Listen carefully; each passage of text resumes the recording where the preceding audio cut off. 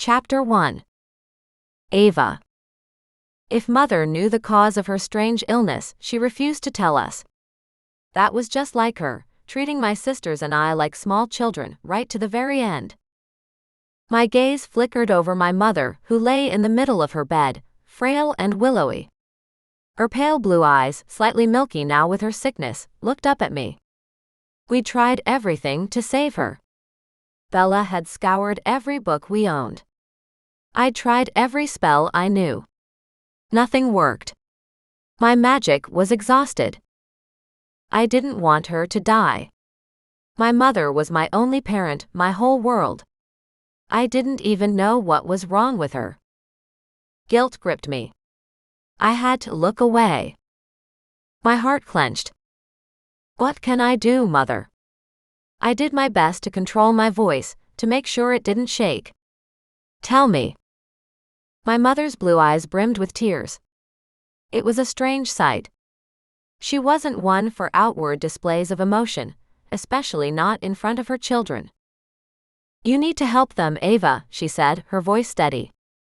Even on her deathbed, she had more control over herself than I did. By them, she meant my two younger sisters, Bella and Courtney. Bella was a classic middle child with wallflower tendencies. A bookworm who'd spent every waking minute of the last 2 years since Mother got really sick, looking for a way to help her. Courtney was the rebel of the family. The baby. She'd struggled the most when Mother got sick. Going off for hours at a time by herself, flipping the house upside down with her rage. Meanwhile, I was the one who had to be dutiful, responsible, perfect. The curse of the firstborn. We were sisters filled with clichés and topped up with magic. I leaned forward and smiled as bravely as I could. Of course I'll look after them, Mother, I said. I always have. She reached out with her fragile, thin fingers, and I stared at the paleness of her skin. The way the veins shone blue against the white. Like thin spider legs against a wall. I resented her for how hard she was on me, and for the pressure she'd heaped on me. She drove me half mad sometimes with her expectations of perfection. But this woman was my world. My everything. She'd taught me every lesson worth learning, and some that weren't. Her skin was cold to the touch as I gripped her hands, and I cringed at seeing the last signs of life leaving her. No matter how powerful she was, or how much strength my sisters and I had, we could not save her. We had tried. And we had failed. Things are going to change, Ava, Mother said, swallowing hard as she struggled to breathe. Her voice sounded foreign to my ears. I hadn't expected to be at this life-altering juncture for many years. Yet here I sat, not much past my 23rd birthday, watching my mother take her last breaths. I don't know what we're going to do, what I am going to do without you. As I said the words meant to make my dying mother feel better, the truth pierced me through the chest like a well-aimed arrow. What would we do without her? I didn't have a clue.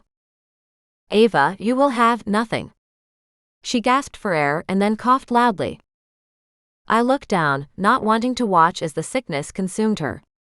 My gaze was drawn on the plush carpet and the well-worn throw rugs in her room. I forced my mind back to the last thing she'd said. What do you mean, we'll have nothing? We had a house, a beautiful house. Servants. Our health. A vast yard where we could be free to practice our magic. She wasn't making any sense. If she meant we had no family, no friends, no one outside our little world we could trust, then yes, we had nothing. But that had never bothered us before. Not too much, anyway. We had each other. Everything around us, Ava, the house, the land, it's all magic. She paused, coughing. A conjure. It's not real. An eerie coldness crept up my spine. She was delirious. She had to be. The disease had taken hold of her mind, and she was saying things that made no sense. What do you mean, not real? I asked. Part of me didn't want to entertain her words. How could one person produce so much magic, such a facade, for 2 decades? I mean, there's a reason I don't leave the realm anymore, she continued. Not since I built the house after my last babe was born. My presence is what keeps the house erect. The servants visible. It is all an elaborate spell. My breath caught in my throat. It's what? No. Impossible. Mother wheezed again, louder this time, and I reached for a glass of water and held it to her lips. Hold on, Mother. Just hold on a minute more. My blood boiled with anger. How dare she wait until her deathbed to tell us this? Why did she not prepare us for what was to come? How could she lie to us about something so important? Something flickered in my peripheral. I blinked. The elaborate wallpaper faded, as though aging 100 years in only a few seconds. The rich carpet beneath my feet shrunk away. The whole house shook, as though the very foundation on which it was built on was disappearing. Fear raced through me, my heart pounding hard and every sense coming alive. What was I going to do? I swallowed. My throat was too dry. My skin tickled, crawling with premonition. We were all in a lot of trouble. Just hold on, Mother. It was strange, me telling her what to do rather than the opposite. Until Bella and Courtney come. I hoped hearing their names would move her, would make her stay with us a little longer. Give me the locket, Ava, she said. Quickly. I reached for the necklace that hung from my neck, the ancient gold warm against my skin. I hesitated. I pulled it over my head and handed it to her. My mother opened it with trembling fingers and lay it on her chest as though she wanted to wear it. She pinned me with her gaze, strong and steady despite the shaking of the house around us. No matter what, Bella and Courtney must be your only priority. Build a home of your own on the land nearby. Stay there as long as you can. Aunt Allison is the only one you can trust, in the village. If they find you. My sisters burst into the room in a cloud of noise, a look of sheer horror on Bella's face as she held up a beloved book. What's happening to the house? She asked, as though she couldn't, or wouldn't, see our mother lying on a bed, helpless, my locket on her chest. My books are falling to bits. She held out the book as the papers crumbled away into dust in her hands. She let out a squeal, her eyes wide and full of tears. There wasn't time for explanations. Not now, anyway. Quickly. Come. I waved to them, and my sisters rushed over to the other side of the bed, grabbing our mother's hand. Bella sobbed as she put her head to the bed, and Courtney's eyes filled with tears, but she didn't make a sound. Mother gasped as she looked at each of my sisters, her eyes soft and filled with love. I'm sorry for leaving you, she said. Then her gaze swung around to me, wildness and panic clear in her gaze. You cannot search for him, Ava. You mustn't. So unfair. I pulled in a deep breath. I didn't like when my mother got the best of me, but then I realized I wanted no part of being bitter. Mother is dying. I clenched my teeth against the command that had held me prisoner for too long. My mother's prohibitive magic had stopped me from searching out the other half of my family. My father. And once she was gone, her hold on me would be gone too. I could make my own decisions. Figure out what was best for me. You never told us. I said. Why can't we search out our father? When I was 10 years old, my mother revealed to us who our sire had been. Our father was the strongest, most powerful warlock in the universe, and he lived in the magical realm. It was a place she had forbidden us to go, so we had complied. Because if they find out. She tried to speak, but she was fading. The light in her eyes was disappearing. If who finds out, Mother? She didn't answer me. I narrowed my gaze and grabbed her arm. Who? Her eyes widened and she stared at me like she didn't recognize me. I squeezed. Tell me. Please. If you want me to save my sisters, you need to tell me everything. I can't prepare myself if I don't understand what we're to face. The council, they arranged his marriage. Her voice sounded raw. Each breath was a wheeze. They. She was disappearing, like an ethereal ghost before me. I reached out for her again, and my hand passed through her like she wasn't even there. My stomach dropped with dread. It was happening. The ground beneath our feet began to shake like an earthquake was ripping through the land. My sisters shrieked and clung to the bed. I tightened every muscle in my body. Oh God. We're going to die.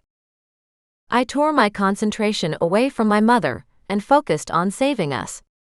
It was difficult to do so, what with the ground shaking and mother dying, secrets floating between us like ghosts. I gathered my magic and released a breath. I opened my eyes, murmuring a protective spell I'd learned many years ago from my mother. I threw my magic out and around the bed like an impenetrable bubble. A shield, protecting my sisters and myself as well as my mother from the crumbling house, as they cried out in terror. Mother! I yelled down at her. She met my gaze as her eyes glossed over, and becoming a milky white void.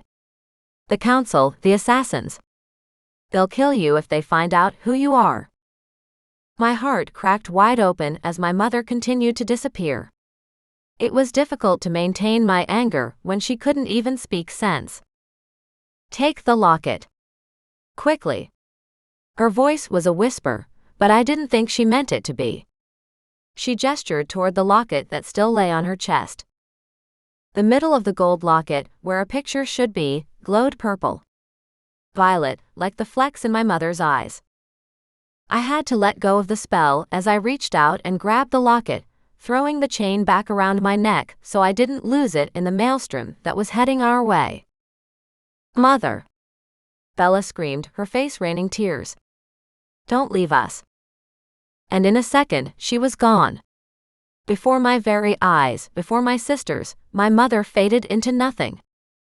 In the blink of an eye, her physical body was ash and dust, trailing off into the vibrating wind, leaving the three of us on our own. A sob racked my body and I reached for her, or rather where she should have been. I was met with air. I did not know what else I expected. My sisters sobbed, leaning into each other. I couldn't dwell on the hole in my heart for long though. I was the oldest, after all. It was my responsibility to protect us. The bed my mother had been on vanished. My sisters shrieked. I grabbed the girls up in my arms. This was going to be horrible, but we would get through it if I concentrated properly. I began the protector incantation in a low voice. A spell that would at least save what we had on our persons. Our clothes. Jewelry. If nothing else.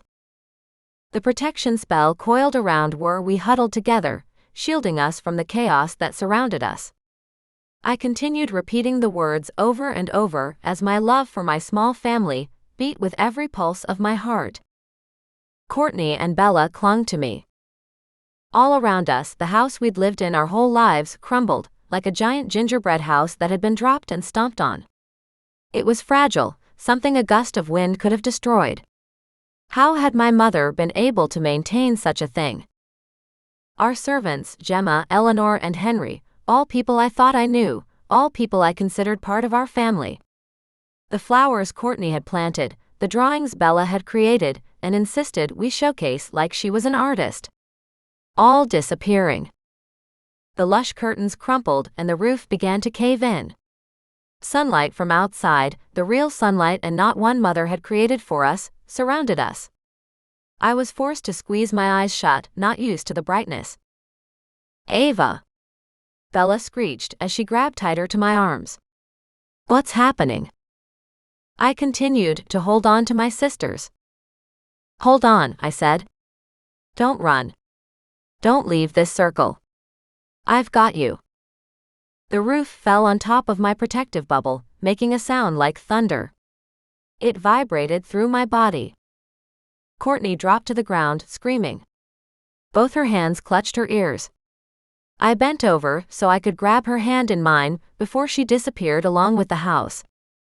"Don't let go," I shouted.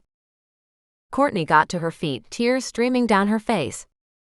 My sisters continued to cling to me, and I wrapped my arms around their shoulders, pressing their heads to my chest. I was almost afraid they, too, were part of the facade my mother had created. But they couldn't be. I loved them too much. Their sobs rang in my ears as the house slowly but surely fell away. I didn't even care that my ears pinched with pain because of their screams. At least it reiterated the fact that they were as solid as I was. That they wouldn't be leaving me, too. The noise coming from the crumbling manor was the hardest thing to block out. The farm we loved was no more. The sounds of shrieking wind, of ripping fabrics, of a building crumbling to the earth echoed in my head. Stone hitting grass. Ash fluttering in the sky. Finally, it stopped. I opened my eyes, keeping the protection spell around our bodies and enforced as strongly as I could manage. It sounded like the devastation was over, but I couldn't be sure. There was nothing left. Nothing but a vacant plot of land. The farm we'd grown up with, nurtured and loved, was gone. The animals we raised as beloved pets were no more. A ringing silence hung in the crisp air. Encompassed by space, encompassed by silence. It was a straitjacket I could neither see nor feel. After a moment, my sister's sobs faded as well. Not a speck of my mother's magic lingered. She was truly gone. Finally, I could let go of my spell and took my first breath of clean air. It was a bittersweet moment. I'd lost my mother. I'd lost my home. I'd lost everything I knew to be true. And yet, now I was free to find the man who'd sired me, and hopefully everything Mother had worried about was untrue. From now on, I was free to make choices. I was free to do as I wished. We were 3 adult witches standing in a field, clinging to one another for dear life, and I had no idea what the next step was. Chapter 2. Courtney looked up at me, her eyes brimming with tears. "Ava, what happened?" she whimpered. "Where's our house?" I clasped my sister's hands in mine. It seems Mother had used her magic to create the house, and everything. Bella covered her mouth on a gasp and Courtney said, "Well, what do we do now?" "I'm not sure." One thing I did know for sure was that my mother's magic no longer held me. She couldn't command me to obey her, and I didn't have to struggle to meet her ridiculously high expectations. And she couldn't stop me from fulfilling the only wish I'd ever had for myself, finding my father. Through him, I hoped to finally understand who I was. "Do we really have nothing left, Ava?" Courtney asked, her face red from crying so long. She rubbed her nose with the back of her hand, then wiped the stray snot on her skirt. I frowned, but I couldn't blame her. There was nothing for her to wipe her hands on, save for the grass beneath our feet. Bella stood silent.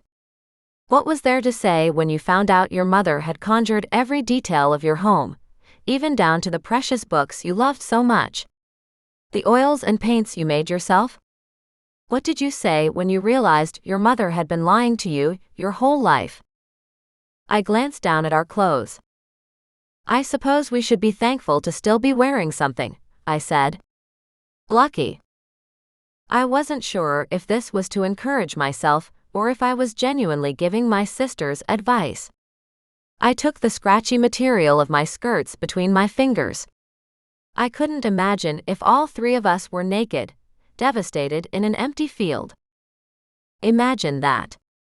Naked. Alone. In a field. Together. A strange laugh made its way up my throat. It was a totally inappropriate response to stress, so I swallowed hard against the feeling and tried to stay serious. The last thing I needed my sisters to think was that I thought this tragedy amusing. I could not forget that we all had lost our mother, along with everything else. Bella rolled her eyes. Luck had nothing to do with it, Ava, she said, as though it was the most obvious thing in the world. She flipped her dark hair over her shoulder. Your magic protected us, and with it, the clothes we wore. If you hadn't, apart from being dead, we'd probably be naked as well. Courtney and I looked at each other. Without warning, I started to laugh. I couldn't help it. I so desperately wanted to remain stoic in honor of the moment, to show my sister's strength, but the thought that we could have wound up naked was ridiculous. I'm surprised Mother didn't order us to strip down, Courtney said. If she knew we would be left with nothing, perhaps we should have. Mother wouldn't do that to us, Bella said, dropping my hand finally. She might have left us with nothing, but she would not be so cruel as to leave us with no clothes on our bodies. Mother didn't tell Ava to use a spell to protect us, Courtney pointed out. You don't know what she wanted. And you do? Bella asked. Sisters, I said, trying to stop them from fighting before they began in earnest. We still need to figure out what to do. A gust of wind blew across the field in which we stood. Petals fell off the wildflowers that grew nearby, leaves danced to the ground. Courtney cocked her head, as though listening to the wind. I'm sure that was Mother telling us to shut our mouths. After purposefully pitting us against each other, as she often did, I agreed, and burst out into laughter once again. The situation was so insane, so intense, so surreal, there was only one way to break the tension. And the image of all three of us naked in a meadow was enough to make me laugh until I couldn't stand, until I rolled to the ground and shook with the release of pain. Tears rolled down my face and I cried and laughed until I forgot what I was feeling. Until there was nothing left. Courtney did the same while Bella rubbed her eyes with her fingers. Finally, I stopped laughing. I was sitting in the dirt, my heart broken, and my sisters around me, waiting for me to do something. Part of me resented that I now had to step into the role of leading my sisters, rather than being on equal footing with them. I never liked the expectation that the oldest child had to set an example for the younger ones. But right now, my sisters needed me. I could let my resentment fester and turn me into a bitter hag. Or I could step into this role with grace. I didn't know if I possessed grace at all, but at the very least, I could try. So I got up. They were looking at me for guidance in this insane new world in which we found ourselves. I couldn't let them down. I swayed on my feet. Bella handed me a handkerchief from her pocket, as she too stood up.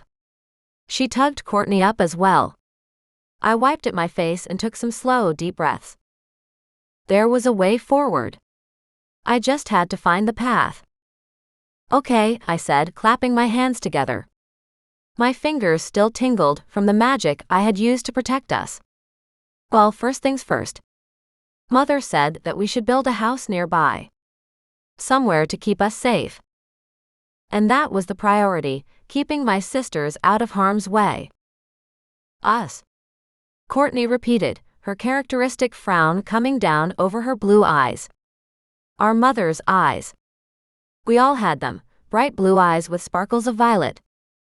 Though mine were more sky blue, Bella's had a touch of green, and Courtney's were a darker ocean blue. But we all looked very much like our mother's daughters. Yes. You, I repeated. Me. Bella. All of us. I began to head to the land my mother had indicated before she disappeared. I wasn't sure where we should actually start building a house. Hell, I didn't know how to build a house in the first place. All I knew was that I had to start somewhere. And I had to take it one step at a time. Courtney crossed her arms over her ample chest. Where are you going? We can't stay here forever, I said. Well, I suppose we can, but I don't want to.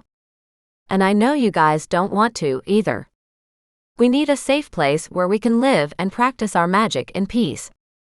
A place that's not going to disappear from beneath us. But let's not kid ourselves.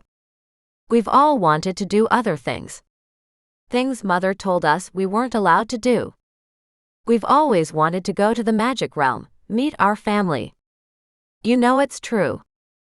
To be honest, that had been mostly my dream, but the others had never liked our mother's rules either.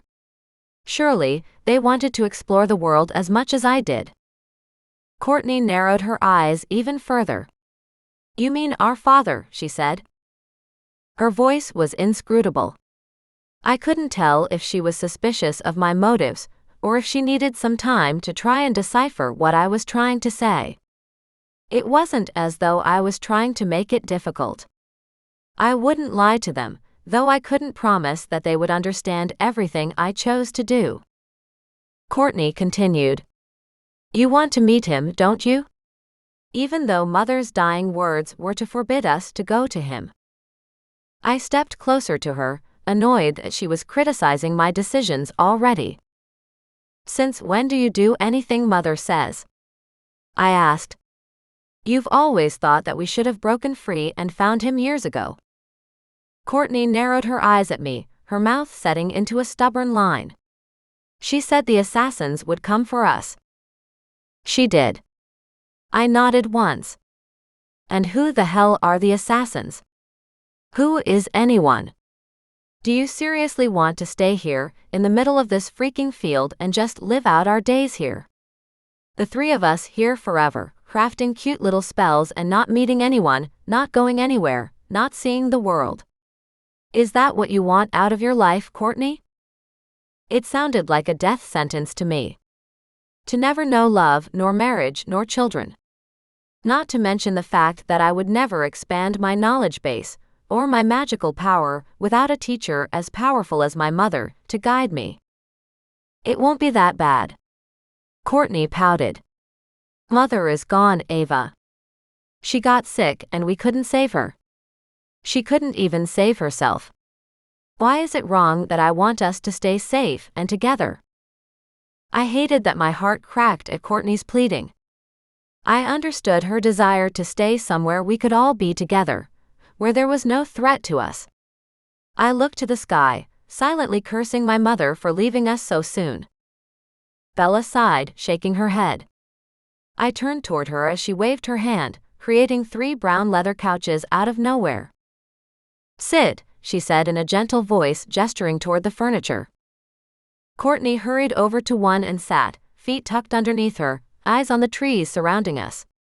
It was as though she didn't want us to see her crying, even though we were quite familiar with her tears. I flopped onto the couch closest to me and watched as Bella pulled a leather-bound book from one of her secret skirt pockets and sat down with her beloved story. At least she'd saved something from our family home. I envied her in that moment. I wished I could lose myself in a book and wait for someone else to make the decisions. I didn't want the responsibility of figuring out what the best course of action was for us. I focused back on Courtney since Bella had checked out. Courtney brushed the dirt from her jeans and tucked her curly red hair behind her ears. Just like it was any other day, and we were having a normal conversation. As though her eyes weren't red from crying, her face wasn't splotchy from loss. She always had been good at locking herself in her own world, forgetting about everyone and everything else. Classic youngest child. Court, we can't stay here, I said again. This time, I made an effort to keep my voice steady, to keep it free from judgment. I didn't want her to think I was telling her what to do. I didn't want either of them to think I was taking over Mother's role so soon after she was gone, because that was not my intention at all.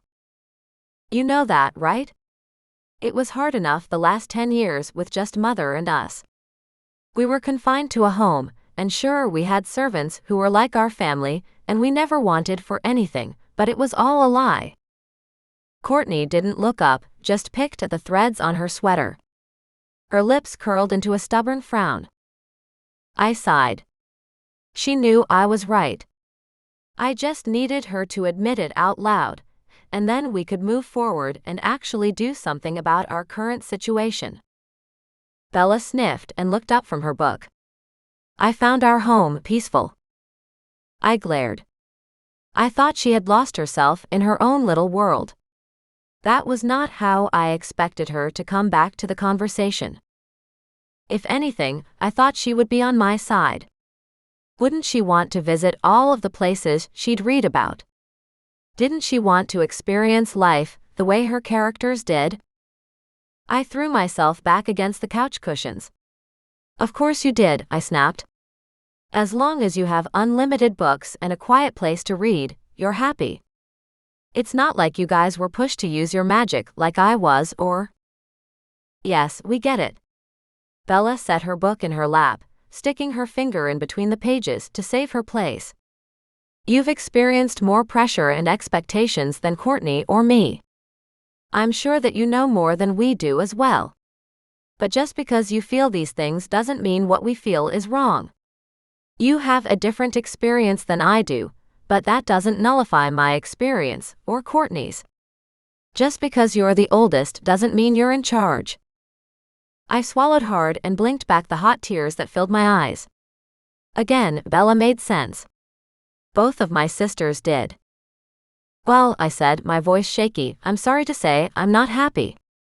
I want to be a part of the magical world. I want to find our father and meet more people like us. That's what I want. A heavy silence hung between the three of us. Nobody could meet anyone else's eyes. In fact, there was something stale in the crisp air, in the rustling of the trees. Something was changing.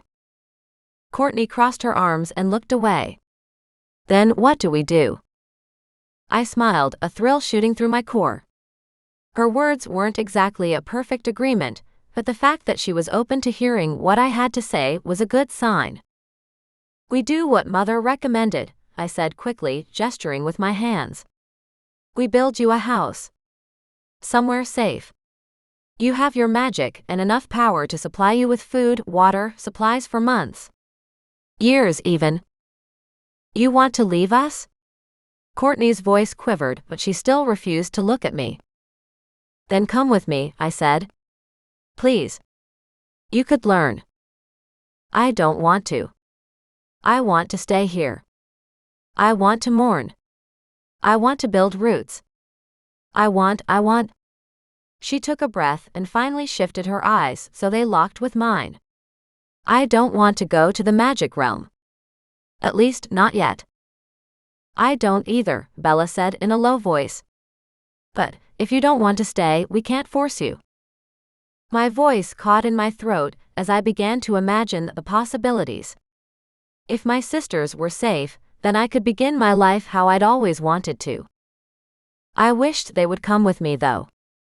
I wanted them to learn everything about who they were. But Bella was right. We couldn't force each other to do things we didn't want to. Not anymore. I looked around the field where we sat. How could we do this? I wasn't sure how long we could feed on our magic before running out. Was that why Mother had become sick and died so much earlier than she should have? Because her magic ran out? If that were the case, why wouldn't she have told me? Do you think that's why Mother died? I asked aloud, deciding to voice my concern because the last thing I wanted was for us to keep anything to ourselves. I feared that if that were the case, it would be too late by the time we realized what was going on. Because she used all of her magic to feed us, clothe us, house us? Bella looked up from her book, grimacing. It's possible, she admitted. I've read about witches who created their own worlds before, and the results were always disastrous in the end. But I never dove too deeply into the subject because I didn't realize how applicable it was to our life. She stared across the empty field. I didn't realize magic was our life, quite literally. I nodded. Then we can't do this for too long, I said. I will help you create a small home here to keep you safe. Then I will journey to town and find someone who might know about the magic realm and how to cross over. Mother claimed the only person we could trust was Aunt Allison, Courtney said. Her voice was softer than I expected, given she had the nature of a wrecking ball. I looked over at my youngest sister, only to find her eyes distant and her skin pale, probably from crying so hard. I sat up, moving my hands through the air and conjuring up a table, 3 glasses of water and some fruit. I was inspired. My heart beat with incessant excitement. Before, I had been exhausted, having used more magic than I'd expected. My tongue was dry and sore. My head pounded with unresolved emotions. But now energy ran through my body, and my lips curved up in a hopeful smile. I thought about what Courtney had said. Aunt Allison. That's true. But I don't remember much about her. I gestured to the table. My sisters each picked up a glass and drank the water until there was no more. I waved my hand over them and they were full once again. After the use of too much magic, and the trauma of everything disappearing, I wanted to ensure we weren't dehydrated. I even forced myself to drink the first glass and then the second, just to make sure my body stayed strong. The last thing I needed, especially right now, was to be depleted over a simple protection spell. How had my mother done this for so long? And how long had she done it for? Years? Had someone helped her maintain our existence? Or were our entire lives a creation inside her mind? If they were, was she really that powerful? Bella crunched on a grape. She's Mother's sister, is she not? Maybe she could help. Maybe she could at least teach us things we need to know. I hadn't seen Aunt Allison for years. As for her being our biological aunt, no, I didn't think so. I frowned. No, she isn't our actual aunt, more a close family friend. I barely remember her, I admitted. The aunt thing was more a term of affection. I think she and Mother knew each other before Father, before we came into the picture, and instead of having to explain, she simplified it. Bella nodded. Even if she's not, at the very least, it's a good place to start. I nodded. True. We don't have any other clues to go on, do we? No grandparents, no friends. No one besides Father, and we have no idea where he is. Or if he would help us at all, Courtney put in. I bit my lip. She was right, of course. But there was something inside of me, something that insisted I'd try. I didn't want to dwell on my sad existence. I wanted to change it. And with Mother gone, I had the opportunity to do just that. Courtney inhaled sharply, excitement threading through the air. Imagine if you found our grandparents, she said, her voice quivering. Bella sighed and took another sip of her water. Her book rested in her lap, but instead of using her finger, she created a bookmark to save her page. Mother said our grandparents were dead, she pointed out. Mother could have lied about that, I said, just as my stomach rumbled. I couldn't keep the bitterness from my tone if I tried. She lied about way more. What's one little lie about them? I waved my hand and a bowl of red and green apples appeared. Without hesitation, I grabbed one and sank my teeth into it, the juice flowing between my lips and making me groan. I'd forgotten how different the taste of my apples was from the ones we had in the kitchen. I made them sweeter, less tart. I'd always believed the apples my mother put on the table came from the tree in our orchard, but as I glanced around the empty field where our farm had once been, I realized that they were my mother's. Had she made them sour on purpose? Courtney cleared her throat. I'm hungry. I blinked at her. We had a bowl of apples before us, but that obviously wasn't meeting her expectations at the moment. What do you want? I asked. I didn't want to sound annoyed with her, but that was something I couldn't help. Courtney, and at times Bella, brought that annoyance out in me. Even when I was trying to be the mature big sister, I was reduced to an annoyed witch who wanted nothing more than to use my magic and get my sister to shut her mouth. Cake. I laughed. I probably shouldn't have, but I did. Of course. Courtney had a sweet tooth like none other. I should have said no. Mother would have said no. But I wasn't Mother, and Mother wasn't here. Who was I to tell her no? Sure, I said. I lifted my hands and moved my fingers through the air, visualizing the food that I wanted. That my baby sister wanted. The wooden table expanded and grew longer to accommodate the new food that was about to appear. And then, as Courtney requested, there was strudel, chocolate cake, and lemon slice. Beautiful. Just like Mother taught me. Chapter 3. Pain rippled through my chest. As much as I resented Mother for trapping us here, she'd still taught me everything I knew. It was difficult to imagine living without her. Courtney grabbed a lemon slice and stuffed it into her mouth. She didn't say anything, and I didn't expect her to. A thank you would have been nice, though. Bella slid along her couch so that she was closer and reached out for my hand. She even placed her book to the side. I moved so that I could take the hand she offered and squeezed her fingers. I can't believe she's gone, I said without thinking. I wasn't sure if we wanted to reminisce so soon after Mother's untimely demise. It felt good to say the words out loud though, especially to my sisters. Bella nodded, tears sliding down her face before she wiped them away. Her nose twitched. I knew she wasn't comfortable with emotions, especially in front of other people. Even us. Courtney kept eating from the table, ignoring the sticky emotions clogging the air. I closed my eyes and let the moment wash over me. I still had my sisters.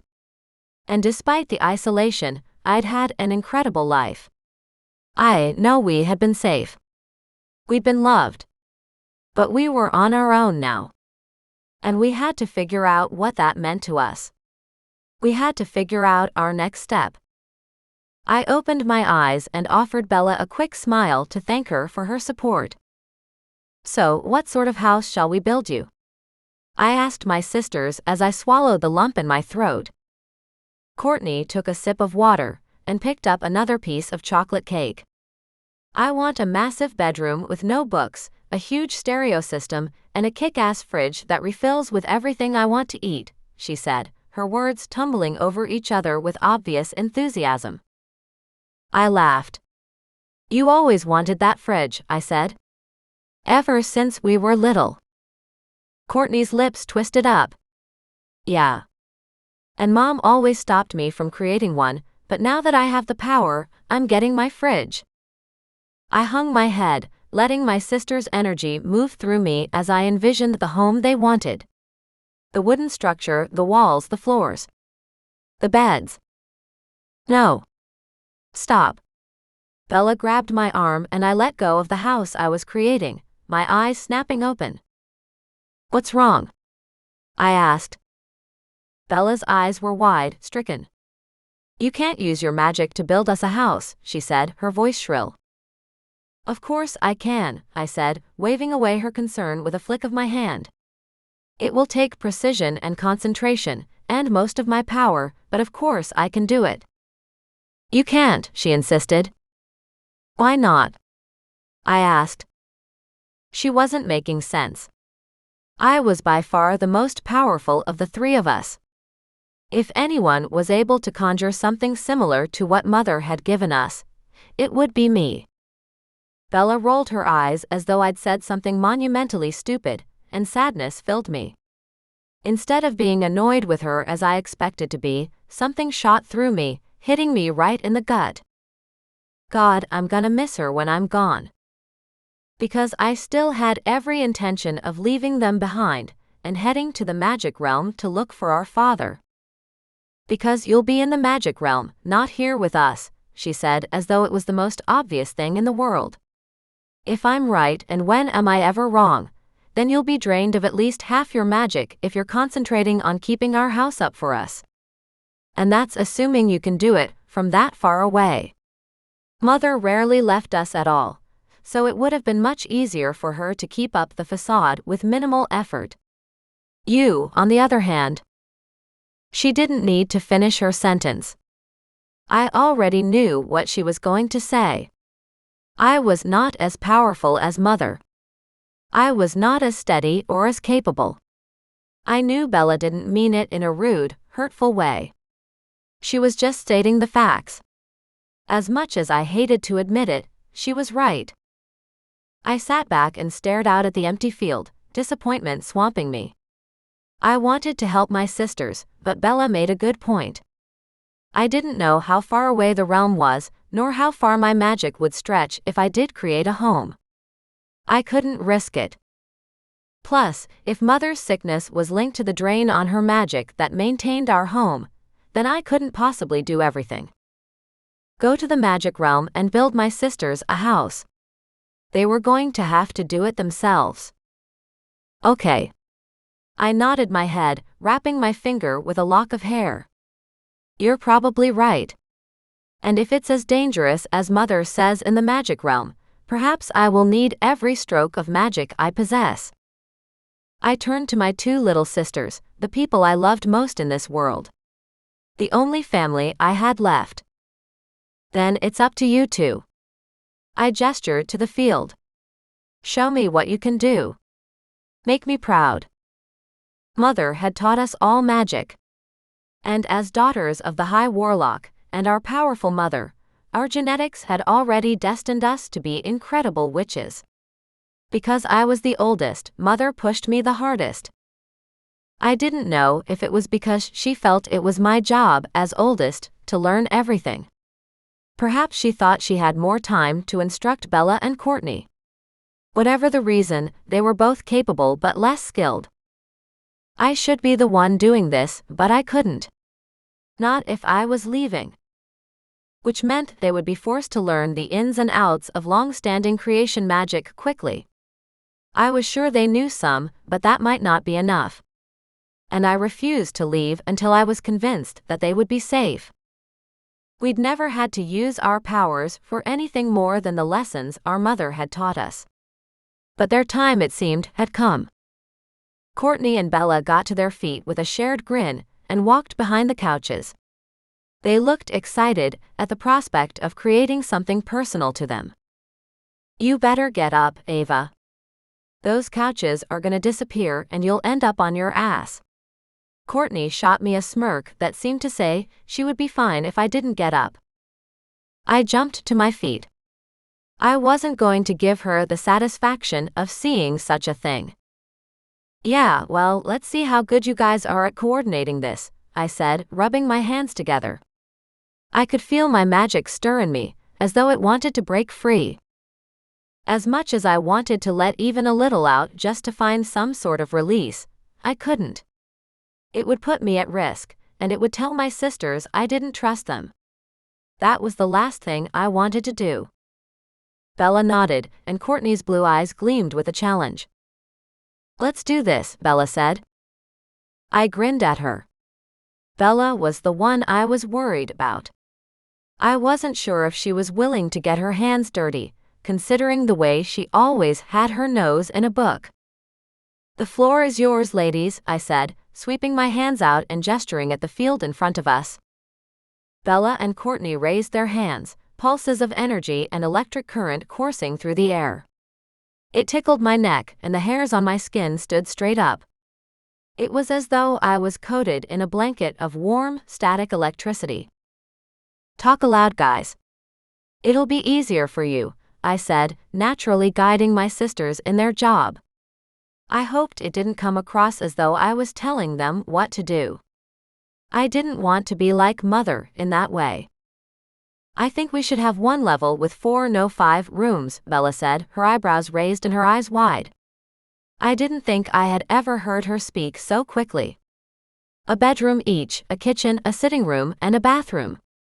Oh, and a library. Maybe you guys should do a bathroom for each of us, I suggested. One bathroom for 3 sisters doesn't seem like a lot. Especially with Courtney, Bella said. Hey! Courtney exclaimed, but her eyes twinkled with amusement. The building began to materialize. A brick veneer with small windows. A nice thatched roof. My sister's fingers moved in a deliberate, delicate manner, as though they were playing the keys of an invisible piano. "Oh no, bigger windows, I think." Courtney frowned, flinging her hands around and changing the details of the outside. "And a small garden," Bella said, flicking her wrist and making peonies and roses sprout around the house. "Like Mother used to have, save that we can actually pick the flowers from this one. I want to be in the garden if the weather is perfect, and I want to read a book outside surrounded by beauty." I rolled my eyes. Those details could be conjured up later. The structure was much more important. However, I could not blame them for adding the things they wanted. When a person had been muted for so long, sudden control was as addictive as a drug. I would not be the one to take that power away from my sisters. "Now for the inside," Bella said. Her fingers bent and the joints cracked, as though she was creating even faster than her mind could keep up with. She was as focused as she was when she read one of her books. "A huge library for me, in my bedroom. I have a separate room. And a fridge for me," Courtney added. Her lips twitched up, as though she just remembered that she had the ability to create whatever she wanted, including a super fridge for herself. My sisters constructed their perfect house with white light and imagination. I watched in amazement as they did it all by themselves. Mother would be proud. I was so proud. Knowing that they were capable of this level of magic made it easier for me to accept the fact that we would be separated soon. Because I knew they could take care of themselves and each other. As the house settled and the magic around us began to dissipate, my sisters' lips lifted into identical smiles of satisfaction. "Good job," I said, as the flowers continued to sprout around us, and a picket fence wove around the house. Mother had always erected strong magical guards around our home, and I would speak to Bella about creating them as well before I left. The house itself looked completely normal. More than that, it looked worn in, as though we had been there for a long time. It felt like a home. Courtney charged forward first. Bella had more self-control. Her movements towards the front door were jerky, as though she was trying to control her excitement to see the new house and was having a difficult time doing so. I followed in their wake, suppressing a smile of amusement. My magic tingled in my veins, and my palms pulsated with stagnant energy. I wanted to help, to create, to strengthen. But I kept my hands to myself, holding them together behind my back as I walked through the small cottage. I had to trust my sisters. And I did. Then suddenly, I realized the problem. I felt left out. They were creating something I wasn't going to be a part of. "You don't have to go to the magic realm. You could stay here. Hell, you could put off going to the magic realm for a year if you wanted to, just to make sure your sisters were settled in. Until you're sure they're safe." Bella and Courtney dashed through the single-story house, throwing details around with relish, adding to the house to really make it unique. Now when I looked, there were paintings and rugs and glasses and vases of fresh flowers. My jaw dropped as I looked around the kitchen and main living area, the high ceiling, the smell of cinnamon in the air. This place was amazing. We headed up the hallway and peeked into the bedrooms. I laughed as I glanced inside Courtney's room. Her bed was huge, with dark wood and red splashes of color. The bed coverings matched the curtains that hung on the walls. A huge purple fridge was plugged in the corner of the room, probably lined with soda and chocolate, just waiting for her to consume once we were gone and she could do what she wanted in peace. Bella's room was quaint, on one side of the room anyway. With a small bed and pink tones in every detail. On the other side of the room was half a library. Shelves upon shelves of magnificent books, all created by my beautiful bookworm of a sister. Further down the hall, at the end, I realized that they'd created my room as well, with a regular bed and a regular window overlooking the small garden in the back. My body was at peace in the room. Though I wouldn't be living in it just yet, I liked it. It felt like home. When they were finally done, and Courtney had added more items to her fridge, I gathered both my sisters in for a huge hug. "Well done," I said, my voice filled with emotion. "You guys did an amazing job with this. Mother would be proud." They both snuggled closer, appreciating the praise more than I'd realized they would. I sighed. "Make sure to remember not to trust anyone. Not even someone who says they know me. If I do send someone, I'll give them my locket as a sign, okay?" They nodded and hugged me tighter. When I stepped back, my heart hammered in my chest and my hands shook with nerves. "It's time for me to go," I said. My voice quivered, and I had to look at the walls surrounding us so I wouldn't cry. "You don't want to stay even one night?" Bella asked, biting her lip. She looked up at me with big eyes. It was difficult for me to say no. I wasn't sure how Mother had done it with such ease. Courtney grinned. "I could build you a fridge for your room." Unshed tears tingled in my eyes, but I blinked them back. "I'd love to, but the sooner I work out a way to make all of these pieces fit together, the sooner we can get on with our lives," I said. I breathed in deeply, trying to slow my erratic heart. "I love you. You know that, right? Both of you." I gripped their hands, sharing a final look. I didn't want to leave. I wanted to stay and build a home with the two people who knew me the best. But I couldn't. I needed to go to the magic realm. I needed to figure out who our father was and why he'd never been there for us, and maybe strengthen my own magic. I gave my sisters one last look, one last watery smile, and squeezed their shoulders. If I didn't leave now, I wouldn't leave at all. Then I headed out the door and with a single word, transported myself to the portal at the end of the field, and stepped through the cold void into the nearest town. Chapter 4. Cars whipped past me at incredible speed, and I stumbled back on the sidewalk. For witch's sake. I put my hand over my heart, feeling it hammering beneath my palm. Damn, it had been too long since I'd come into town. I'd forgotten how fast-paced and noisy everything was, with the humans, machines, and high-rise buildings, pollution, and overpopulation. My stomach was a little queasy, and my head felt light from stepping through the portal. I threw out my arms to catch my balance, and nearly hit a pedestrian. "Watch it," he called, barreling past me. I opened my mouth to apologize, but he had already disappeared. Yes, practice was definitely a requirement if I was going to teleport myself farther distances than just around the house. With Mother so sick, I'd been looking after my sisters and running the house and assisting our servants. Another oldest child responsibility, but one I'd actually enjoyed, and one I was good at. I hadn't had a moment to spare to think about the rest of the world. We rarely immersed ourselves in it.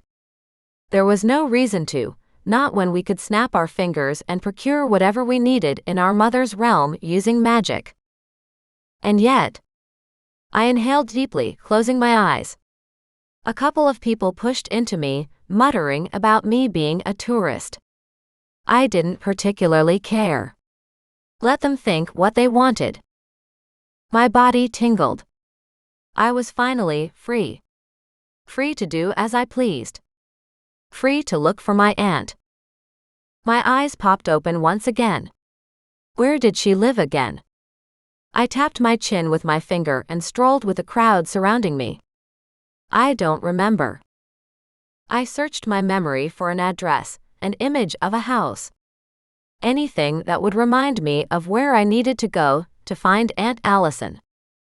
The sun warmed my face and I sucked in a breath. My nostrils flared. I wasn't used to this strange air. I was used to fresh, crisp air. Clean. This was not that. And yet, I had never been happier. I should have asked Courtney for the address. She seemed to have a better memory than me. She usually remembered things I had forgotten. Too late now. I continued walking, concentrating on my innate compass that directed me to what my heart wanted. It wasn't something I'd acquired or strengthened with time, but an ability I had been born with. It was something all witches had, or so my mother always said. "It means you are never lost," she would say. "It only means you need to figure out what you want. Be as specific as you can, and then trust yourself to be led directly toward it." I followed my instincts down one street, around a corner, and down another. The entire way, I played with the locket hanging around my neck. I breathed in, breathed out. It almost felt like my mother was here, but instead of lecturing me on my ignorance or what I was doing wrong, she seemed to offer support and assistance. I followed the feeling along tree-lined paths that smelled of honeysuckle and pine needles. It was an interesting scent for a busy town, but one that I reveled in. Eventually, I found myself standing outside a quaint little cottage that somehow looked familiar. It had a blue front door and wolfsbane growing in pots on the porch. I knew this was the house I was looking for, somehow. It was as though this place was a part of me, but I couldn't understand how or why. My mother had no living family, or so she'd told us, but Aunt Allison had minded us on occasion when we were little, and my mother trusted her. She was the right starting place for this quest. I walked up to the large front door painted sky blue. Very similar to Bella's eyes, actually. It was a happy, welcoming color. My heart twinged. I didn't want to remember my sisters so suddenly, to feel guilt at leaving. I didn't want to miss them so soon. I knocked with a large golden knocker, surprised by how loud it was. Suddenly, I was caught up in doubt. Did I really want to do this? Would Aunt Allison even remember me? I'd never known my father. Why? Maybe he didn't want to be found. Maybe this whole wild goose chase was a bad idea. What if he saw me and wanted nothing to do with me? What if he didn't recognize me? What if Allison didn't want to help because she knew Mother wouldn't want us searching for anything? My breathing became shallow, heavy, quick. I ran my fingers through my hair and glanced to the side. I might be able to run off without her even knowing I was there. Coming. A woman's voice rang out from inside the house. I knew that voice. Goosebumps pricked my arms. My heart hammered against my chest. I tried to calm my nerves, but I couldn't. Suddenly, the door opened, revealing a face that I remembered well. "Aunt Allison," I said before I could stop myself. I let out a breath. It was so good to see her. All of my emotions at missing my mother bubbled to the surface, and before I knew it, tears pricked my eyes. I blinked rapidly, hoping to force them away. Allison's brows drew low over her eyes. "Ava." She sounded concerned. "What are you doing here?" I hesitated. "Can I come in?" "Oh yes." She seemed to shake herself out of her thoughts and a smile slid onto her face, one that I remembered. "Of course. Where are my manners?" "I don't know." I didn't say anything. I didn't want to interpret her odd behavior in a negative light until I knew what was going on. In her defense, I hadn't given her a heads up that I would be coming over. She probably hadn't recognized me right away.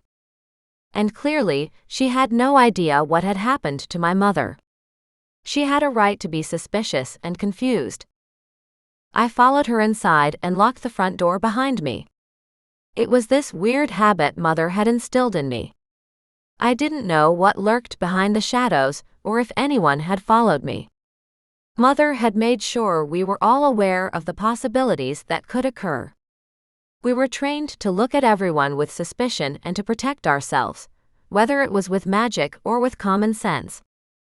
Allison led me inside her home, and I couldn't help but look around. The house was small and colorful and rather quaint. Not at all what I'd expect from a woman with unlimited magical abilities. But then again, what did I know about any witch brought up in the magic realm, other than my mother? It was strangely satisfying to know she could have done so much with this place, but opted not to. Allison turned to me, her dark eyes warm but guarded. My gut twinged. She gestured to the sofa. Come, she said.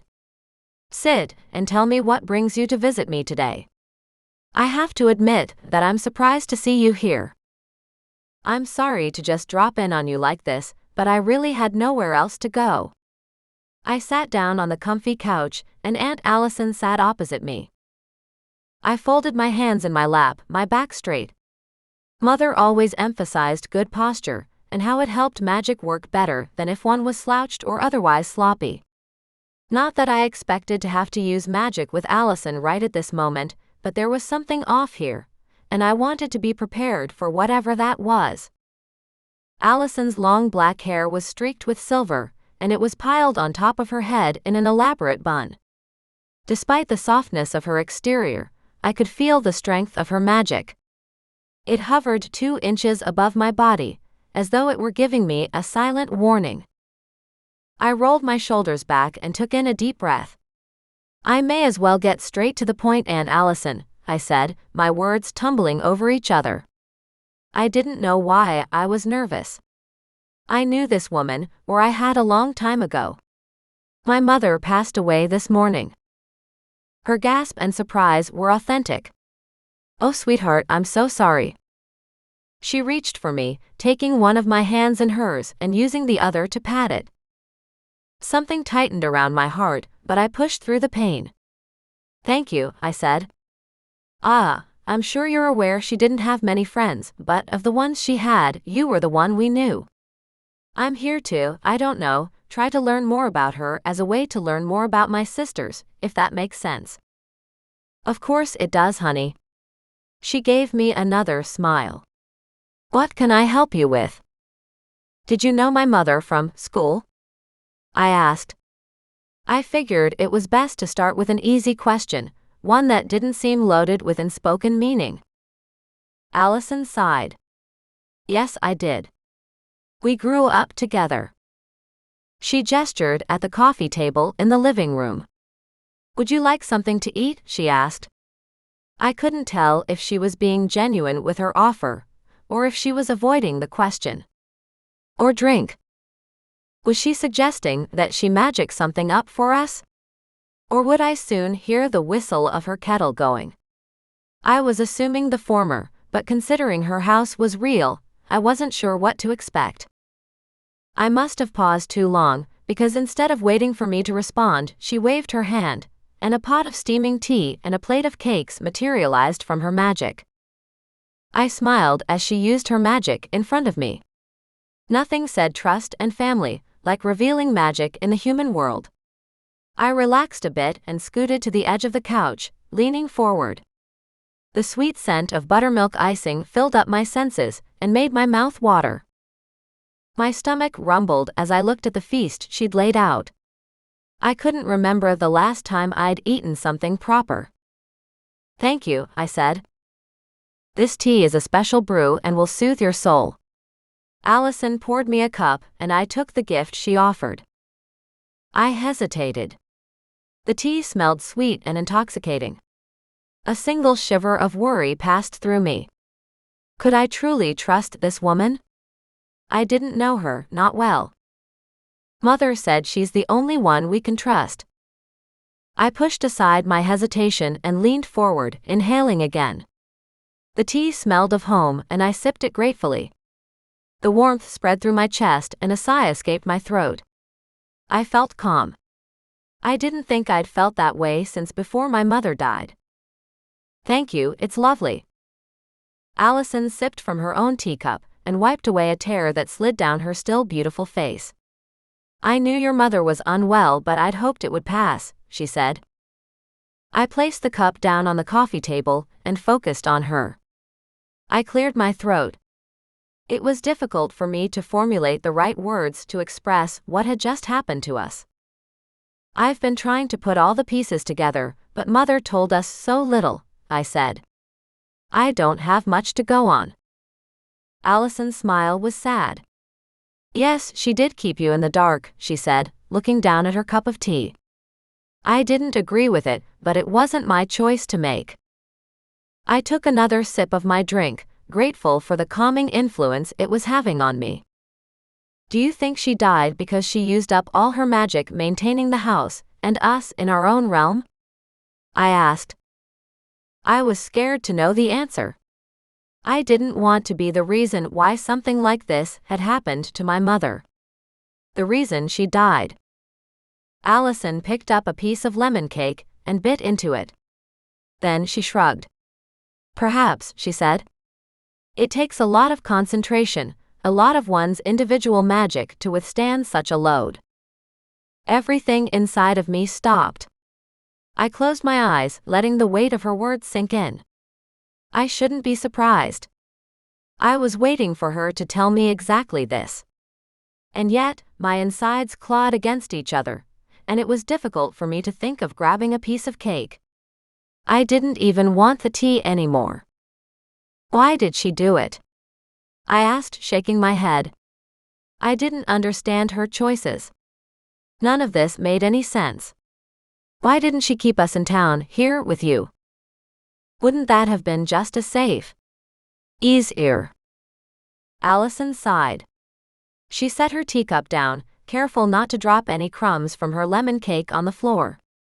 She plucked another piece of it, popped it into her mouth, and turned to look at me with her full attention. Your mother, Genevieve, didn't trust anyone with you girls, she said. I cared for you occasionally, of course, but not for any length of time. She didn't leave you with anyone. Not her parents, nor anyone of the magic realm. I knew as much, and yet hearing the confirmation still tightened the pit of my stomach. I stared at her, my heart pounding harder against my ribs. Hang on a minute. Did she just say, my grandparents are still alive? I asked slowly. We had family? Besides my father? Allison's eyebrows drew together sharply. Why yes, didn't you know? She shifted her weight. Her furrowed brow and pressed lips seemed to imply genuine confusion. I shook my head. No. I grabbed a slice of red velvet cake and stuffed it into my mouth, even though my hunger had vanished upon the realization that my mother had probably died, because she was sheltering me and my sisters. Mother said we had no family left. That they were dead. If that was a lie, it was a pretty awful one. Why would she do such a thing? They could have helped us. Maybe they could have even saved her. I started to get hot. I clenched my jaw. Why would my mother keep us in the dark about so many important things? Allison tutted disapprovingly. She finished her lemon cake and grabbed her tea once again. I understand why she did it, she said. In a way, I suppose. She felt that she needed to keep you all safe, and that meant keeping you away from everyone within the magic realm. Especially when you all turned out to be so powerful. She shook her head. But shielding you from the magic realm completely, hiding you for that long, it obviously took more than even Genevieve had. Allison seemed to be almost talking to herself now. She took a long sip of her tea, staring at the table still filled with goodies. I pulled apart another piece of cake, but didn't put it in my mouth. I needed more clarification on what Allison had said. What do you mean, though? I asked. Why was it so important that we be hidden? Who was she protecting us from?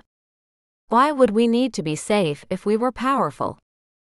Allison frowned, her forehead creasing heavily. You do know who your father is, don't you? She asked. Her tone implied that this should be an obvious question, but it wasn't. If anything, it was complicated. I nodded. The High Warlock. Shit. She thrust her finger over her mouth, looking about the room as though even saying my father's title aloud would bring down a curse on our heads. You mustn't admit to anyone who your father is. It is too dangerous for you. For all of you. I shook my head again, trying to understand. Bits of crumbs slipped through my fingers and littered my lap. That's what Mother always said but never explained the reason behind it, I said. Allison wrapped her hands around her teacup and bit her lip as if debating if she should say more. I shouldn't be the one to tell you, Ava. It's simply not fair, she said. Her tone was snippy, but it wasn't directed at me. I rolled my eyes, clenching my teeth in an attempt to rein in my anger. Look, if you won't tell me, then I'll simply search out the magic realm myself and find him, I said. I have some sort of internal compass that will direct me to whatever it is I'm seeking. I would rather have your help, of course, but if you won't help me, then I'll find someone who will. I placed my cup down and shifted my weight to stand. Allison's arm shot out and she grabbed me, stopping me from rising. Of course, I'll help you, Ava, but it's just, your mother made me promise to never reveal these secrets to you. I wasn't sure how to respond to that. I understood the need to keep secrets, especially in order to protect us, her children. However, I did not think it was necessary to do so anymore, not when Mother had died. Well, she's gone now. And the secrets and promises she'd made were gone too. At least, that was what I thought. I could only hope that Allison felt the same way. Allison heaved a sigh. You're right, and you deserve to know the truth. She took another sip of her tea and set it down on the table. She smoothed down wrinkles on her skirt, as though wiping away dirt that had accumulated there. It almost seemed she was buying time for herself, trying to figure out the best words in her head. I settled back a little, but didn't relax. It felt like I was about to receive the key to the whole universe. Allison cleared her throat and shifted in her chair, apparently settling in for a long conversation. I was about ready to insist that she start talking or else I was going to leave, when she rolled her shoulders back and locked her eyes with mine. The High Warlock is the most powerful warlock in all the magic realm, she said. I nodded. Yes, I know that. Nothing new there. I gripped the arm of the couch, trying to pour my frustration into the material, rather than lashing out at the woman in front of me. His power is passed from father to son, as all high warlocks have only one heir. A male child, she pointed out. I hadn't known that specifically, but I had assumed he would need an heir. Most hierarchies were built on the same principle. Yes, and? I raised my brow. My foot began to bounce. The High Warlock does not have a son. In fact, his wife cannot bear any children. Chapter 5. I blinked. Well, that was a surprise.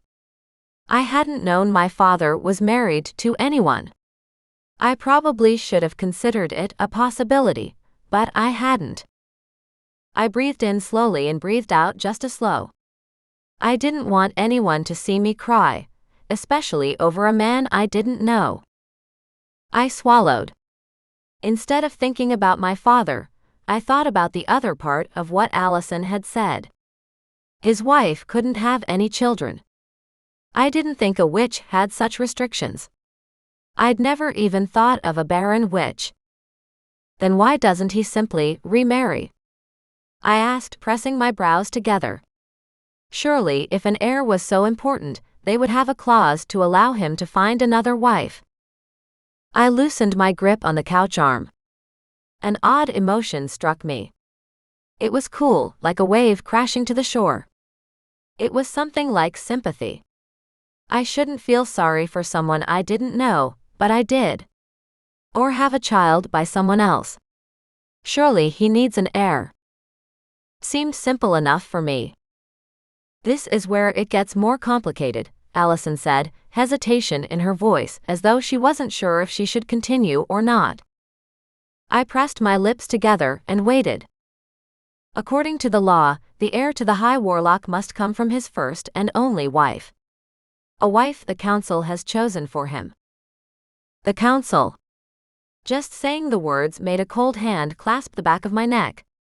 Who or what were they? And who were they to dictate heirs of the most powerful warlock in the world?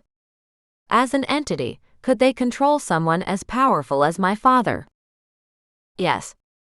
Allison nodded once.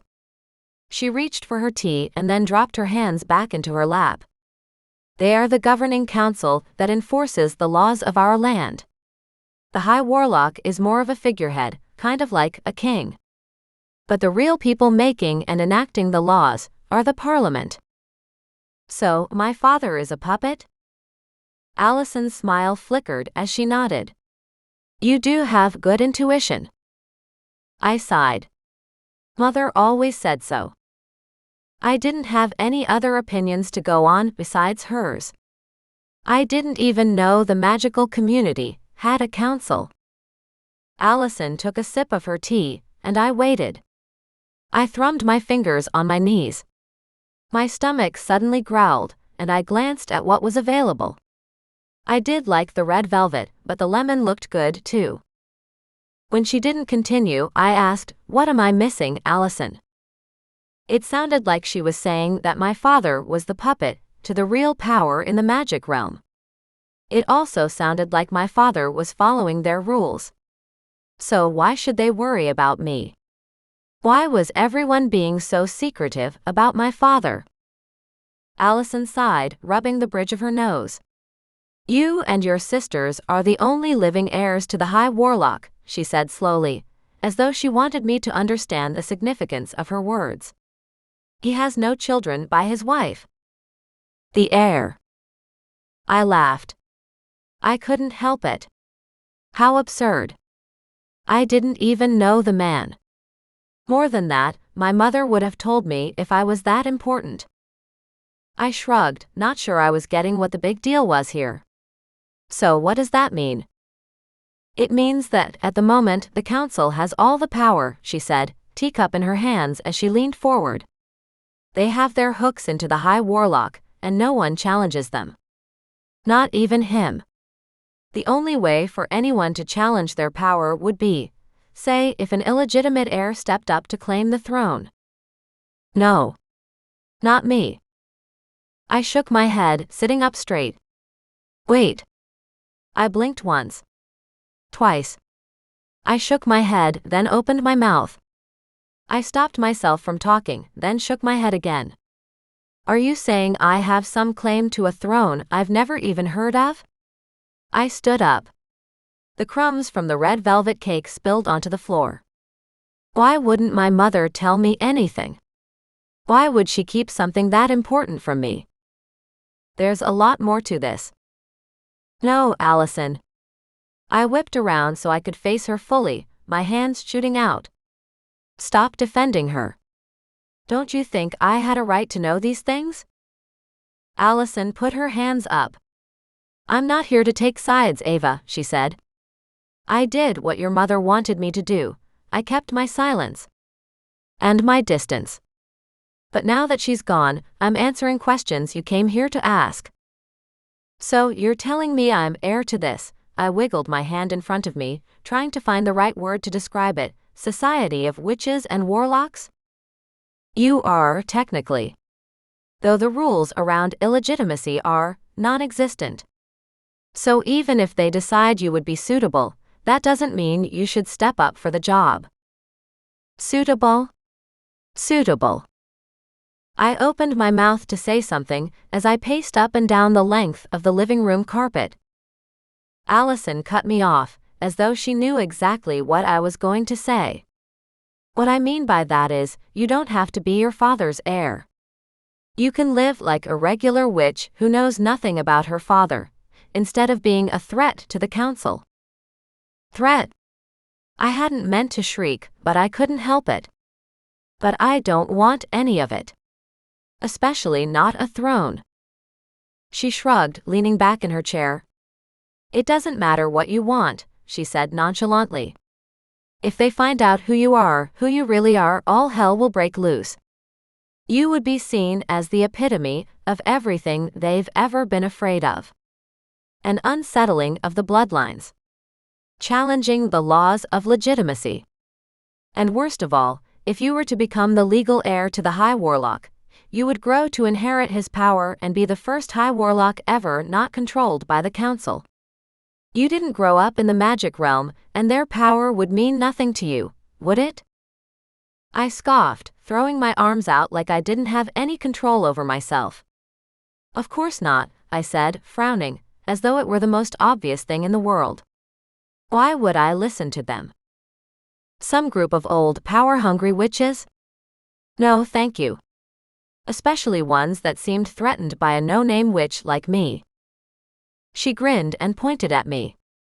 That's exactly right, and that is the main reason your life would be in danger if they found out who you really are. I dropped back to my spot on the couch. Danger? I leaned forward and grabbed a lemon cake. I couldn't tell if I was hungry or not, but I felt like cake was the appropriate response to discovering I was a hell of a lot more important than I thought. Why? I mean, I can't inherit anyway according to what you said about the laws and their rules. I would have to be the daughter of his legal wife, and I certainly wasn't that since Mother was dead. Allison smiled ruefully. Because if the council found out you were the heir to the High Warlock, then you, my dear, would be on the assassin's hit list sooner than you could say. She held up her cup of tea. I stared at Allison, dumbfounded by what she just said. No way. I picked apart the cake and stuffed each bite into my mouth, trying to process it all. I was some kind of illegitimate heir to my father, the High Warlock, also known as the most powerful person in the world. And he was a mere puppet. Controlled by the council, and his heir was supposed to inherit his position and his power, then continue to be a puppet for the council? Holy shit.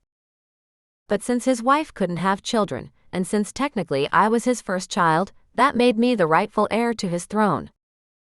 Are you serious right now? I asked. I stopped ripping apart the piece of cake and just held it in my hands, giving her my full attention. The council would want me dead, just because my mother managed to get pregnant by the High Warlock? This made absolutely no sense. I blinked rapidly. My face grew hot. My hands became clammy. I shoved the rest of my cake in my mouth, hoping my sweat wouldn't make the cake soggy. Allison narrowed her eyes at me. You need to be careful where you say such things. She looked around. I didn't know if someone could be listening, or if she had guests upstairs. A shiver slid down my spine. I rolled my shoulders back, trying to ignore it. No one can know who you are, Ava, she said. Don't you understand? This is the reason your mother kept you hidden for so long. Please promise me you won't tell anyone. I nodded slowly, thinking about my words carefully. Who would I possibly tell? Mother had kept us so heavily guarded that my sisters and I didn't know anyone else, and there was no way in hell I was involving them in this. All right. When I travel to the magic realm, I'll say my father was a human, and that he died after Courtney was born. Would that work? Yes. She nodded enthusiastically. Well, no, actually. We can't have anyone knowing you have sisters. Not yet, anyway. Don't tell anyone about Bella or Courtney. Okay. And speaking of which, are they safe? Her eyes searched mine, trying to read me. I nodded. Yes, they are. Allison held up her hand. Don't tell me where they are, she said firmly. If I am questioned, I want to be able to say I don't know anything. They have ways to get the truth out of people, magical ways. Painful ways. Your mother is already gone. They might find your sisters. That would be the worst thing to happen. You cannot say. I get it. I didn't mean to snap, but I was starting to lose my patience. No. It wasn't my patience that was affected. I was starting to become overwhelmed, and judging by the way she stumbled over her words, Allison was as well. I changed the direction of the conversation. Okay, well, tell me, Allison, why do you live here? By yourself? Why aren't you in the magic realm? Allison picked up another piece of cake, carrot this time, and took a bite. I grew up there, but when your mother escaped to have you, I followed her. She shrugged. She was my best friend. I wanted to help her, but I also craved the calm of the human world. It's nice. I glanced around her small house. I wouldn't know. I hadn't had any real experience in either. There's something intoxicating about the magic realm, she admitted. Her head was cocked to the side, as though she wanted to choose her words with care. I couldn't tell if it was for my sake or for hers. To a witch, it's home. It's comfortable and filled with an electricity only you can feel. But it also feels inescapable. Sometimes there's a sense of drowning with no real way to save yourself. In that respect, it's almost scary. I let out a breath. My knee bounced up and down, up and down. At this point, I didn't know if I should be intimidated by a realm that was supposed to be a home to me simply because I had magic, or if I should feel more comfortable in a place outside of that, like the human world. I had no familiarity with either. Mother had isolated us. She did it, probably because she thought it would protect us, but now I was worried that her overprotectiveness had made us ignorant. So what's the plan, Ava? Allison asked. She still had the cake in her hands, a couple pieces of walnut falling to the floor. Something inside of me itched to pick them up, as though this entire conversation was stressing me out enough to where I felt compelled to clean everything.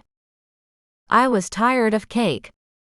I flicked my wrist and conjured up a plate of sandwiches. Sweets weren't really my thing anyway. They were Courtney's. I hoped Allison didn't think I was rude. I appreciated the gesture, but if I was going to chew on my thoughts, I might as well chew on something I could actually enjoy. Well, I need somewhere safe for my sisters and me to live for the rest of our lives, I said slowly. I reached for a sandwich but still did not take a bite. But I think we need to find a place in the magic realm. Allison inhaled sharply. Why would you do that? She asked, judgment laced in her tone.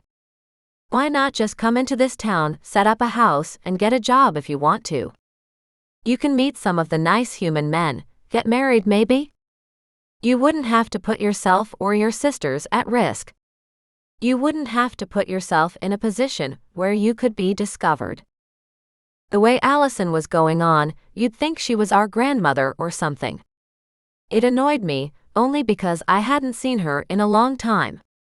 Just because she knew my mother did not mean she was entitled to tell me what I should and should not do. Allison, I've been kept from the magic realm my whole life, I said. It is where we should have grown up, among our own kind. Learning magic and meeting people like us. I don't want to spend the rest of my life in the dark. Sure, it's a risk, but I can't live being scared. As a witch, I have a right to be where our magic dwells. Allison sighed. You want to meet your father?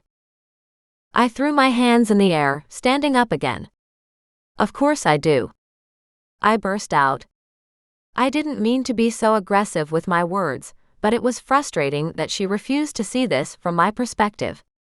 I needed to learn who I was. That meant going to the magic realm. And yes, that meant meeting my father. Why is that so wrong? It isn't.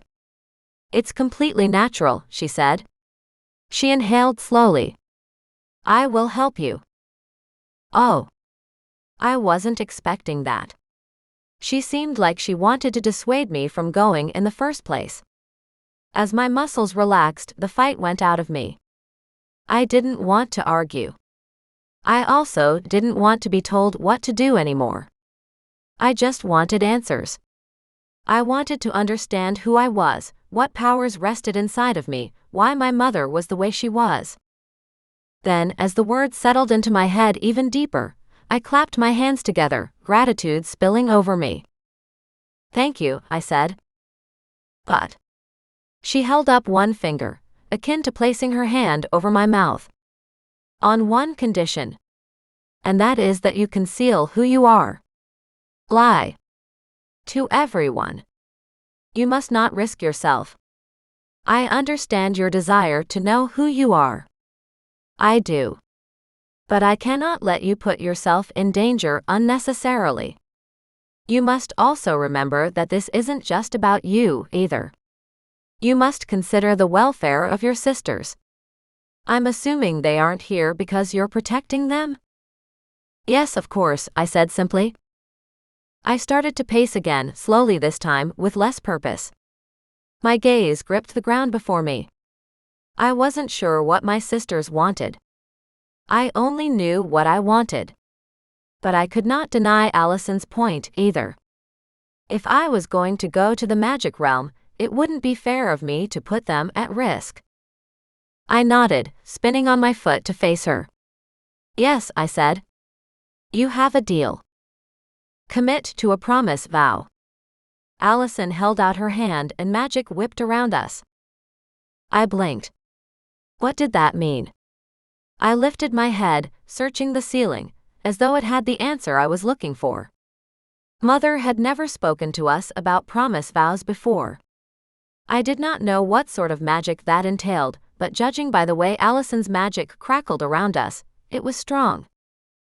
What is that? I asked. It sounded like a spell used to make sure someone held up their end of the promise. But I knew magic well enough to know that things weren't always what they seemed. There was always more beneath the surface of every spell, every spark, every flicker. It was why magic was so powerful, and those who wielded it had such an important responsibility to control it. Allison smiled and her eyes twinkled with humor. Didn't your mother ever make you commit to a promise? She asked. With consequences if you broke your word? I had to laugh. My mother kept us in a private realm entirely made up of her own magic, I pointed out. It felt strange to speak of her in such a way. It was still difficult to believe I had lost her only hours ago. She didn't need to make us promise anything. She ran the whole show. Allison's lips tilted up, a flash of recognition in her eyes. Yes, she always was a bit of a control freak, she said. But anyway, put your hand in mine and repeat the words after me. I hesitated, but then decided that the reward far outweighed the risk. I put my hand into Allison's and held tight. I still didn't know what the consequences were if I did not uphold my promise, but I pushed forward anyway.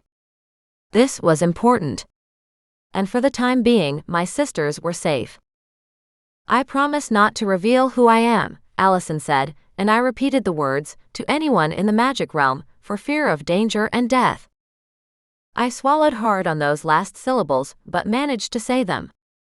The idea that someone would kill me, because of who my father was simply unimaginable. I couldn't even picture him. The most powerful warlock in all the lands conjured up images in my mind of Merlin and blue pointy hats, wands, and long beards. The magic shifted around us with power, leaving an orange tang and a tingle on my tongue. I looked around, expecting to see the magic, to be able to touch it with my hand. Unfortunately, I saw nothing. But the magic lingered on me, around me. I didn't need to see it to know it was there. When I let go of Allison's hand, I turned my palm over to reveal an oddly shaped heart. Almost like a brand of some sort. Or a tattoo. I touched it. Besides tingling, there was nothing to distinguish it from my skin. Will that fade? I asked, turning my hand over and back again. It hadn't changed yet. I closed my fingers and opened them. Still the same thing. Yes, in just a few moments, she said, looking down at my palm with sharp eyes. I glanced up at Allison and she seemed certain, so I waited and watched. Part of magic was faith, belief in the power. Basically, in order for magic to truly work, one had to have faith in themselves. A moment passed, then another.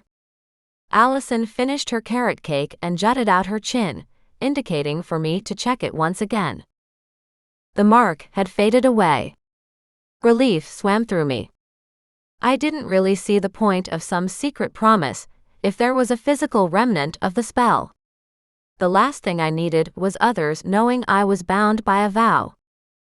I sighed. My heart was full, my body was tired, and yet my mind raced with all the possibilities of the new world that now lay ahead of me. Thoughts of my father and the risk he posed to me were at the forefront. What was I supposed to do with all of the information Allison had given me? I wanted to piece it together, but I couldn't. Not yet, anyway. But I hoped the information would come together once I went to the magic realm. Once I truly understood what all of this meant. Chapter 6. So, how do I get to the realm? I asked. I finally grabbed a sandwich and plopped back on the couch. I took a bite, but I couldn't taste anything. I was too focused on what was going on in front of me. On everything that could happen. What do I take with me? Who do you suggest I contact first? There were too many questions that needed answers. Had I gotten in over my head? I swallowed my bite, but instead of indulging in another, I set the sandwich down. I had too much energy inside of me to simply stay seated. I got to my feet, brushing the breadcrumbs from my jeans, and smiled at Allison still sitting on the couch as I resumed my pacing. Aunt Allison got to her feet much slower, with a sigh and a shake of her head. "This isn't a good idea, Ava," she drawled, eyeing me warily. "I just need to say that one more time for the record." I continued to stare at her and wait. I wasn't changing my mind. I'd already made my promise to her, one she'd infused with magic. She knew I wasn't going to back down. And yet, I couldn't help but wonder what I had to do in order to convince her that I had to go. I needed more knowledge than what she had already shared. Allison sighed and continued, "Since I can tell you're hell-bent on this, then please know that if you ever need me, I'll be here to help you." I reached forward and squeezed her forearm. "Thank you, Aunt Allison. That means a lot." And it did. If everything went to hell in a handbasket, I might need a bolt hole. Judging from the magic Allison used for that promise vow, I could tell she was her own brand of powerful. "There is a portal not far from here," she said. I nodded, wishing I had a notebook. I felt like she was going to give me a lot of information, and I hoped I'd be able to remember it all. They're dotted all over the world. You just need to know where to look. Come with me. She grabbed a shawl and her house keys from a small end table, and we headed out the door. I shook my head as we stepped into the sunlight. A gentle wind teased my tresses. Why was Allison acting so human? "You take your keys everywhere?" I asked. "Don't you just?" I waved my hand to indicate that she should use her magic. She shook her head. "No way." She said it as though it was obvious why she didn't do that. If you live in the human world, you need to appear human. Having keys that unlock doors is part of that. Humans just can't wave a hand and gain entry into every house they want to. She blew out a breath, looking over her shoulder at me. "Listen, Ava, there are a lot of rules in regard to our secrecy. And not just our kind, but the vampires and the animal shifters too. All of us must remain a complete secret to the humans in this world. It's actually the one thing we all agree on, and that's saying a lot. If you're caught displaying your skills, the council will execute you. You would pose a risk not only to witches, but to every supernatural entity. There aren't second chances regarding this matter. Do you understand?" We walked along the street, heading further away from the main road and out toward more and more houses. "Yes." I curled an errant strand of hair behind my hair. For a woman at least 20 years older than me, Allison walked much faster than I anticipated. I was starting to get winded, just trying to keep up with her. Is that what the council does? Police people? They execute people who don't follow the rules? They sounded like the worst sort of government. Then again, who was I to make any sort of judgment when I didn't know what they did, and why? Mother didn't teach us about that sort of thing. And she had been a dictator. We had to follow her rules no matter what, with no say in the matter whatsoever. Was the council the same? Yes, the council enforces all rules on paranormal individuals, she said. A tree branch hung low into the sidewalk. She expertly dodged around it. The branch nearly caught me in the gut, but I ducked around it, batting it away. I already knew I didn't like this council.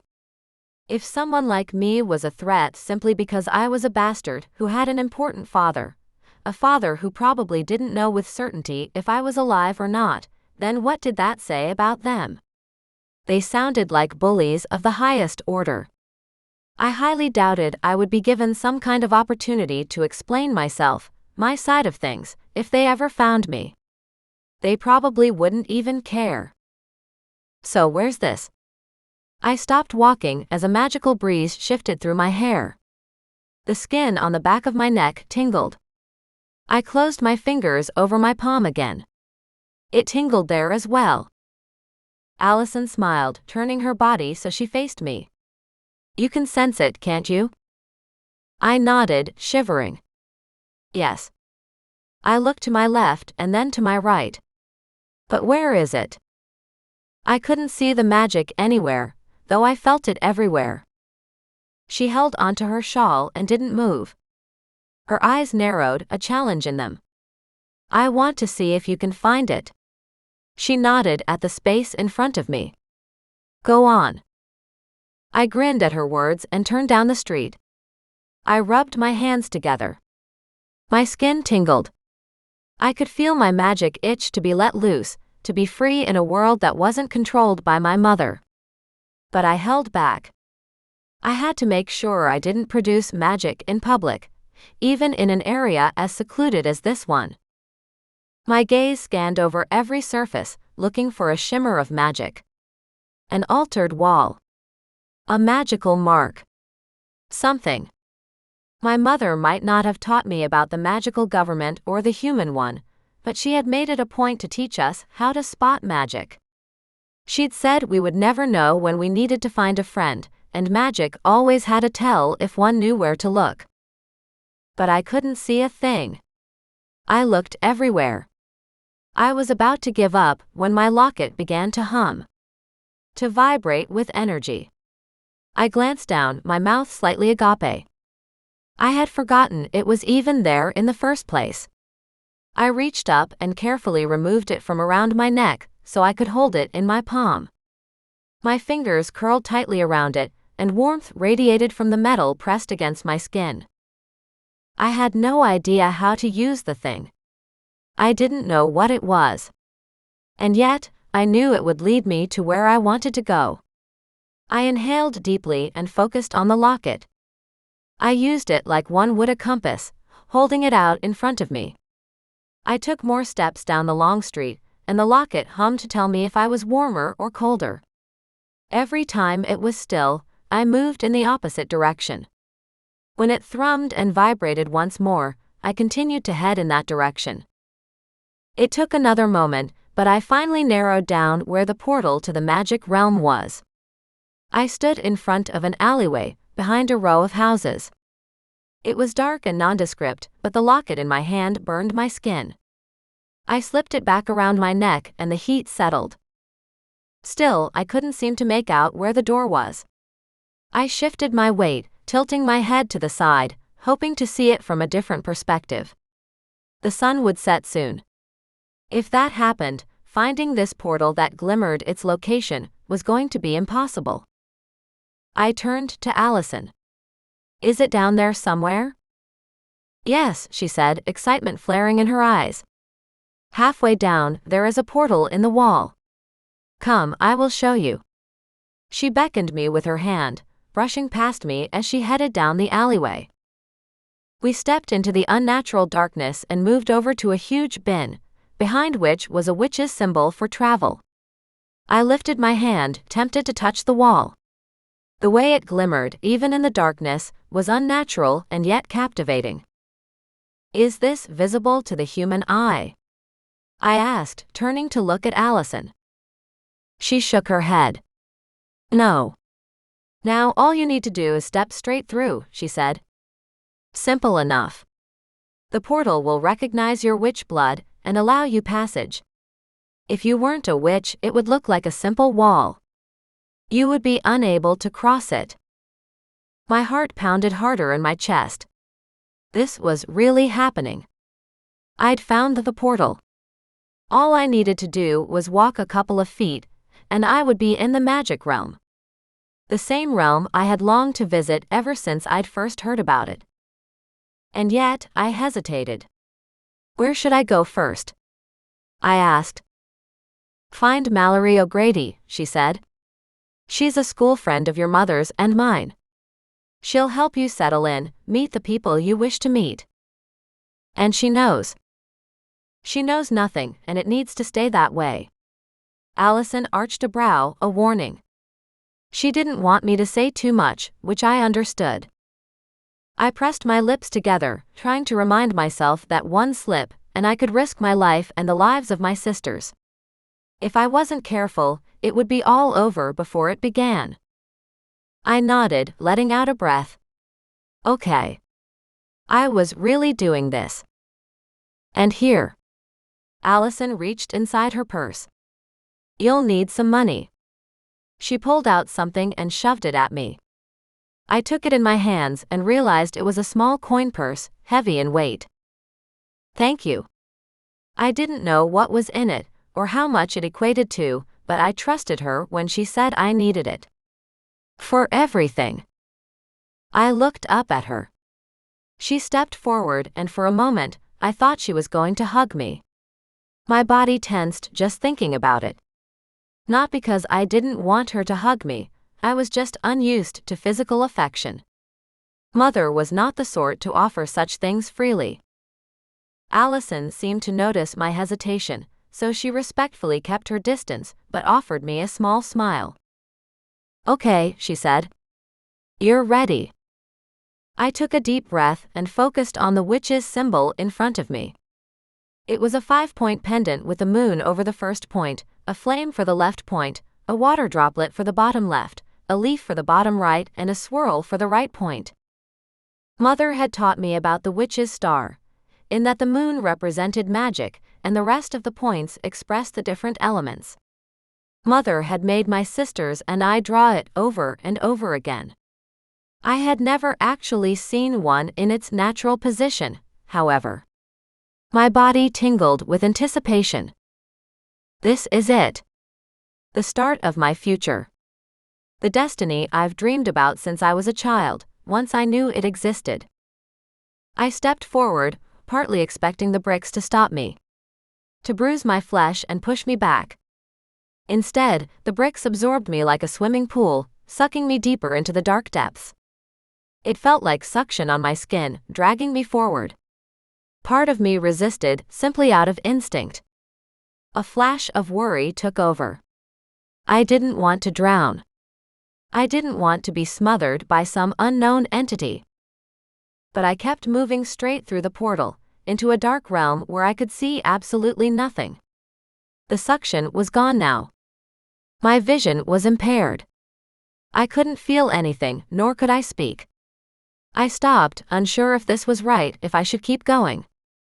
I rubbed my lips together and turned around. Was going back even an option? Keep going. Allison yelled from somewhere behind me, but she sounded far away. I shook off the hesitation. If I wanted this, I had to listen to her. I had to keep moving, just like she told me. I forced myself to take a step forward, and warmth spread over my lower leg. I took another step, and everything suddenly burst into color. Like Dorothy crossing the rainbow, I was finally in the land of Oz. A thrill of excitement shot through me. Wow! I looked to my left and then to my right. I was in a town, similar to the one from which I had just traveled. Fresh air filled my lungs and hot sunshine filtered down upon me, and I allowed myself a moment to enjoy it. Closing my eyes, I tilted my face up to the sunshine. A sense of hope filled me. A sense of rightness. Like this was where I belonged. My body knew it. My magic knew it. I released a contented breath and opened my eyes. This place looked so much like the small town I'd just left. Same sort of roads, a large park. A bench to sit on. Streetlights. But there were things that were different, too. For one thing, there were no cars. Only people walking along the streets littered with houses and shops. I clung to my coin purse and focused on the street in front of me.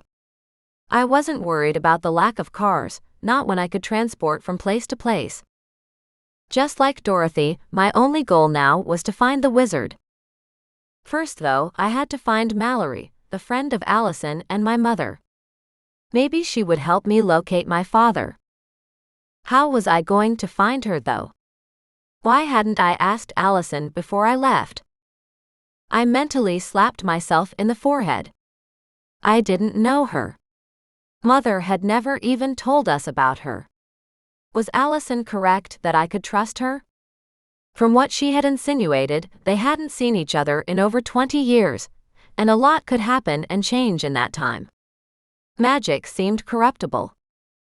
But she was my only lead, so once again I was following a breadcrumb trail, hoping to find my way to a new home. Hoping to find some help with our futures. I took a few careful steps forward, trying not to stand out. The last thing I needed was to reveal how foreign I was to a place I was supposed to know, like the back of my hand. I didn't want people to realize I actually was a stranger in a strange land. So I focused on relaxing my shoulders, tilting my chin up, and moving as naturally as possible. I belong here. I belong here. I belong here. I kept repeating the phrase in my head, like some kind of chant. I belong here. I didn't know if it was helping, but the few people I walked past on the sidewalk didn't look my way. Maybe I was fitting in. I walked along the street, heading for a group of shops, when the locket around my neck began to buzz, heating against my skin. I glanced down, frowning. What the? I grabbed the locket and a shimmer of magic moved along my arm, through my body, and into my head. Hello, my daughter. I jumped. This time, someone across the street stared at me for a moment longer than necessary, before he continued to sweep the front of his store, with a broom controlled by the flick of his magical wrist. I glanced around to make sure no one else was looking at me. Mother. I whispered tentatively, forcing myself to walk so I wouldn't look more suspicious than I already appeared. Tears tingled in my eyes as my legs gave way. I staggered for a few feet and then grabbed a nearby park bench. I lowered myself onto it. So much for walking and trying to remain normal. I clutched the locket, blinking away the tears. The last thing I needed was someone misinterpreting my tears as distress and coming over to ask if I needed assistance. Yes, it's me. Calm down before you cause a scene. I can hear your heartbeat from here. You need to be strong, Ava. How many times must I tell you? Oh yeah. That was Mother. I let out a shaky breath, ignoring her familiar lecture. I blinked, tears still smearing my vision. I wished I knew a spell to make them go away. But how? I glanced around, but no one seemed to notice that I was talking to myself. Maybe talking to oneself was totally normal here. Yeah, right. Just before I died, I instilled my essence into this locket. Why do you think I gave it to you in the first place? Why I insisted you never take it off. I promised I would always be with you, and I am. But I couldn't hear you before. It sounded silly when I said it. Pathetic, even. But I couldn't stop the words from coming out of my mouth. I was talking to my dead mother. Chapter 7. I shook my head. It was almost impossible for me to believe. And yet, it was happening. Like magic. No, she paused. I knew my mother well enough to know that, had she been alive, she would have cleared her throat in that moment. She always did when she was about to say something important. The magic realm activated the power in the locket, as I knew it would. Because I knew you wouldn't listen to my warnings. You would come here despite the fact I told you not to. I had to make sure you were protected. What are you doing here, Ava? I bit my lip, guilt cramping my gut. But now was not the time to clam up nor hide. I was an adult, older than my mother had been when she'd had me. More than that, I was alive and free to make my own choices. She wasn't here, not physically, to stop me anymore. I need to meet him, Mother, I told her. My voice was stronger than even I anticipated, and it gave me confidence. I pushed forward. She needed to hear this. I had bottled it inside of me for so long, it felt like popping a balloon and forcing all the air out of it. I couldn't stop it, even if I wanted to. Which I didn't. Maybe I used to, when I was younger. Hell, I probably would have stopped myself moments before she passed on. But not any longer. You've always kept us away. Safe, but totally isolated. Hidden. You didn't want anyone to know about us, and I get it, Mother. I do. I spoke with Allison and she told me everything. But even with that danger lurking around, I must do this. I want to meet my father and any other family you've hidden from us. I hadn't meant to be petty. The words were out before I could stop them.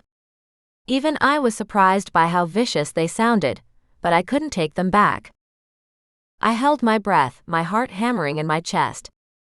I'd never stood up to my mother before. Never. She'd had absolute power over me, and she'd spent our lifetime earning my love and respect. But I couldn't follow her way anymore. You don't understand, Ava. I did it all for your own good. I sniffed as a tear rolled down my face. This was not how I expected to react. I wanted to be angry. I wanted to be strong, the way Mother had forced me to be when she was alive. Instead, I was a hot mess, crying on a bench talking to myself. I know, Mother, I said, nodding once. I created a human cell phone with my magic and held it to my ear, so that I could pretend I was talking to someone rather than make it obvious I was only talking to myself. Of course, my mother had never let us have our own cell phones, let alone owned a house phone. I know. Allison told me about the danger to my life, so I made a vow never to reveal who I am. There was a long pause. She made you promise? Yes. I nodded, then realized she probably couldn't see me. She wouldn't show me how to get into the realm if I didn't promise to hide who I am. There was another pause. She's a good friend. I practically rolled my eyes. A spark of resentment fluttered in my heart, and I crossed my arms over my chest. How I'd longed for her to use such an approving voice with me, for anything I had done or accomplished. But hearing that from her was rare. It didn't matter. I needed to focus on what was in front of me, what I had now. The truth of the matter was, Allison was a good friend. I smiled as the truth settled around me. Yes, she is. I leaned back against the park bench and glanced around, my eye catching on a couple that looked like two normal people. I narrowed my eyes. There was something off about them, though. But what? And then I saw it. They had pointed ears and pointed teeth, chatting away in the sunlight like they had been friends for a long time. I wondered how old they were. Everyone is so different here, Mother, I found myself saying. I didn't want her to think I couldn't handle this on my own. I didn't want her to tell me to turn around, or worse, tell me that she told me so. But she was the only person I could talk to about this. Yes, they are. I halted. Had my mother actually agreed with me? She sighed. If you are determined to meet your father, I will not try and talk you out of it. But you need to know, Ava, if the council or Matlock's wife find out who you are, they will kill you. I glanced around, trying to buy time. No one seemed to even look my way. I won't tell them, I said. I already told you, Aunt Allison made me vow to it. I only want to know more about who I am. You know who you are, Ava. A generous, beautiful soul, whom I had the privilege to teach and love. My eyes widened. Why so surprised, daughter? Because that is the nicest thing you've ever said to me, I replied. Surely it is not. There's no need to make me out to be cruel, Ava. I'm only trying to help you. That's all I've done your entire life. I tried to help you. Tried to protect you. Perhaps I did not say it as much as I should have, but truly, I love you. I smiled, but I could not help but have an edge to my voice when I replied, I love you too, but I need to do this. I flexed my fingers before rolling them into a loose fist. And when I have the help I need and the knowledge I want, I'll return to my sisters and find a way forward. I'll teach them so they don't need to be at risk at all. You realize you don't need to be at risk either. You could return to your sisters. Enough, I snapped. You either trust me, support me, help me as you've promised, or I'll remove the locket and do this on my own. You are gone, Mother. And I'm not saying that to be cruel, I'm saying that because it's the truth. I would appreciate your help, honestly I would, but not if it comes with lectures and I told you so's. There was a long pause. I was sure my mother was trying to figure out how to have her cake and eat it too. Fine, she said, with as much drama as she could muster into one word. I stood up, stretching my legs, and looked toward the shops. Where is your friend, Mallory? I asked. The sun was starting to sink in the sky. If I wanted to find Mallory, I should do so before it got dark. Allison told me to start with her. She owns the Black Cat, a cafe about 3 blocks from here. Go there. Even if she's not there, they'll know how to get in contact with her. Thank you, Mother, I said, and I meant it. I took my hand off the locket and started walking, my stomach tightening with excitement. Knowing my mother was with me made it easier to continue forward. I was still nervous, but I wasn't as alone as I'd thought I was, and that brought me great relief. The glimmering window of a bookstore caught my senses, then the rich cinnamon aroma from a potions shop made me lift my nose in the air and inhale deeply. I could feel the magic residing in everything, and that made me feel alive. I walked along the street, loving the vibrancy of the realm. My magic, which normally lay dormant inside me, rippled along my skin, alive and free. It danced and swayed in the breeze. Part of me was tempted to let it out, to release it from the confines inside me, but I held back. As much as I wanted to play with my magic out in the open, I couldn't draw attention to myself. I had to find Mallory before I did anything else. Oh, excuse me, I said as a man knocked into me.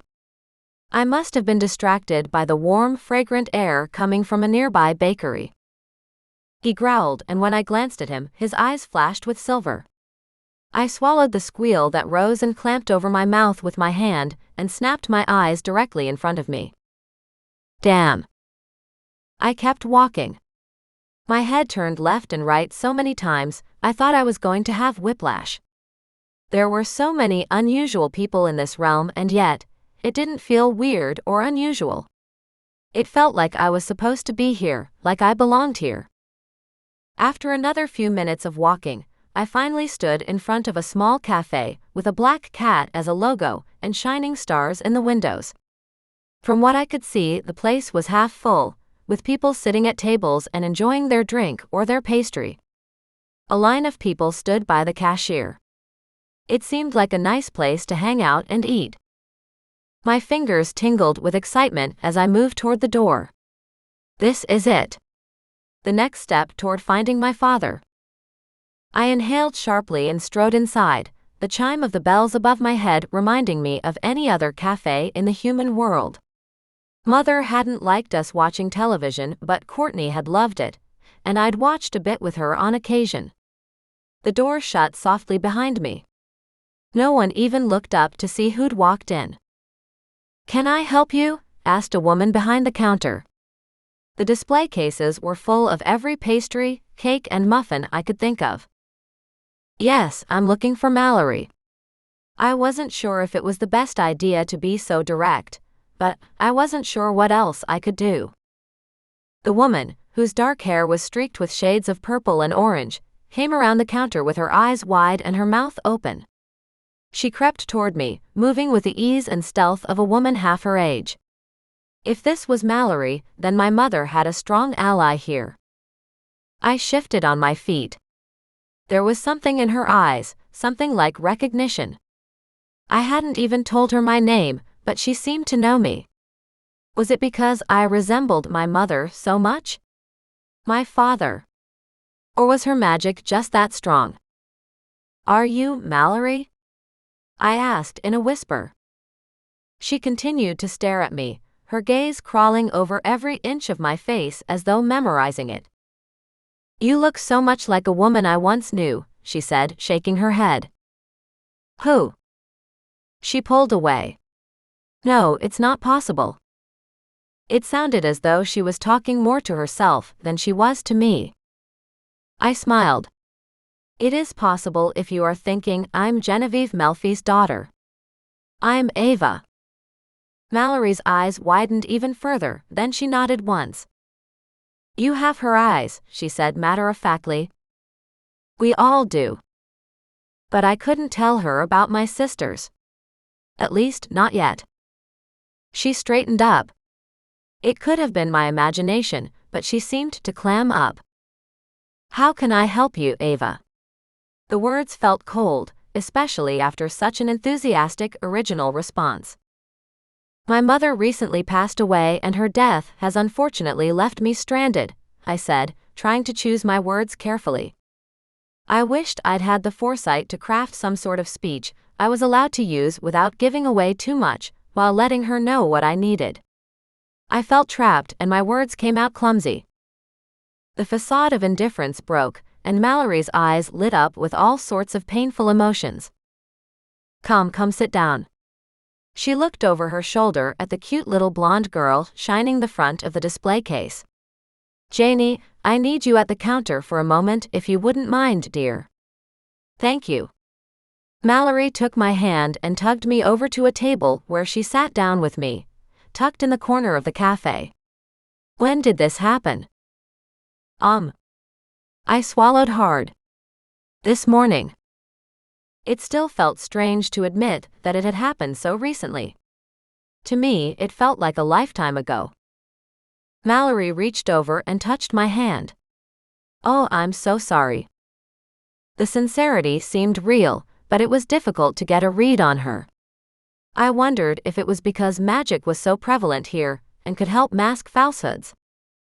Goodness, I wish Mother had taught us more about the magic realm. I shrugged. I didn't want to make a big deal of her death, because no matter what I said, this woman couldn't understand how big a loss my mother was to my life.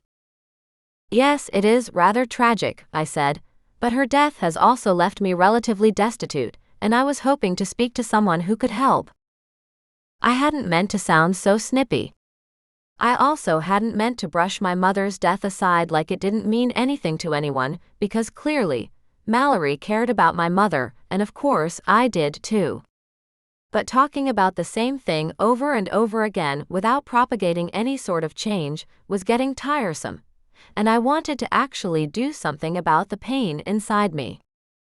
There was a flicker of disapproval in her eyes, but it vanished as quickly as it had come. She nodded. "Of course," she said. "I'll help however I can." I sucked in a breath. My thumb traced my palm where the mark had been, the one that bonded me to the vow. I didn't know how Mallory was going to respond to my request. "I was told to speak to the High Warlock," I said. I forced myself to lock eyes with her. I shouldn't be afraid of her saying no. I could not cower when I was so close to getting what I wanted. The tension in the room increased. I'd expected this.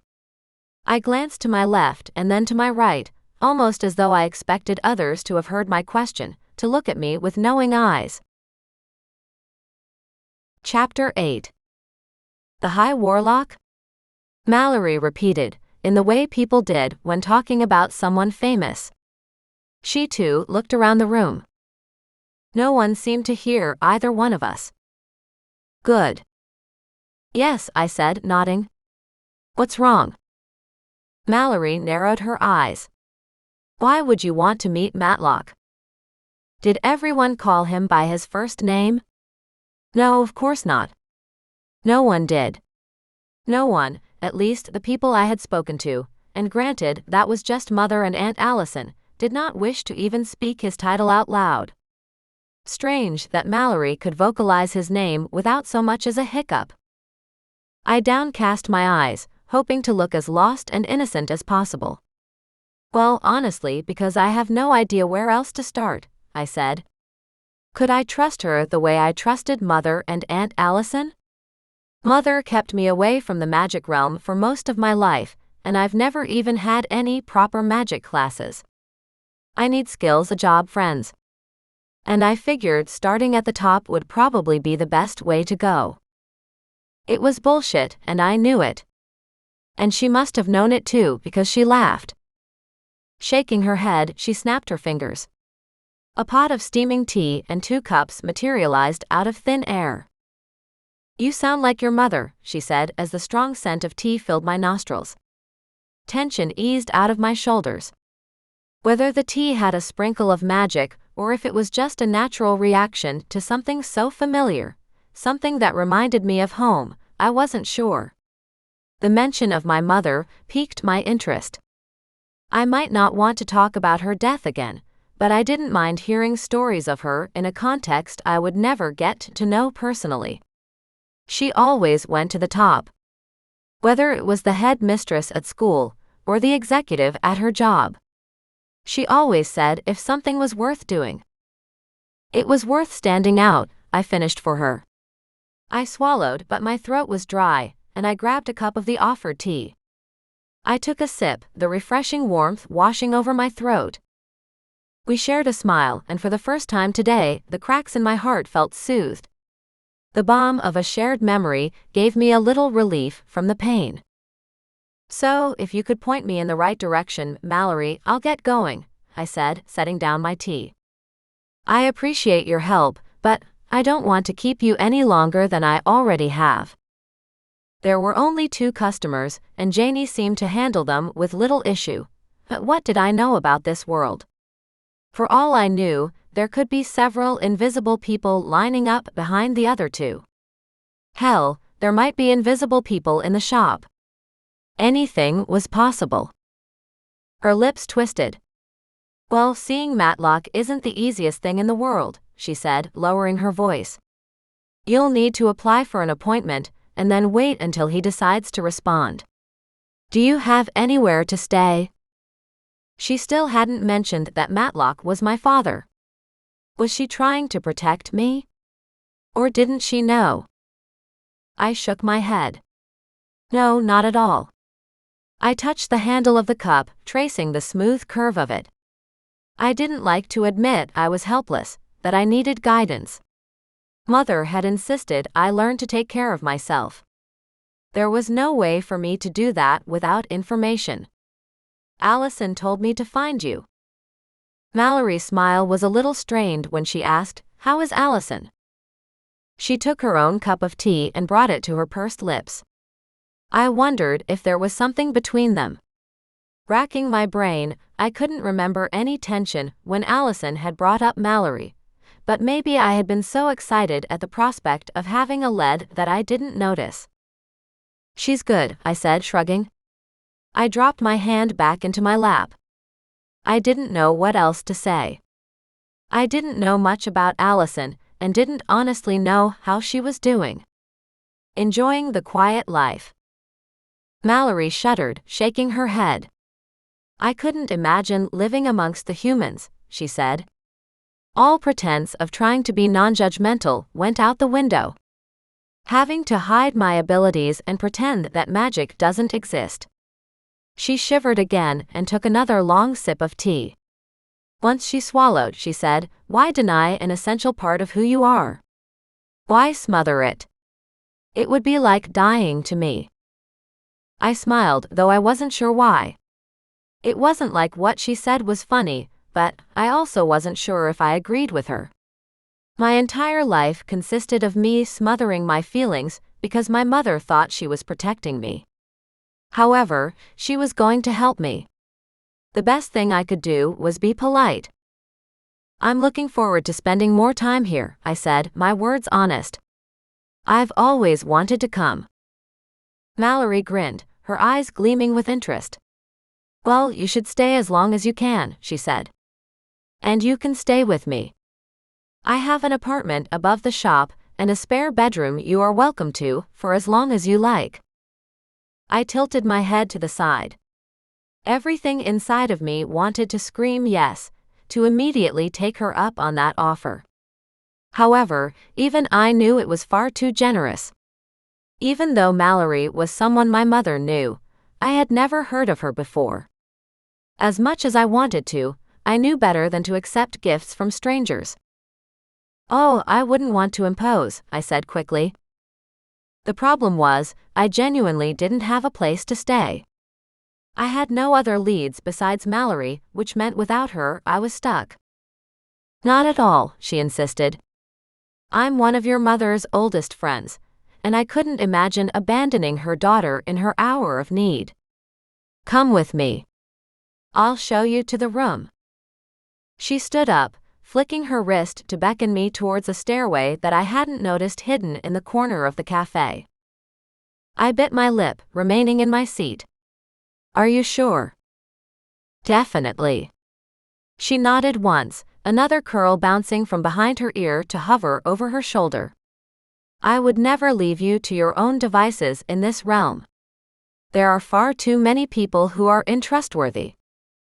I still didn't know if Mallory herself was trustworthy, but I didn't have many choices. I touched the locket hanging from my neck. It was warm, soothing. At least I wasn't alone. Just because I insisted on making decisions didn't mean I had to make them on my own. Not with my mother here. I stood and followed Mallory up the stairs and into a quaint little apartment that smelled of lavender and sage. I took in a deep breath. The scents were refreshing, gentle. The air temperature was warm but not stuffy. A small window was cracked, letting in a cool breeze. "Oh, like who?" I asked as I looked around, my eyes wide. "Who what?" "You said people aren't trustworthy here," I said, finally meeting her eyes. She had an amused smile on her face. "I was just wondering if you had any idea who that might be specifically, just so I can keep track of them. Any tips on how to survive this world would be great." "Here we are." Mallory ignored the question, I hoped temporarily, and pushed open a door off the main living area. We filed into a bedroom with a warm and comforting feel. I instantly felt at home. A flowery bedspread and a small teddy bear greeted me, and I couldn't help but smile. This looked like a little girl's room. "Thank you so much, Mallory," I said, beaming. I walked into the room and sat down on the bed, my exhaustion from the day's stress finally making its presence known. My eyes stung and my shoulders were tight and achy. Mallory stood in the doorway, one hand on her jutted hip. I felt her eyes on me for a long moment. "The Phi and Shifters," she said. I blinked, then remembered my question to her. Who was untrustworthy? Who should I be careful around? "The animals. They are the ones you need to watch out for, my dear." I nodded. My mouth went dry at her words, though I didn't understand why that was. I didn't like the way she uttered her warning. Something about it felt off. She sounded like a bigot, in the extreme. But I'd been taught to ask questions, and not to assume anything. She would have personal experience with all of this stuff. Maybe she was right and they weren't to be trusted. I was new here. I didn't know. Why would she lie to me anyway? She was my mother's friend. She was helping me. What do you mean? I pinched my brow together, one hand caressing the quilted bedspread I sat upon. Animals. She didn't really mean that, did she? Weren't they paranormal beings, just like us? I didn't know. Once again, Mother should have taught us more. I should already have an opinion on this based on facts. I shouldn't have to rely on someone I didn't know to tell me these things. Mallory's face scrunched up and a flicker of coldness flashed in her eyes. It took everything in me not to flinch. Yes. She gave a cryptic nod. Animals. Don't trust them. They aren't human. I nodded, feeling my internal walls come up around me. This woman was more intense than she seemed. And she was hiding something. I could tell. Even so, I couldn't ask her what. I didn't trust her. Not completely. It didn't matter to me that Mother had trusted her, or that Allison suggested I go to Mallory for help. I had lived enough in the shadows of ignorance because of my mother. I refused to continue to live that way now. Another caress of my locket. Still warm. Still calm. I was conflicted. Regardless, I couldn't afford to get on Mallory's bad side. Thank you again, Mallory. For everything. After the day I've had, it's nice to feel safe. I wasn't lying. I think she genuinely wanted to help. Mallory smiled, and this time there was no light in her eyes. Here you go, she said, waving her hand. An early dinner and tea to help you sleep. Beside my bed, a tray appeared with a steaming hot vegetable pastry and another pot of tea. I sighed as I took in the scent, a smile crawling on my face. Thank you, Mallory. With a tight nod, Mallory ducked out of the room and shut the door. I lay back on the bed and took the locket in my hand. Be careful, Ava. The war between the witches and the other paranormals has reached new heights. Now my mother decided to say something. It would have been nice for a warning earlier. I lowered my voice so hopefully Mallory wouldn't hear me. What do you mean? I eyed the food. My stomach rumbled. I was ready to fill my belly with more than just empty calories. When I lived in the realm, there was a low-level war that waged between the witches and the rest of the paranormals. Allison hadn't mentioned that there had been a war brewing. Was that why she didn't live in the realm anymore?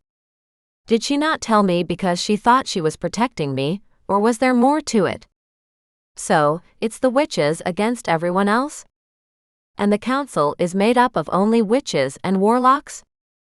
No wonder they stayed in power. Oh yes. The longer the council is in a position of power, the greater the divide between the vampires and the witches. The shifters and the fae.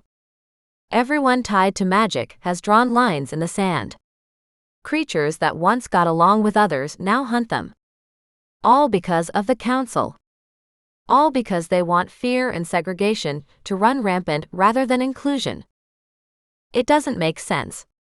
I shook my head and took a bite of the food. My stomach jumped.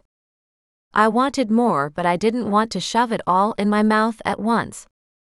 It does if you understand one universal truth. I was afraid to ask what she meant. I bought more time by taking another bite and chewing slowly. After I swallowed, I rinsed it down with a long gulp of tea. And what's that? I asked finally. That the only thing worth fighting for, worth dying for in this world, is power. And sweetheart, you're the most powerful of them all. They just don't know it yet. A shiver coursed up my spine and I gripped the locket, my anchor in this unstable world. My stomach balked at the notion of more food. Suddenly I wanted nothing more than to return home, to bask in the safety of isolation, to pretend I hadn't made it to the magic realm. I wanted to stay safe. I wanted to hide away. I wanted my mother. But there was no going back now. My mother went silent after that. I decided the best course of action at the moment was to turn in early. I cleaned my teeth with a flick of my wrist. I set the tray by my bedroom door, making sure I magicked the dishes until they were clean. I thought when I crawled into bed, it would take me a long while before I fell asleep. I thought my mind would be crawling with questions, assumptions, worries. But it wasn't. I fell asleep the instant my head hit the pillow. And I dreamt of absolutely nothing. I woke up the next morning with my hand clutching my locket. Be careful today, Ava. I rubbed my eyes with my palms, stifling a yawn, and forced myself to sit up in bed. Last night, I'd slept better than I had in years, unsure if it was because of the comfy bed, the exhaustion of the day before, or whatever Mallory had slipped into my pot of tea. Regardless, I was grateful for it. I'd needed the rest more than I realized. I stretched and got up, padding to the closet. When I opened it, I remembered I didn't actually live here. Which meant there was nothing in this closet I could actually wear. For a moment, I hesitated. Should I ask Mallory for help? Are you forgetting something, daughter? My palms tingled. I had magic, didn't I? And no mother telling me to be conservative. In fact, she seemed to be encouraging me to use my magic for once. I waved my hands and conjured up the comfiest pair of jeans, a tight tank top, and some killer heels. I couldn't remember the last time I wore heels. Mother thought they were useless. I didn't care. They made me feel confident, proud of the woman I was. They reminded me of my independence. I glanced down at my feet, loving the shimmer of glitter in the black patent leather. Lovely. Frivolous. I ignored my mother. She was not allowed to have a say in my outfits. Not anymore. Now it was time to start my day, hopefully with a trip to the council and to meet my dad. I knew walking into the lion's den, so to speak, was dangerous, but I didn't care. I was so close to finding out who I was.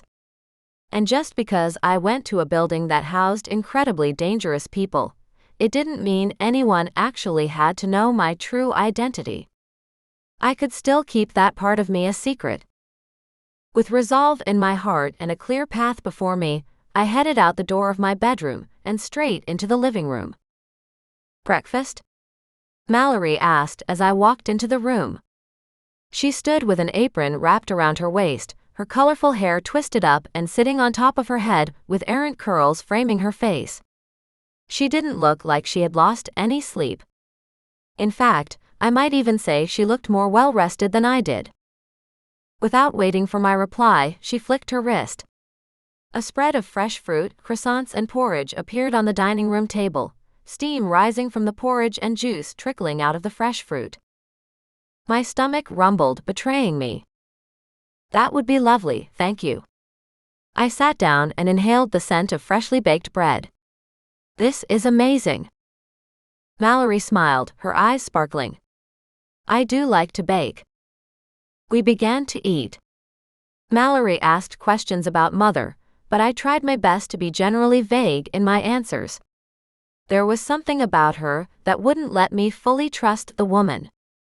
It wasn't as though my mother was offering me any sort of explanation for my intuition, either.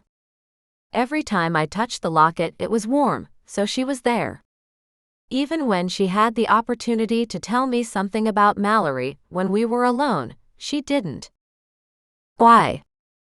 Was I wrong about Mallory? Or did Mother want me to figure this out on my own? Or maybe Mother didn't know. Maybe Mallory had changed after Mother had isolated herself. So how had your mother been for the past 20 years? Mallory asked before bringing the teacup to her lips. She was great. I frowned, setting my spoon back in the small bowl of porridge one had made myself. I suppose. That's a hard question. We all missed her when she disappeared. Mallory shook her head, pursing her lips. I shifted with unease. I had to turn this questioning around. It made me feel helpless. I needed to be the one with the upper hand in this conversation. Tell me about that, I said, making sure I sounded hopeless. Mother rarely spoke about her life before she moved out of the realm. I asked about it all the time and she just shut me down. So please, Mallory, tell me about this world. Do you know why my mother left? I opened my eyes big and wide and focused on Mallory. I'd never lied like this before. I hoped it was working. Well, to be honest, none of us ever knew why she left, Mallory responded with a nonchalant shrug. She took another sip of tea. We had theories, of course. She let her voice trail off. I held my breath, unsure if she would continue. Tell me, I said. I hated that I had to beg, but at this point I didn't have much of a choice. If I wanted answers, it was becoming apparent that I had to play the game.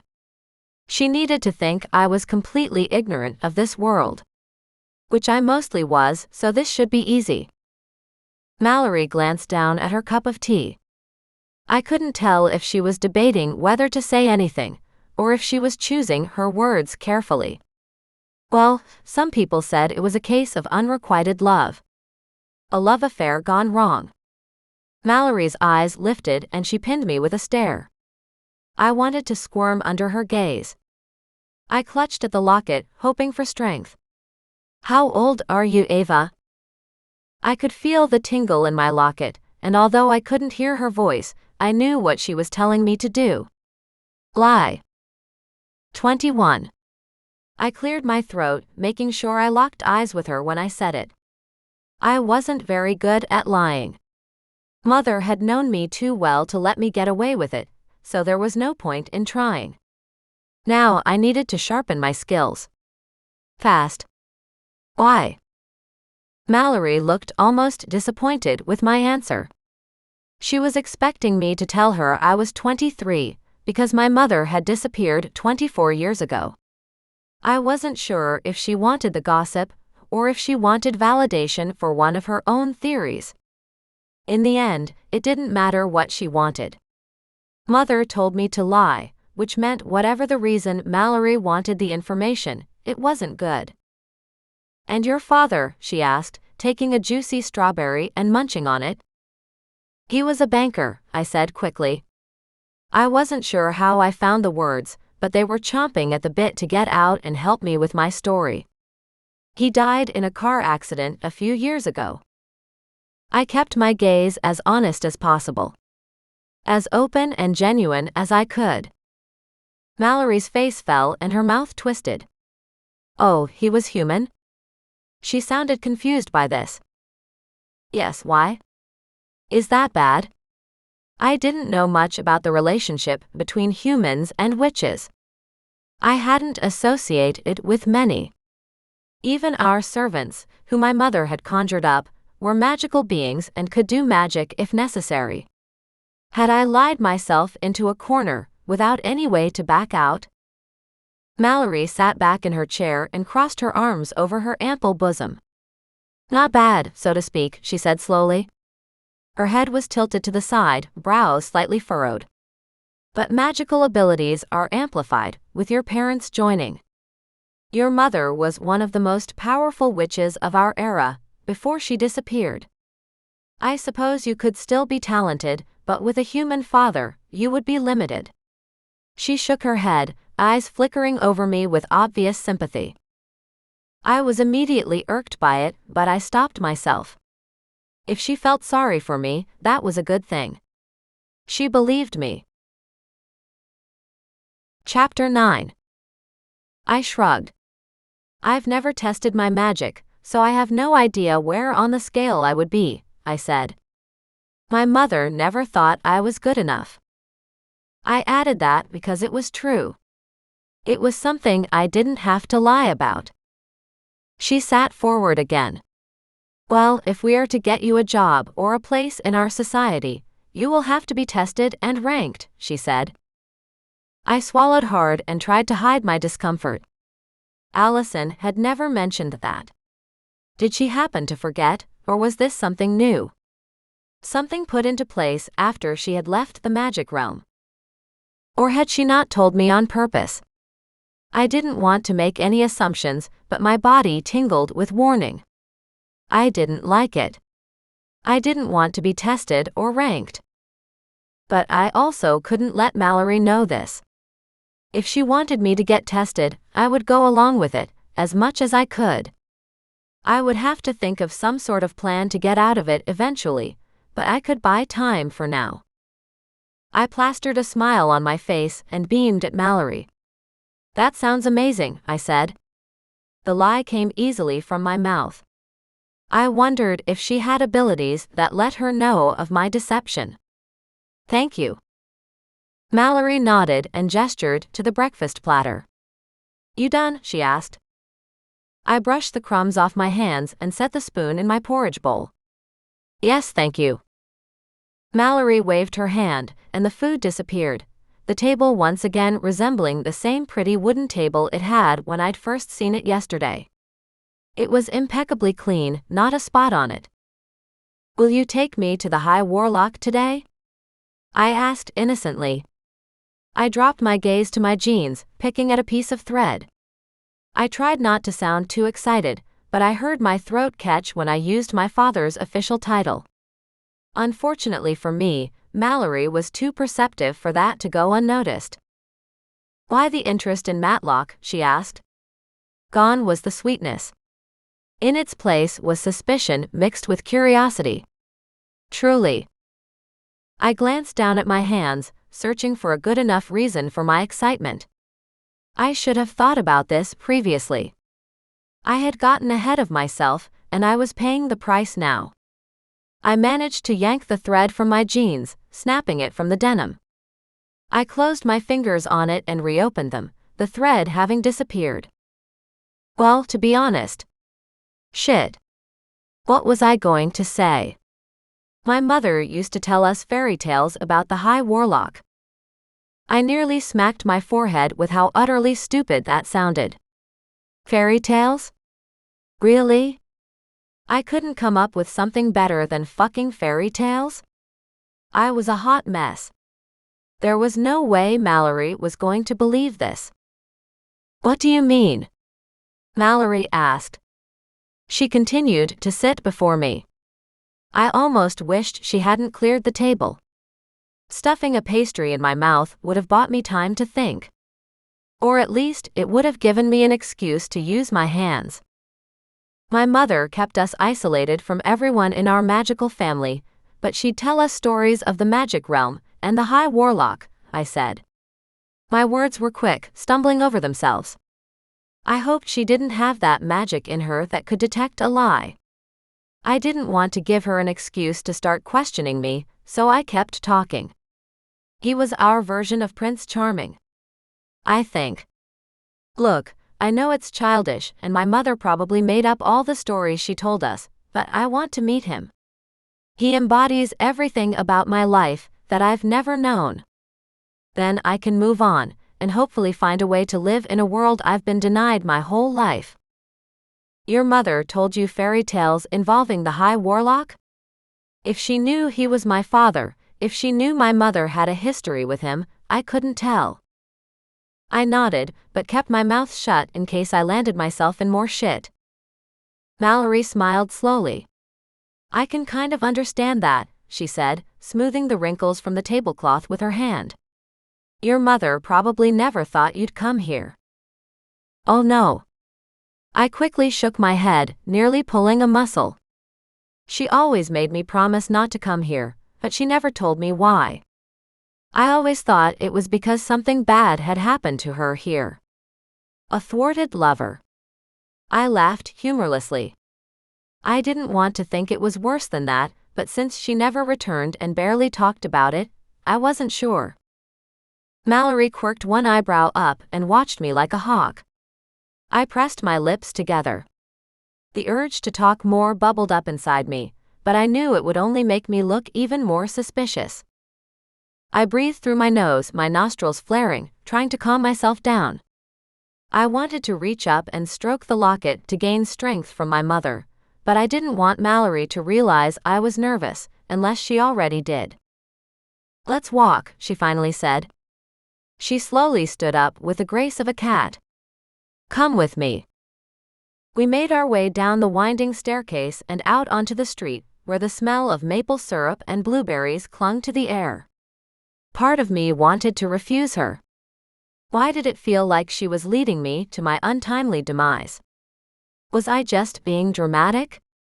I didn't know. But one couldn't be too careful. Not when a witch was involved.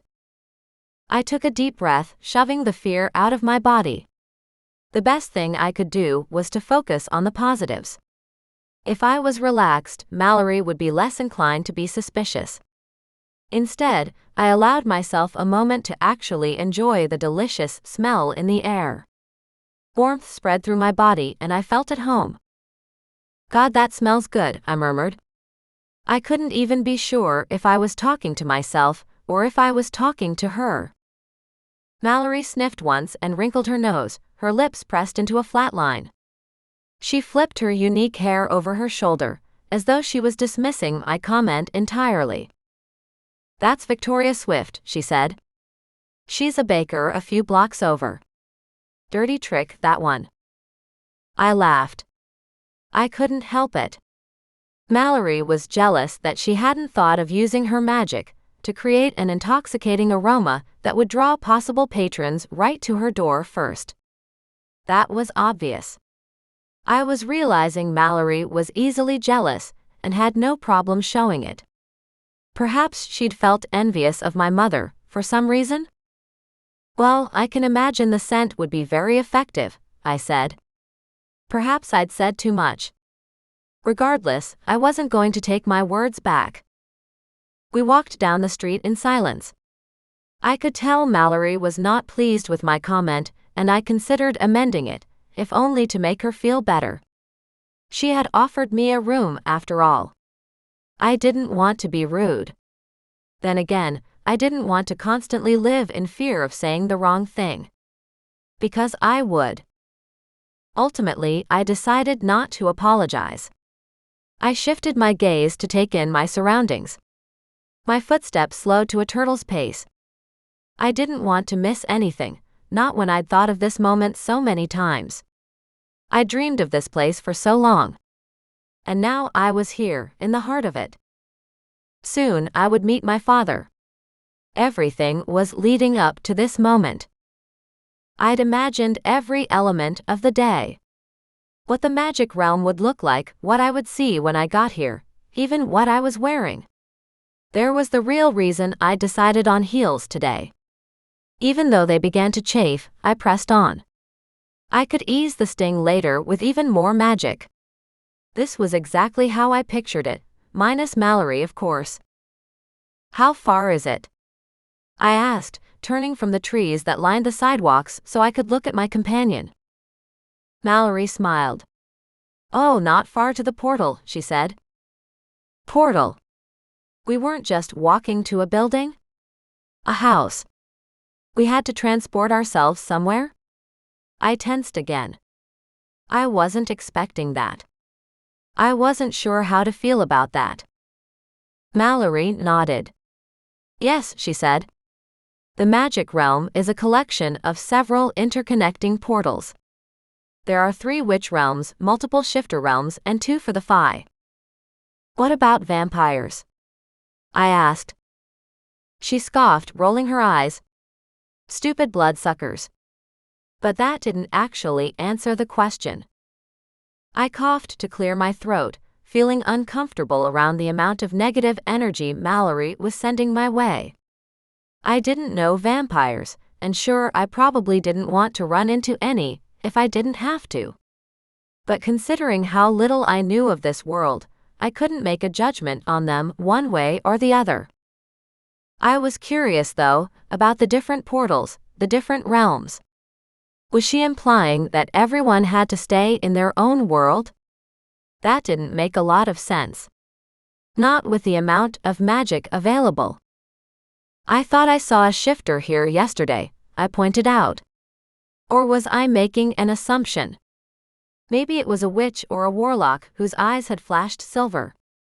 How was I to know? I was still inexperienced in the ways of the paranormal world, and there was a lot for me to learn. Mallory's lips twisted in distaste. Well, yes, we can all travel within each other's realms, she said as though it was obvious. Not that any witch would ever travel to any realm other than the ones ruled by our own kind. How come? Was this what my mother was talking about? The bigotry and wars that were brewing between each of the factions? Or was this just reserved for Mallory, who seemed like the poster child for hatred here? Because every realm has a different set of laws, and although it's safe here for the others, I wouldn't recommend you travel to their realms. She threw an arm around my shoulder and pulled me close to her. You'd be eaten alive, quite literally, and I wouldn't want that. She loosened her grip on me, but didn't completely let me go. Look, I know you're new to this world. I know this is difficult to comprehend. But take it from someone who has lived here, thrived here, for her entire life. It's best to stay with your own kind. And I'm not saying that to be judgmental or prejudicial against other magical species. I'm saying that from personal experience. Your mother was a dear friend of mine. The last thing I would want is anything to happen to you. So please stay to the magic realm and you'll be fine. Mallory shuddered. She gave me a squeeze, obviously hating anyone who wasn't a witch or a warlock. Why? She said she had personal experience, but she hadn't actually explained what that was. I wanted to pry more into that, but I didn't think she'd be open to sharing if she hadn't already. Honestly, I wouldn't be surprised if she was lying about the whole thing. We walked past more shops and gorgeous little houses. The town was so much more simple than I'd expected. And not in a bad way.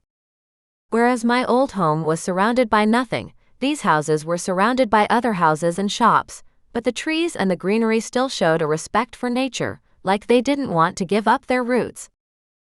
We turned a corner and stepped in front of a building that resembled a courthouse. 20 steps needed to be climbed before reaching the front door. It was an impressive place, looming over the rest of the world.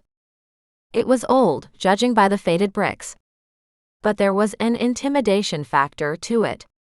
With the age came experience, came things I would never see. A shiver coursed down my spine, and my locket burned the skin at my neck. My mother obviously wanted to tell me something important, but I couldn't risk grabbing it and alerting Mallory to the locket's presence. She would probably be able to deduce my mother was still with me, even though that was the last thing I wanted her to know. Instead, I clasped my hands behind my back. I swallowed hard. What's this place? I asked. This is the council's headquarters, she said, then added, in this realm.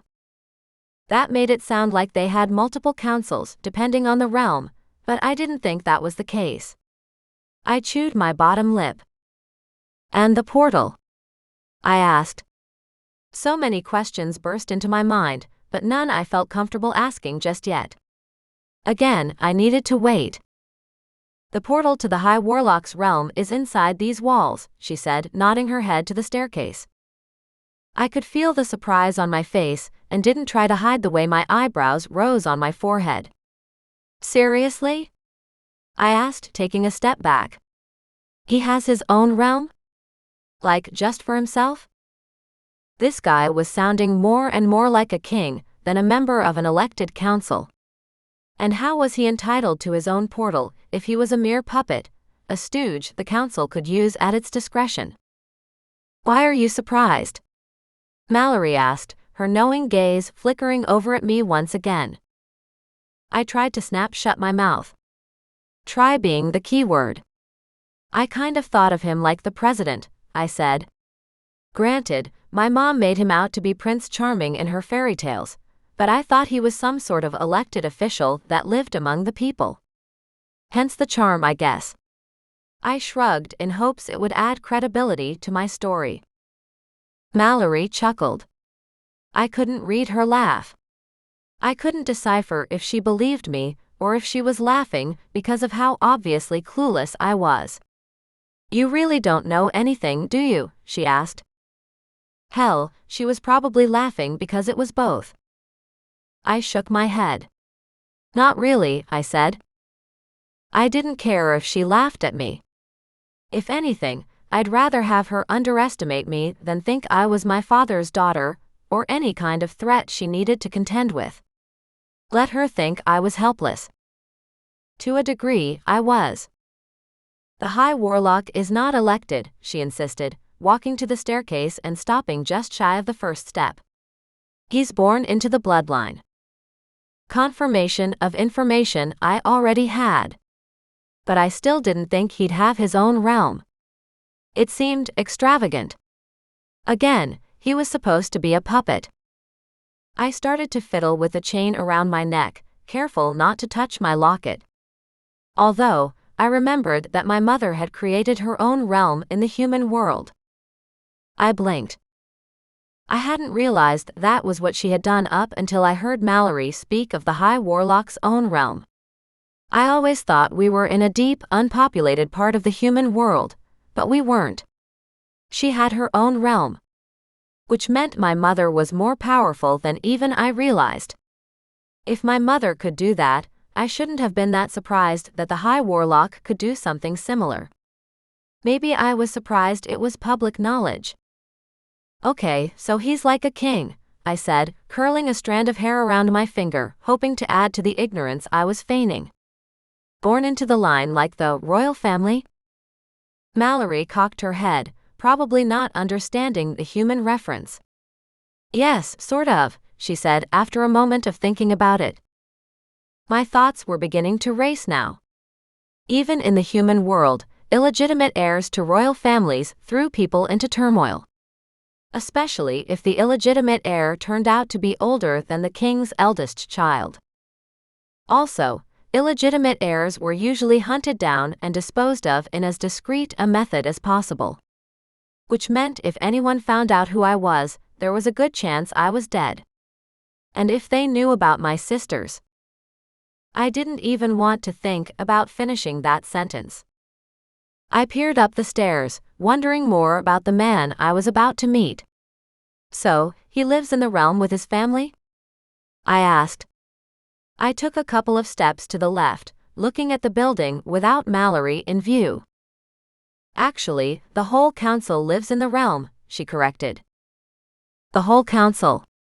How many people was that? 3? 10. Were they born into their roles as well? I thought the High Warlock had his own realm. Was it his in name only, much like his title? Or was it something else? Every time I thought I was gifted with an answer that would explain things, Mallory would say something that completely threw me for a loop, and suddenly, I had more questions than answers.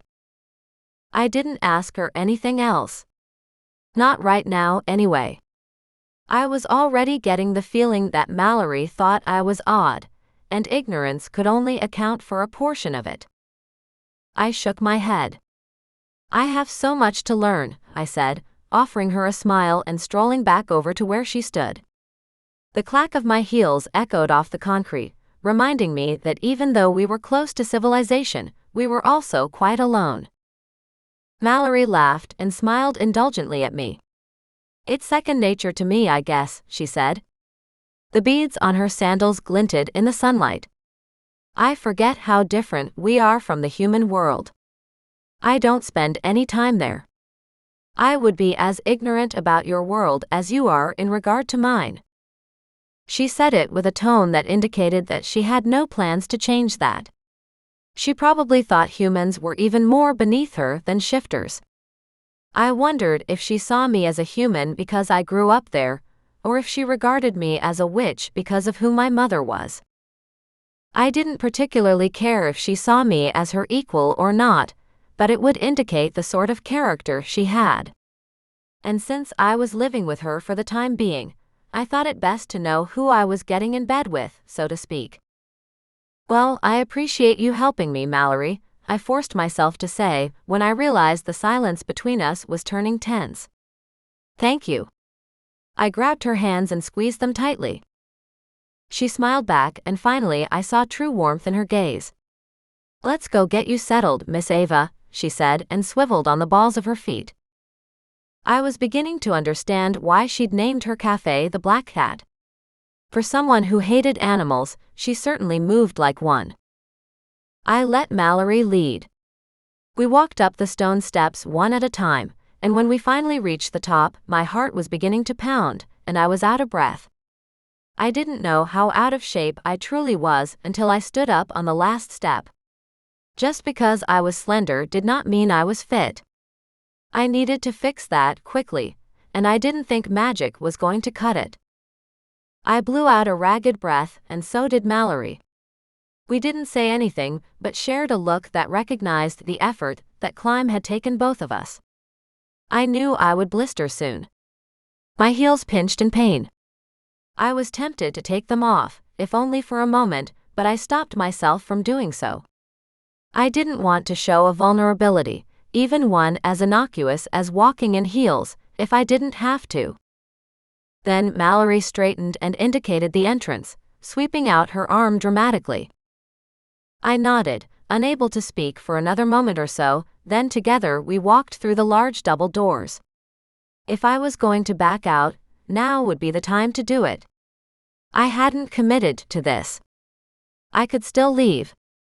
I could return to my sisters. I didn't have to go through with it. "Don't leave when you've gotten so far." I pushed forward. I ignored the pain in my feet. I wouldn't back down, even as my fingers trembled. Chapter 10. Whoa. I stopped in the foyer and stared all around me. Now this was what I assumed a building would look like if the creators had all the magic in the world. I didn't care that I was gaping. I stepped back, looking up at the ceiling, down at the floor, on the walls, and the space between. I had no real words to describe what I saw, only that I was awed. I couldn't speak. There was nothing quaint about the council's building. It was filled with imposing statues, a gold water fountain, 20-foot ceilings, and mirrors everywhere. And I was pretty sure this was just the foyer. There was more. I knew there would be. Part of me was curious to see just how much more, to see just what the magic could do. "Yes, it is impressive, isn't it?" Mallory asked, arms crossed casually over her chest.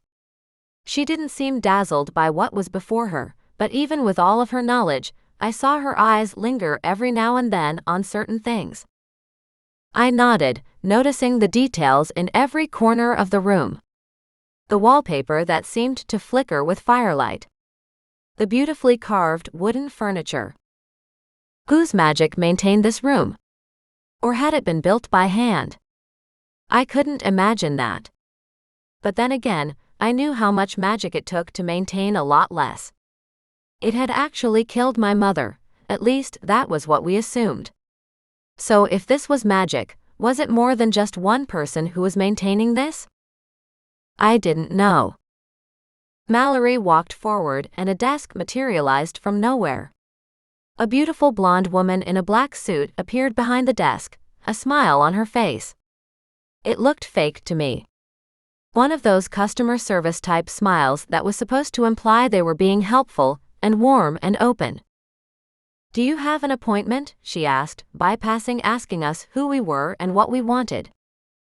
Mallory indicated for me to come forward, so I did, standing shoulder to shoulder with her, even though I wanted nothing more than to position myself behind her. I didn't know why, but I felt exposed, as though every eye on me knew who I really was without me having to open my mouth and tell them. Mallory smiled. "This is Ava Melfi." She wrapped her arms around me again. My body tightened up. I didn't like being this close to her. Her mother, Genevieve, died recently and she's looking for a job and information on her mother's family. The executive assistant tapped away on her silver screen that reminded me of an iPad, then flicked her gaze up at me. "We have an appointment available in 3 weeks' time," she said, her high-pitched voice perky. I was glad she didn't bat an eyelash at my name and my mother's. It must mean no one was familiar with my paternity, which was a good thing. However, the fact that the appointment was 3 weeks away was not something I wanted to hear. My breath whistled out between my teeth, my chest tightening painfully. "Oh, please no." I took a step toward the desk, trying not to be imposing. "I have to get back to the human world and attend to my—" I stopped myself. I was about to say sisters. I was about to reveal who I was. I couldn't do that. It would put my sisters in a bad place. It would tell Mallory I had sisters, which I wasn't positive she knew for sure. I cleared my throat. My pets. Cats. 3 of them. They were my mom's. I inherited them. And without me, they have no one. They'll be lost without me. Please." The tears that sprang to my eyes were real, as I struggled to keep my voice at a normal pitch. They wouldn't make me wait 3 weeks to see my father, surely? Then again, they didn't know he was my father. The woman sighed, taking in my emotions with narrowed eyes and pursed lips. "Who did you say you were again?" she asked, cocking her head to the side. "Ava," I said in a rush. "Ava Melfi. My mother was Genevieve Melfi." My locket, which had been burning for attention for 10 minutes, practically singed my skin. I couldn't ignore it any longer. Even if it meant revealing what I was doing, I had to hear what she was trying to tell me. Maybe it would be helpful, and I could bypass the 3 weeks. I grabbed it in my palm, and my mother's voice boomed into my head. "Tell them to contact the High Warlock and tell him who you are. He'll see you." I swallowed hard. I didn't really want to do that. Everyone told me not to reveal myself. My mother had told me the same. Why would she change her mind? Why would I tell them anything? Do it. Say it was a dying wish of mine that you take your rightful place in the realm, and the High Warlock is the only one who can rightly place you. I swallowed hard. Shit. As much as I didn't want to admit it, that sounded like it might work. I chewed my bottom lip and let out a breath. Here goes nothing. My mother's dying wish was that I speak to the High Warlock and ask him to put me into my rightful place in the realm. My voice came out shakier than I wanted it to, but I pushed forward regardless. He knew my mother when they were younger. If you tell him I'm here to speak with him, he'll see me. I hoped that would work, that it was enough. The receptionist looked unimpressed but nodded once, then disappeared behind the magical wall she created with a snap of her fingers. "Did your mother really want that?" Mallory asked. She crossed her arms, looking down at me over her nose. I could tell she was curious, but again, she was suspicious, and she was getting more and more obvious about it. She wasn't trying to hide it the way she had been. I turned and shrugged at her. "Not really," I admitted. Might as well be honest with her, since I was living with her. But I have to get in there sooner than 3 weeks. "And the cats?" Another arched brow.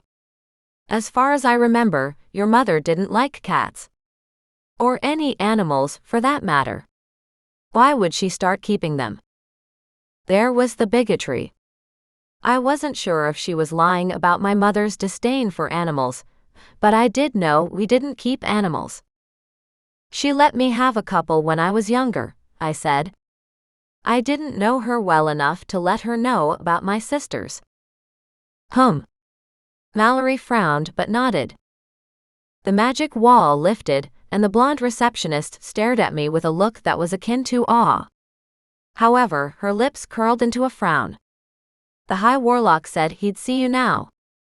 And that obviously wasn't the usual response. Even Mallory's mouth dropped open, her eyebrows wrinkling her forehead. Well, she said. It sounded snide, but I was willing to give her the benefit of the doubt. My heart leapt in my chest and I tried not to smile too much. He wanted to see me. That had to be a good sign. Thank you so much, I said, and I meant every word. I stepped closer, shoving my shaking fingers in the pockets of my jeans. Where do I go? I asked. The blonde nodded her head to the right. Just through that door. There's a gateman next to the portal. Thank you so much. I meant it too. I turned to Mallory, who was frowning like she'd never expected me to get my way and see the magical warlock. I focused on her. I'll be back as soon as I can. I reached out and touched her forearm. Thank you again for all your help. Mallory nodded, but her energy buzzed with anger and jealousy.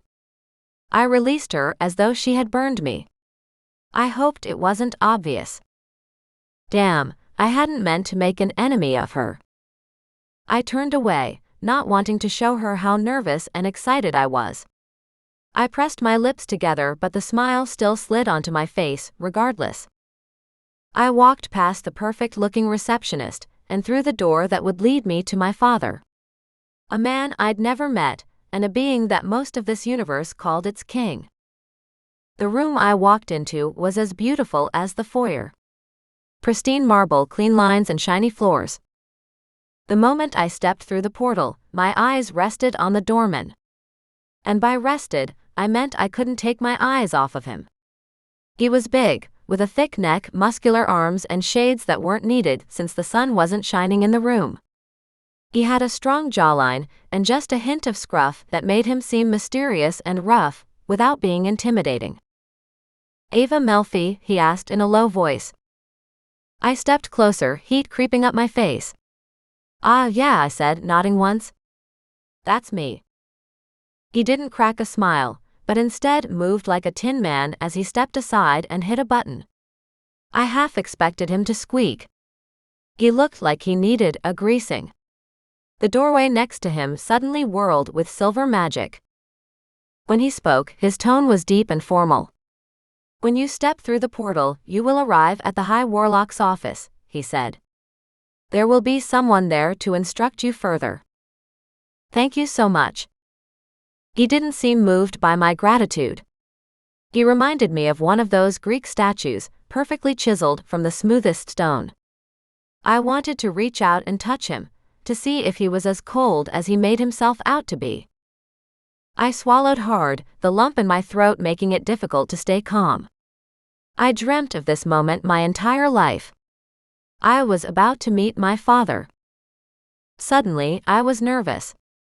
What if he didn't believe who I was? What if he wanted nothing to do with me? What if he wanted me as dead as the council seemed to? Oh God, I hope he likes me. At this point, there was nothing I could do. I wasn't going to turn around, not when I was so close. Whatever he would do, I couldn't stop him. All I could do was move forward and hope for the best. I took a deep breath, checked my clothes quickly for stains and crumbs, and finding none, walked forward. I discreetly rubbed my clammy hands on my thighs, trying to smooth out the wrinkles that didn't exist, trying to dry my palms as best as I could. The portal sucked me up and pushed me forward. Then there was nothing, for a single moment in time. No sound, no light. Nothing. I was suspended in time and space, in an absolute vacuum, with nothing holding on to me, with no one around to save me should something happen. My stomach tumbled. My eyes widened. I opened my mouth, ready to let out a scream, but just before I could, I was coughed out into an identical room on the other side of the portal. The light and sound opened up with a boom. Welcome to the council rooms, said a woman on the other side of the portal. Her voice made me jump after the soundlessness of the void, and I whirled back, taking it all in. My face turned red. I didn't like to think I was this vulnerable, this ignorant, but I was. I had no idea what to expect. I was surprised I hadn't puked my guts all over everything. Luckily, I managed to regain my balance before I fell on the floor. There was a bodyguard again, protecting the portal from this side. This one had blonde, spiky hair and a beard, but the same physical dimensions and personality of the other guard. Were they created by magic? Could I create something like that with my own magic? The possibilities were endless. The woman waiting to help me, however, seemed much friendlier than the blonde at the other realm. She had red, flowing curls, and was wearing a cute little plaid skirt that my sister Courtney would have loved. My heart panged at the memory of my sister. I missed her. God, I missed her. I missed both of them. I clenched my jaw. Thank you. I tucked a stray strand of hair behind my ear. I took a tentative step forward, and then another one. I managed to steady myself enough to move past the bodyguard, and step closer to the woman with a clipboard in hand. This is quite unusual, Miss Melfi, she said. I've never known the High Warlock to see anyone on such short notice. I shrugged, my heart racing in my chest. I kept my eyes on the floor in front of me, hoping she wouldn't realize I was hiding something. I cleared my throat.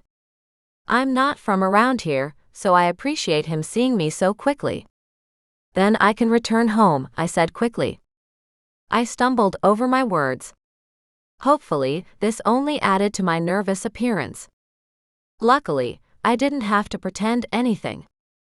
She must have noticed the fact that I didn't answer her rhetorical question, but she didn't mention it. She seemed smarter than she looked, more perceptive. It must have been the way her eyes continued to linger on me when she thought I wasn't paying attention to her. Instead, she nodded once, her gaze skimming over my jeans and tank top. Perhaps I should have dressed nicer? I was wearing heels, for crying out loud. There was a prickle of desire for more information. Suddenly, I remembered that I had access to someone who could help me with all of that. I grabbed for my locket and my mother was there, ready with advice. Don't trust any of them. Especially this one. She smells of black cats. I knit my brows together at my mother's advice. It sounded so strange. Black cats? What did that mean? And how could my mother smell them? Did she still have abilities other humans possessed even though she had died? Or was it part of the magic? I was tempted to ask my mother her opinion on things, but I knew I already risked too much. Instead, I forced a smile to my lips and waited for the redhead to speak. When she finally did, she indicated a gold door that suddenly appeared behind her. This way. I had no idea what black cats meant, but if my mother thought it was bad, then I believed her. What it actually meant, I didn't know. The best thing for me to do at this point was to keep my mouth shut. That's a lovely necklace, the redhead said as she swiped her hand across the door to unlock it. I smiled and let go of the locket I was still holding. I had to stop drawing attention to it. It was my mother's. She gave it to me before she died. The redhead nodded, but her gaze zeroed in on the necklace in a way that made me uncomfortable. What sort of powers did she have? Could she tell that there was something special about it? Despite my unease, the locket was warm against my skin. I had to assume that this meant my mother hadn't thought I was in any unnecessary danger. As a result, I continued to walk beside her, my guard up, but my mind open. I glanced at the gold door. I had to get in and get out before anything bad happened to me or my mother's essence. I didn't know if this woman was ballsy enough to try and do something to me outside the High Warlock's office. Either way, I had to be prepared. Do I just go through? I asked, indicating the door. It was a safe topic, one we could both discuss without there being any other meaning. Yes. One nod. There will be another assistant on the other side of this door, but they are expecting you, so you should be able to see the High Warlock quickly. I took a steadying breath as the door suddenly disappeared, and another shimmer of silver light appeared in its place. Am I going into another realm? The redhead smiled, but the light didn't reach her eyes. You're currently in the transport realm, she said. Her tone seemed to imply that she was curious why I didn't already know this. For someone who was supposed to be magic, I was certainly doing a terrible job of being prepared. This door will take you to the High Warlock's place of work. It was so much more complicated than I'd first thought. Thank you. I guarded myself mentally against the feelings the portal would bring, and walked through the silver door. I was whirled forward into the nothing and back out again. I staggered when my feet hit solid ground. I've gotta get used to that. I took a couple of breaths, trying to keep myself from throwing up all over the floor. I managed to swallow down anything that might have crept up, and straightened. Miss Melfi. A man's voice called to me, and I tensed immediately. I was in the High Warlock's chambers already? Where were the security guards now? My gaze darted to the right, following the sound of a deep male voice. He moved forward and the locket burned against my chest. I grabbed for it as my own heart sang with recognition. That's him. Now my daughter, please be careful. I don't know how much he has changed over the past 20 years. He may not be the man I once loved. I swallowed. I should be the one greeting him.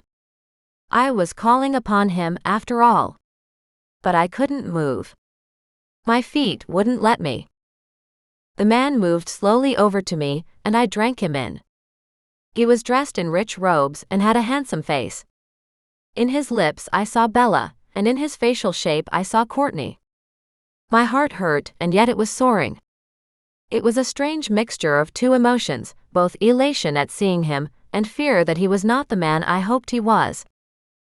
You look so much like your mother, he whispered as he stepped closer, his gaze soaking me in as much I was doing to him.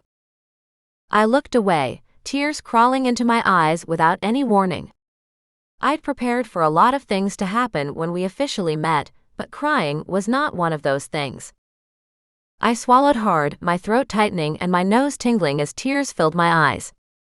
Yes. I've been told I have her eyes. And her mouth and her hair. He trailed off as a soft smile lifted his own lips. I was feeling dizzy, from what I wasn't sure.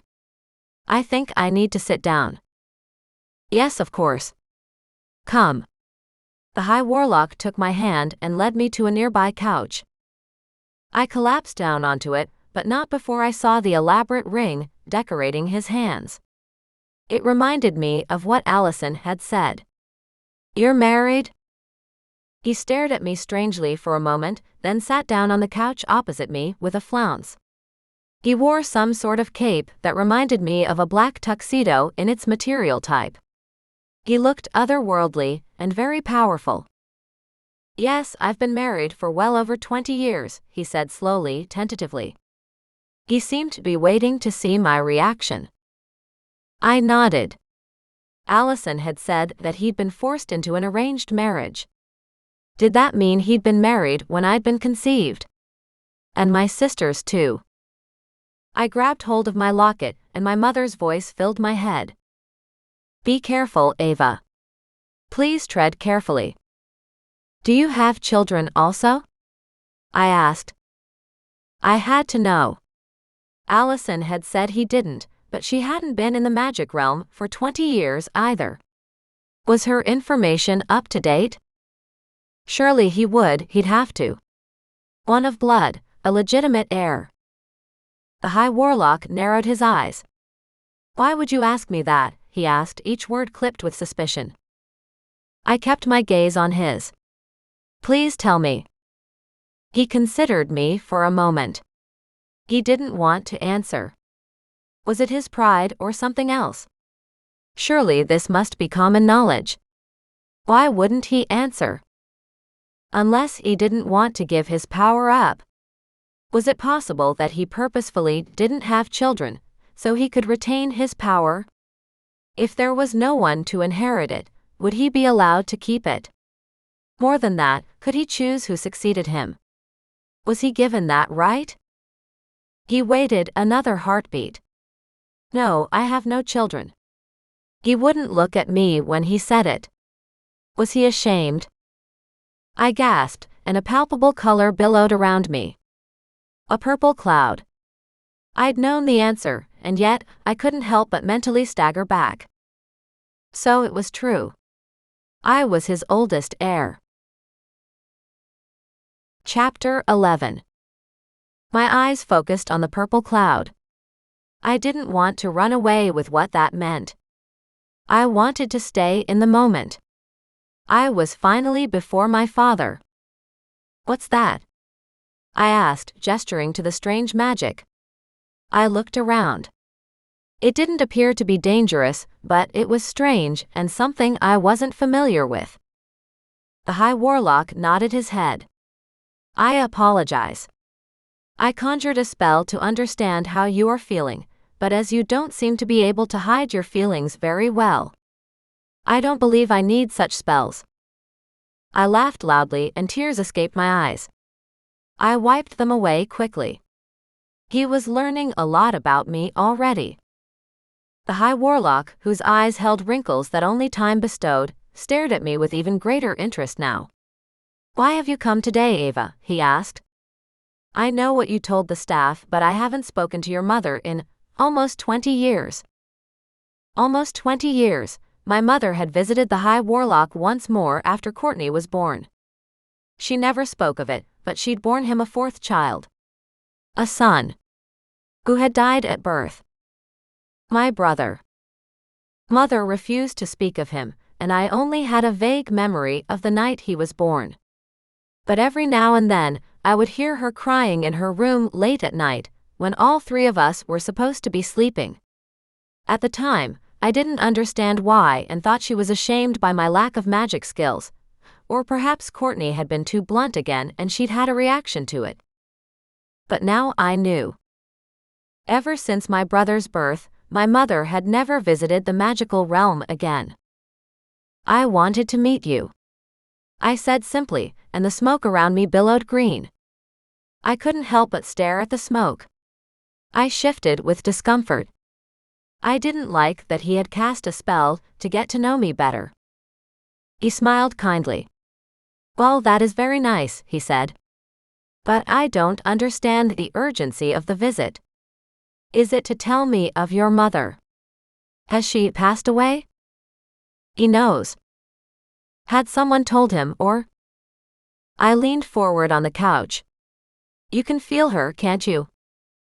He glanced down as though embarrassed.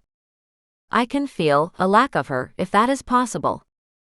He twiddled his fingers, his cheeks slightly red.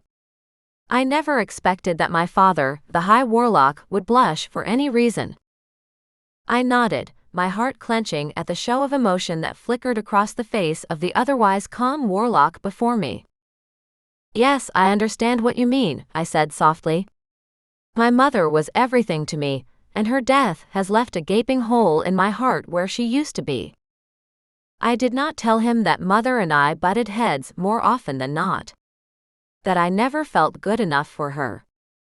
I was honest, I did miss her, but the complicated nature of our relationship I kept to myself.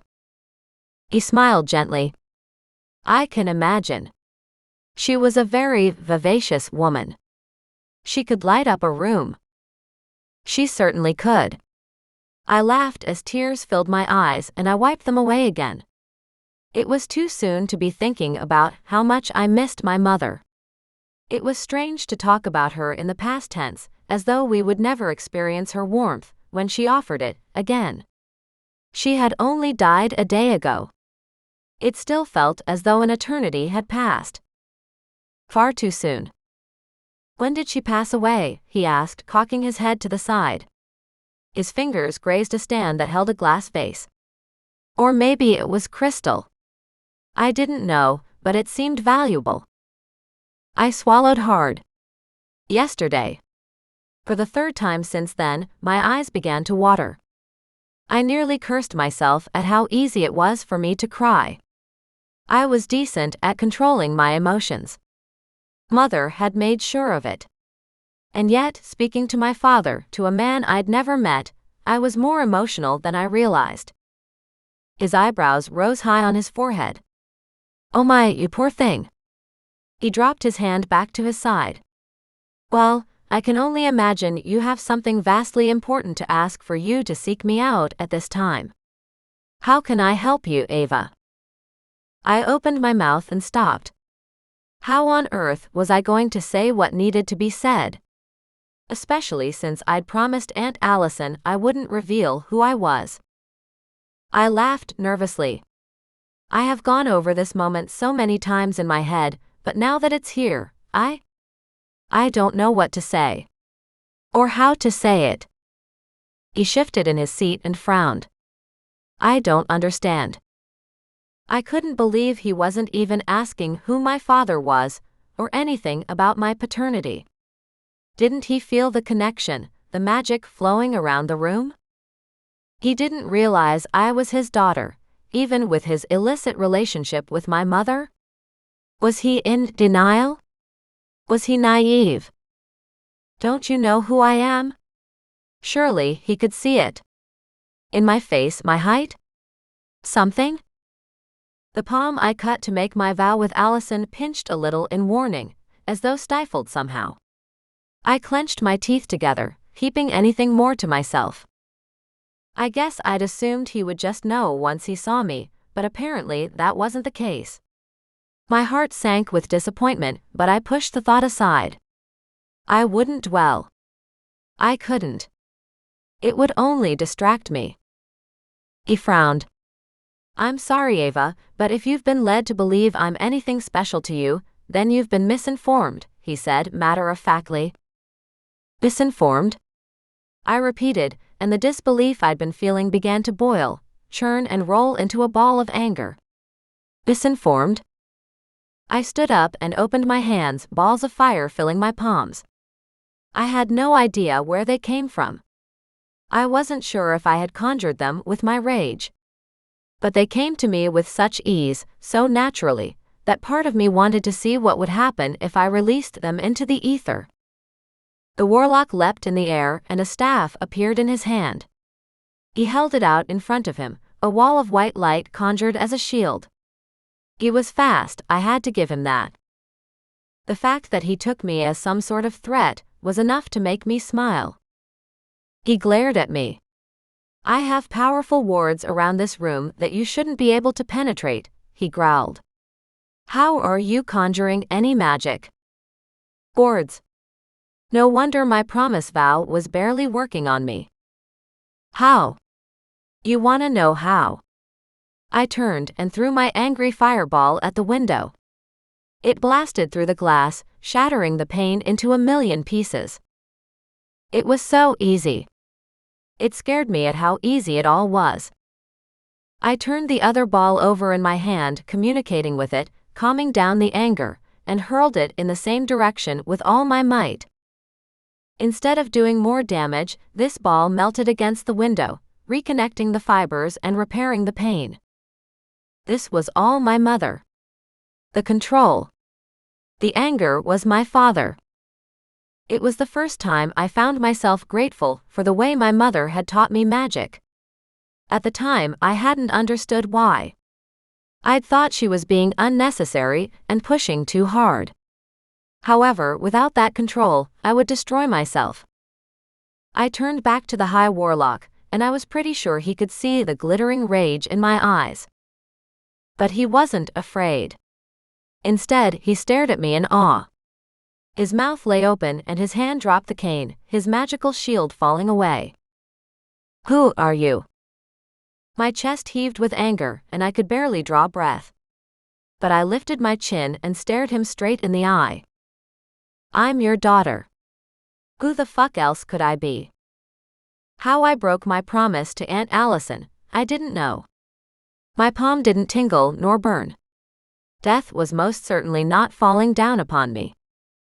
Perhaps it was the wards my father had up that stopped Allison's magic from working. Maybe it was pure will. It might have been how truly powerful I was. How powerful my mother knew I was but didn't tell me. I didn't know. It didn't matter. because now my father knew who I was. "You're my what?" He blinked, as though the thought hadn't even occurred to him. As though he'd never considered the possibility that I could be his daughter. Of all the reactions I expected from my long-lost father, absolute disbelief was not one of them, especially not after I showed him my power. I narrowed my gaze at him. "I'm your daughter. Your child. The fruit of your loins. What don't you understand about the terminology?" He practically collapsed into the chair behind him, falling backwards and shaking his head in disbelief. "I can't believe it." I rolled my eyes. "Seriously? How many times did you have sex with my mother? How could you not expect any consequences?" My father's handsome face flushed with blood, and he looked down at the floor beneath him. His lips were pressed tightly together, his jaw popped. Anger flashed in his eyes, but instead of saying anything, he continued to stare at his feet. "Yeah, I thought so." All the anger left me as I looked at him. I thought he would put up more of a fight. That I would need to prove myself to him. I stared at him, waiting. And as I stared, I realized that I wasn't angry with him. Not really. I sat down into my seat and blew out a breath. I slid my feet out of the heels I wore and flexed my toes before pointing them. I flicked my wrist and a healing balm was massaged onto the back of my heels, instantly soothing them. Suddenly the door burst open, and a huge man came hurtling into the room, growling like an aggressive wolf. The warlock held out his hand. "Everything's fine, Thomas. Thank you." But I thought I heard. He looked around the room, as though searching for an attacker. "Everything's fine," the warlock repeated and flicked his wrist. The massive guy nodded and disappeared through the door from which he'd entered. "Your security?" I asked, and he nodded, his eyes not focusing on me. Instead, he looked lost within himself. "Yes." I wanted to roll my eyes. "A little late, buddy." My father pushed onto his feet, his brow deeply furrowed. "How could your mother have not told me about this?" he asked, waving his arms. He seemed consumed by his frustration with her, rather than with me. I snorted, shaking my head. I flicked my wrist again. Instead of high heels, the shoes next to my bare feet were slippers. Nice, warm ones that made my skin instantly relax the second I slipped them on. Yeah, we asked her the same thing many times. She just didn't tell us anything about you. I made it a point to avoid touching my locket. I didn't need my mother lecturing me about anything, especially my father. What to tell him, what not to tell him. Especially since she'd apparently kept me and my sisters a secret from him. How she had managed to do that, especially considering he was an incredibly powerful warlock, I didn't know. He repeated. Oh, so now he was listening? I pressed my lips together, hesitating. Telling him about me was one thing, but should I tell him about my sisters? I didn't know. However, I realized I couldn't go half in. I either told him nothing, or I told him everything. My mother told me to be careful, but how was I supposed to do that? Yes, my sisters and I. A hesitant nod, but I made my gamble. There are 3 of us, all born within 3 years. The blood drained from his face this time, making him appear as white as a ghost. He sat back down in his seat, looking queasy. I almost felt bad for him. I gave him a half smile, amused as much as I was confused. Yeah. I know. This still didn't make sense to me. My mother had gotten pregnant with me, I assumed by accident, but she'd gone back for my sisters on purpose. Why? Why get pregnant by accident, and then get pregnant on purpose? If I had been an accident, why not just stop with me, learn from her mistake? Why go and make 2 more? Maybe when I had more time to talk to my mother about this, I would ask her.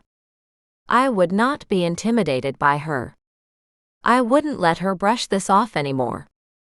He continued. She went away for a year and then came back for a few weeks, then she'd disappear again. She came back 3 times, I think. His gaze met mine and pain wrapped around my heart as the locket sang to me. I didn't dare touch it. I couldn't handle my mother's emotions, my father's and mine all at once. My mother had already had so many opportunities to tell me the truth about everything, but she hadn't. She'd kept her secrets. And that was her choice. But that didn't mean I was ready to just move past it. I didn't want to hear her explanation now, when she was practically forced to give it. I swallowed hard. My mother gave birth to a son after my sister Courtney. But he died, and I don't think she ever fully recovered from that. The whole room shifted, changed color. There was a heaviness in the air, a shifting of mood. I wasn't sure where it came from, or how long it was going to stay. Should I excuse myself? Or remain here with no threat to myself? The warlock had his eyes closed and the vibrations coming off him were powerful. Bordering on dangerous. I'd never felt anything like it. And yet I felt safe. It was power I recognized because the power was also in me. I grabbed my locket for the first time since I'd arrived and heard my mother scream. No, don't tell him about the baby. Ava, no you can't. Why? I whispered to her. Because it's his greatest wish to have a son and Matlock is passionate. His magic is powerful. You could be hurt. I pressed my lips into a thin line. Perhaps I should have heeded her warning. Then again, perhaps she should have told me as much before she died. The High Warlock's eyes flashed open, and the room began to calm as he regained control of his magic once again. I recognized that look. My mother hated that look whenever I had it on my face. I didn't realize my father made the same face. It was probably why she couldn't stand it. Because it reminded her so much of him. I swallowed hard, my stomach clenching in fear as I let go of the locket. My mother said you were powerful. Somehow, that broke the tension and the room snapped back to normal. As though someone had sucked all the emotion and life out of the room. Did she? A smile quirked up one side of my lips, and I couldn't help the playful note that came out. My sister Courtney is like, so cool and rebellious and strong. I thought that had come from mother, but obviously not. Not to say my mother wasn't strong in her own way. I just realize it's a different sort of strength. I gave him a small smile, and he managed to return it. At least he didn't think I was weird for babbling on and on, as I had a tendency to do at times, especially when I was nervous. I slid one foot into my slipper, then another. I wiggled my toes, enjoying the warmth that coated them. Then he shook his head and his eyes became glazed and unfocused again. I don't know how this happened. He stood up again, this time pacing the length of the room. His stride was quick and purposeful, his jaw clenched once more. His eyes darted in front of him, as though he was thinking while simultaneously making sure he wasn't running into anyone at the same time. I stared at him and crossed my arms over my chest. Seriously? He chuckled softly, you're right. I do know how this happened. I just can't believe Genevieve would keep this from me. I shrugged. Believe me, I agree with you. We used to beg her to take us to you. I shook my head, crossing my arms over my chest. If it makes you feel any better, she kept a lot of things from us. I think she thought she was protecting us, but in reality, she was keeping us from the truth. She was keeping us from you. He smiled stiffly. She never made an effort to take you to me. I was surprised that he actually sounded sad. No, she wouldn't. I shook my head, flaring my nostrils. Judging by the way I clenched my knees with my nails, thankful for the denim protecting my skin, I was still angry about it. Quite the opposite. She used to forbid us to ever search you out. She even reminded me of that on her deathbed. Really, why? The warlock's voice had tightened, and was now a higher pitch and tone. He stopped pacing when he was in front of me. I couldn't meet his eyes. Despite the fact that I had just threatened him, despite the fact that this man was my father, I still felt his presence. I was intimidated by him, but I didn't fear him. It was a strange contradiction. You tell me. I shrugged, not knowing what to say. I couldn't speak for my mother. I didn't understand most of the decisions she'd made. What do I call you? He grimaced. Obviously, father wasn't going to go down very well. You may call me Matlock. I tried to ignore the stab to my heart that disappointing statement brought. All right. I nodded, hoping he didn't hear my voice crack. Well, Matlock, please tell me, why wouldn't my mother bring the three of us here to see you? And a bigger question I've always wondered, why did she get pregnant so many times to you, if we could never be together?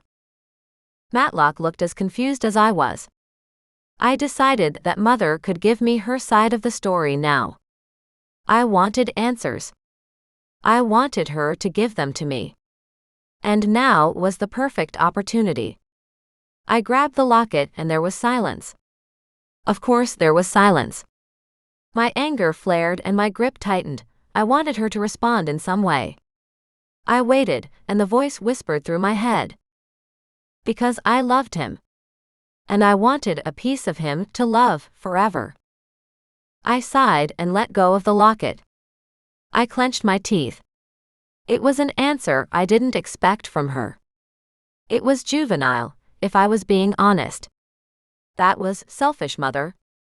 You didn't think about me or Bella or Courtney.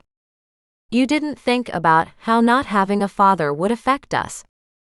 Matlock still wasn't speaking, and the ball of anger in my gut began to tighten again. You know something, I said to him. Tell me. He cleared his throat. Well, I believe it would be because we had an affair. His gaze dropped to his hands, tugging at his fingers as though he wanted to remove them. Or at least we did during your sister's conceptions. I have to assume, due to the time she went away and came back, that you were conceived before my betrothal. They'd had an affair? My mother knowingly slept with a man who was with someone else just to have another piece of him? What about me? Wasn't she satisfied with just me? She'd already had a piece of him in me. Why did she need more? I wasn't trying to be selfish. I was glad for my sisters. I wouldn't trade them for anything in the world. But why did my mother go back? Betrothal. I frowned as his words came back to me. What an incredibly old-fashioned word. Well, yes. I was born into an arranged marriage. Like all high warlocks before me. Chapter 12. So, it wasn't just my mother who'd cheated. He had as well. I couldn't blame one and not the other. That would be hypocritical of me. Oh. Well, that sucks. Matlock cocked his head to the side. Why do you say that? He asked, seemingly confused. Was he serious? I couldn't think of anything but the pitfalls. Because, what if you fell in love with someone else? My mother certainly loved you. What are you supposed to do in that situation? What I really wanted to know was whether he loved my mother too. Was he just as heartbroken as my mother when she left each time? Or was this the perfect scenario for him? A woman he could fool around with who would leave for long periods of time. When I looked into his face, there was nothing but pinched discomfort. Oh. I clenched my jaw and looked away. If that wasn't the epitome of discomfort, I didn't know what was. I shouldn't be surprised. I shouldn't, but I was. I sighed when he didn't answer. You're supposed to do exactly what you did, aren't you? Marry the woman they had arranged for you and, what? Not admit to having any other love affairs along the way. Using my mother for as long as you could, not expecting any sort of consequences? Having your cake and eating it too. Matlock slid forward on his seat and clasped his hands together in front of him. Oh no. He shook his head. I haven't had any other women. My wife would. He laughed.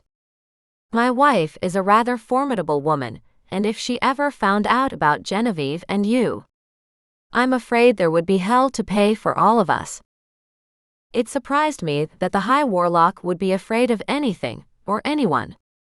He was supposed to be the most powerful warlock in the entire magic realm, and he was afraid of his wife? I sucked in a painful breath, my lungs now feeling as though they had shards of shattered glass in them.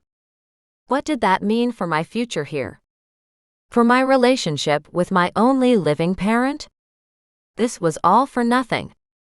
It sounded as though he wanted nothing to do with me. It sounded as though he was more concerned with the risk this posed for himself than me.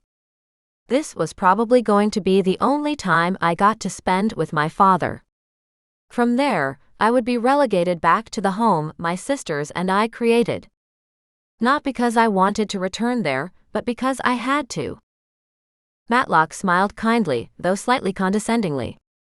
Look, Ava, I'm not sure why you came here today because I'm not sure how I can help you, he said. I hated the way he talked to me. I hated that he thought I was some child with fantasies about meeting her father. Because that was exactly what I was, and I didn't want to admit it. I felt like such a fool. Disappointment flooded me at the flat-out rejection.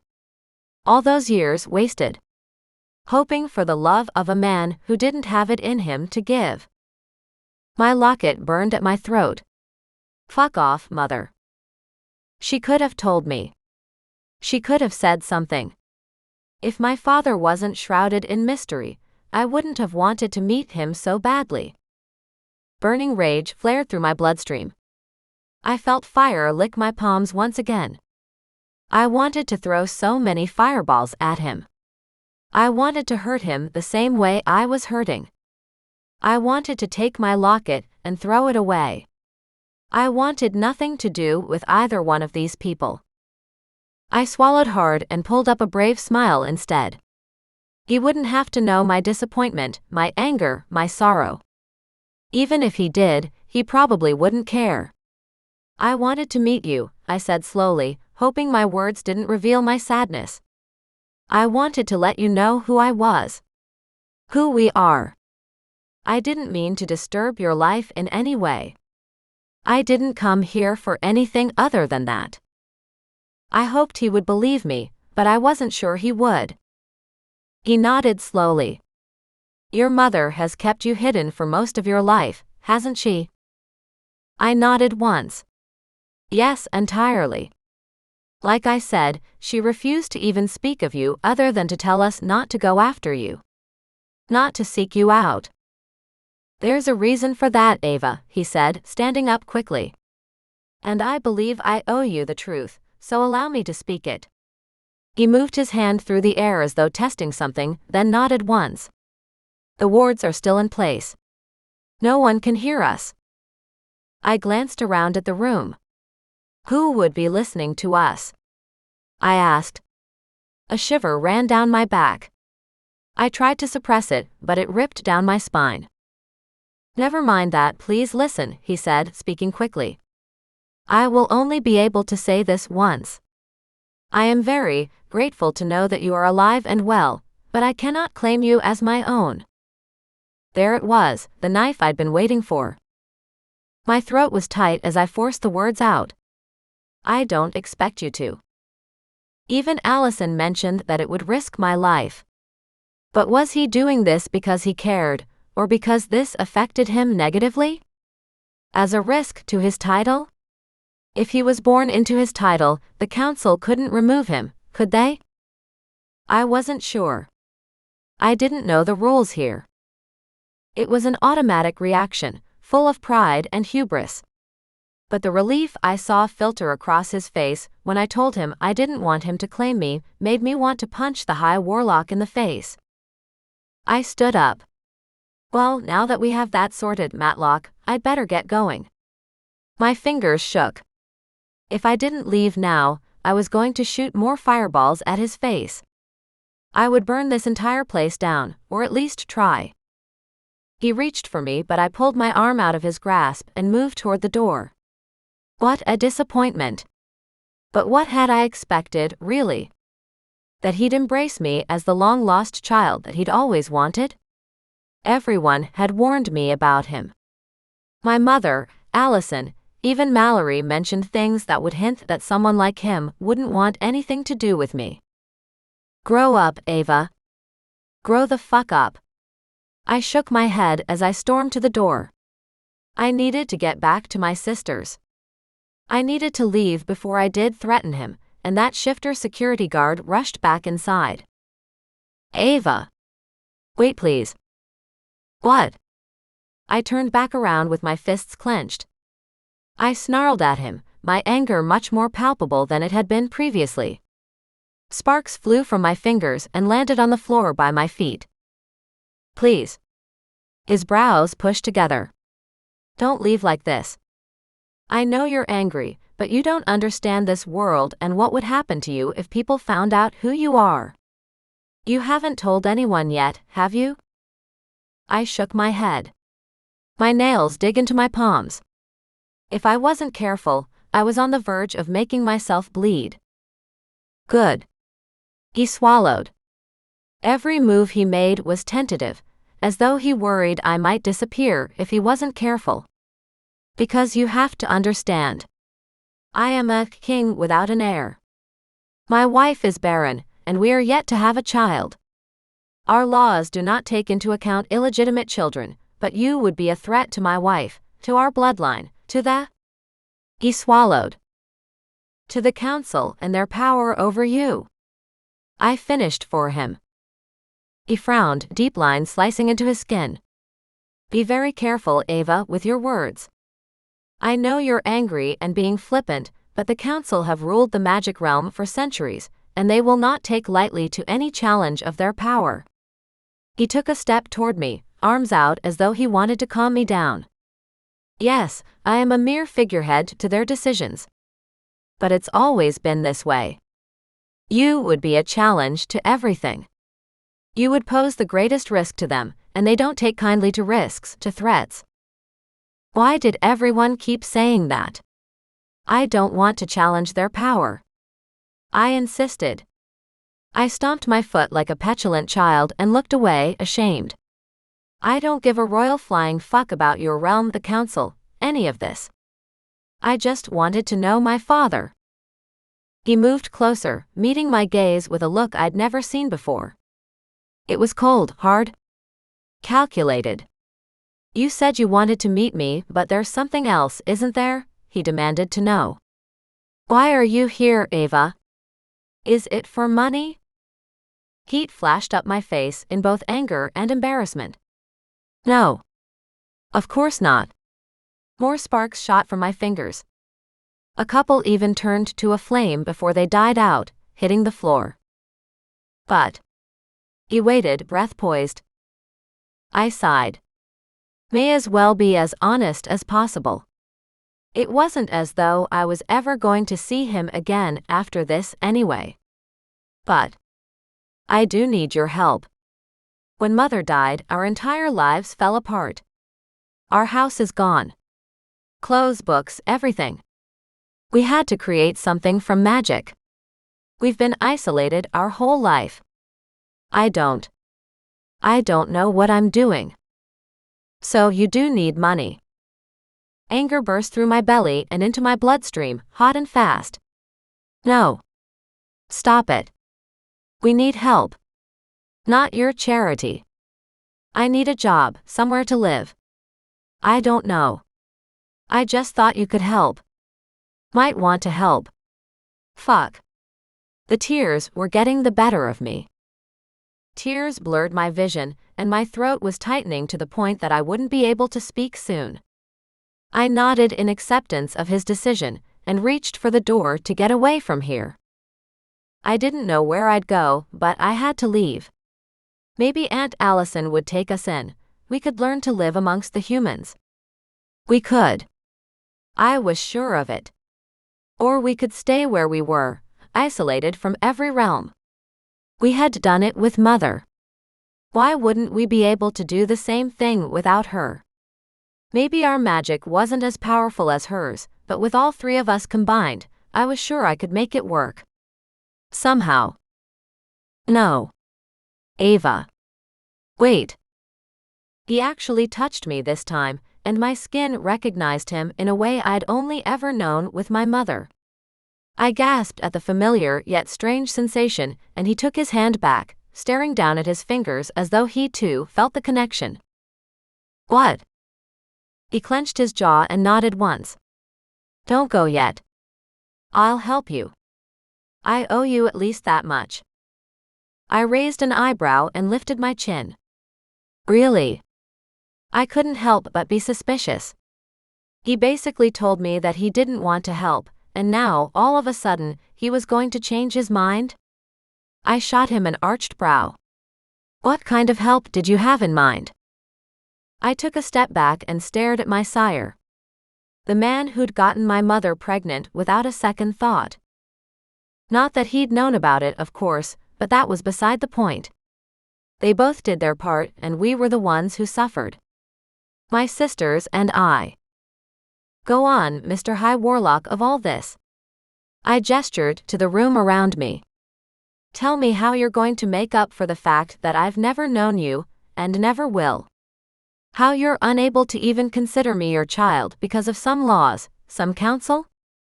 I pursed my lips and glared at him, and he had the good grace to look abashed. He began moving around the room again, occasionally putting his hand in the air and checking if the wards he'd put up were still in place. I wasn't sure why he thought it necessary to continue to do that. Wasn't he the High Warlock? Why wouldn't the wards be in place? Could someone so easily penetrate them? He didn't stop walking.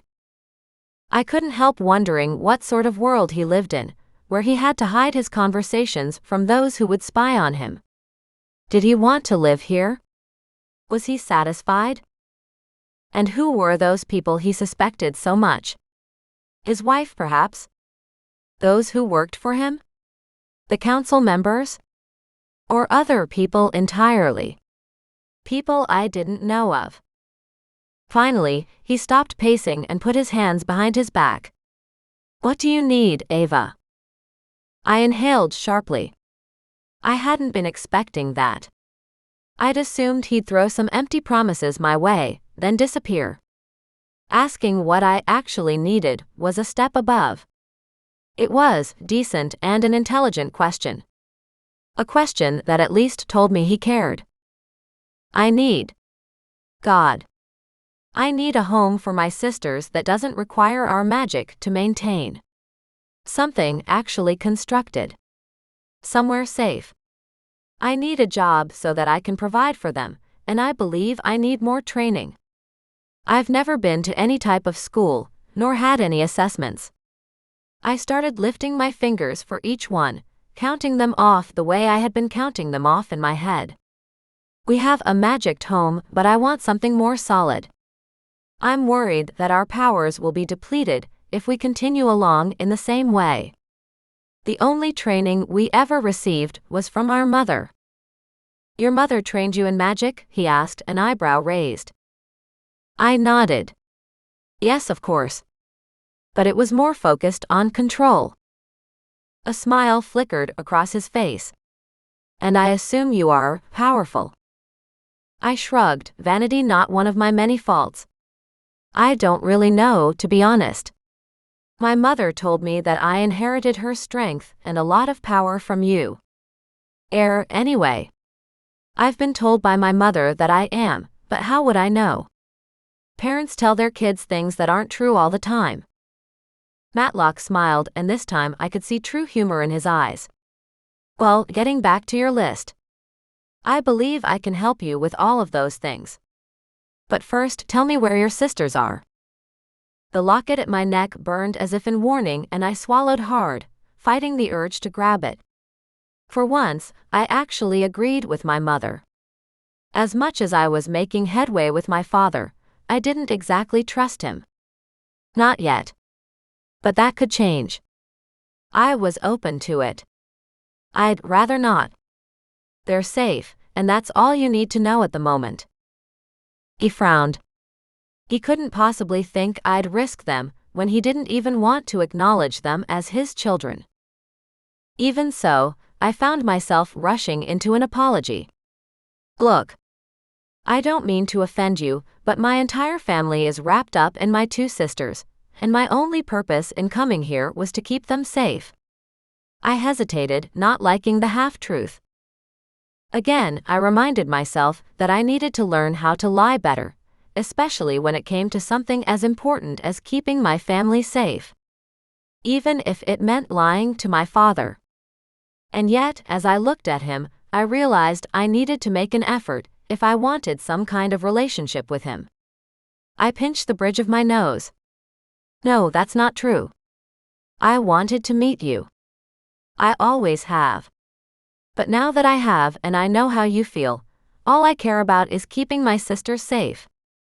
He nodded slowly, though the cautiousness was creeping back in. I understand, and I admire your tenacity in your quest. So, if you won't tell me where they are, would you at least tell me a little about them? The request surprised me. More than that, he seemed hopeful, as though he wasn't quite sure I'd actually help him. I didn't think that he'd be interested, but I was wrong. If I found out I had 3 grown children I hadn't known existed, I'd have more than a few questions. Sure. Well, Mother named us in alphabetical order. Ava, Bella, Courtney. Why, I was never sure. Bella is studious, quiet, a bookworm. And Courtney's the wild child. She's rebellious and hard as nails. I laughed, mostly to myself. She's a handful. And damn powerful when she puts her mind to something. They're both magically inclined, he asked gently, as though inquiring about a totally mundane subject. Oh, very. Bella is great at spells and elixirs. She'd be a great healer with the right training. And Courtney is great at everything. Especially physical skills like hand-to-hand combat. Matlock's eyebrows flew up. Well, that's impressive. I grinned, love flooding my heart and allowing kindness to flow through. Would you like to see them? I nearly clamped my hand over my mouth. Was that the best thing? Should he be allowed to see my sisters? Would that put them more at risk? He's their father. Could I even conjure a spying window? I should be able to. Matlock swallowed hard, battling emotions I wasn't sure he could name. Yes, I would like that.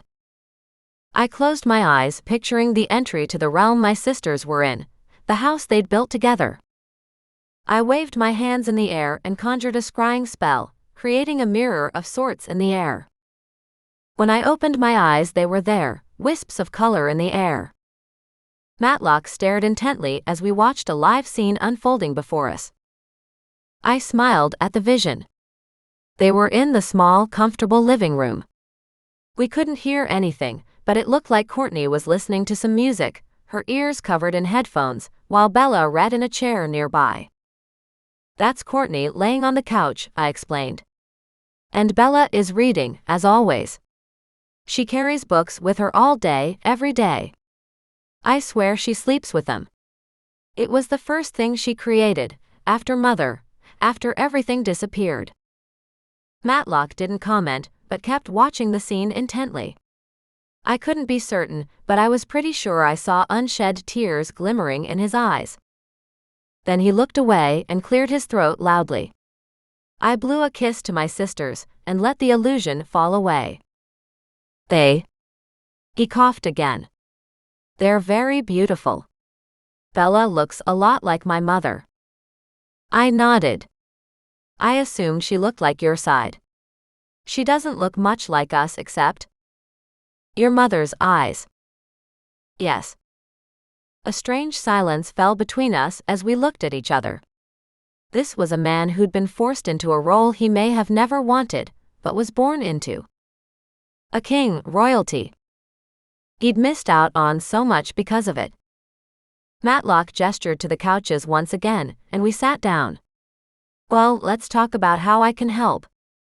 I'm not sure if you know about this, but there are a series of tests that a witch will undertake to determine her strengths and weaknesses soon after she reaches maturity.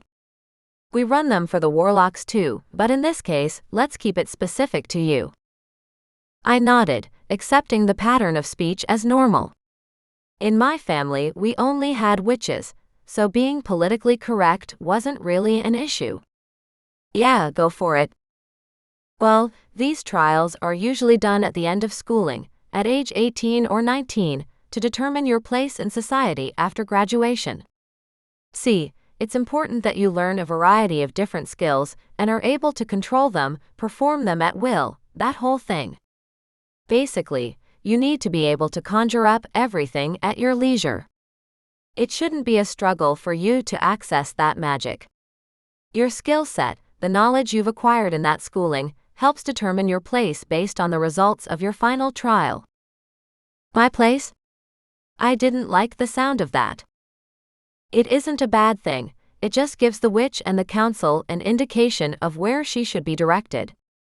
For example, toward a job that may suit you and your magic.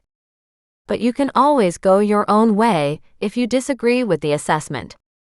That's never an issue, but it helps most. A lot of people have no idea what to do after they graduate. This pushes them in a direction most beneficial to their skill set. So what was he saying exactly? That I should go through this testing so that the council could work out where to put me? So you want to what? Test me? He nodded eagerly. Yes, we'll know where to place you. In which realm, and in the appropriate job. I'll be able to set a pay scale for you and send you extra funds if you need them. We can set you up with a job, a house, money, everything. You can send for your sisters when you're settled, and perhaps they too will want to be part of the magic realm. We'd always wanted that. To live in a large community of magically minded people. Granted, they were mourning the loss of Mother, and wanted time to do that. But after everything that had happened, I think we all agreed we wanted to be part of where we belonged. And as much as I loved Mother and the solitude she'd created for us, we didn't belong there. To not be so isolated. So separate. I cleared my throat. We would love that. But I wouldn't want to be sent to some distant realm. I'd want to stay close to the human world. And you? I didn't want to vocalize that last bit out loud. I wasn't sure if it would have been too much, too soon. But it was the truth. At least, that was how I felt. He smiled gently. You would most likely stay close by, but remember, with the use of portals, we travel far and wide in mere moments. You'll never be stuck in one place again. Not if you don't want to be, that is. Happiness filled my chest. I would have the freedom to go to places I'd never been, and explore realms I'd never known existed. That sounded like a dream. That would be awesome. I could barely contain the grin that split my face. Chapter 13.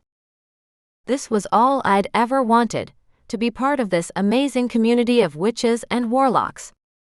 To travel, to cast spells, to learn magic that my mother wouldn't or couldn't teach me. When do we start? Well, I will speak to the judges and testing panel as soon as you leave today.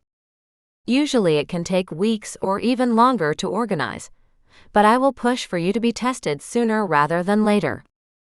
You must be anxious to start. There was a sudden knock at the door, and Matlock turned his head to the sound. Come in. The door opened, and a man whom I'd never seen before stepped into the room. My heart pounded at the sight of him.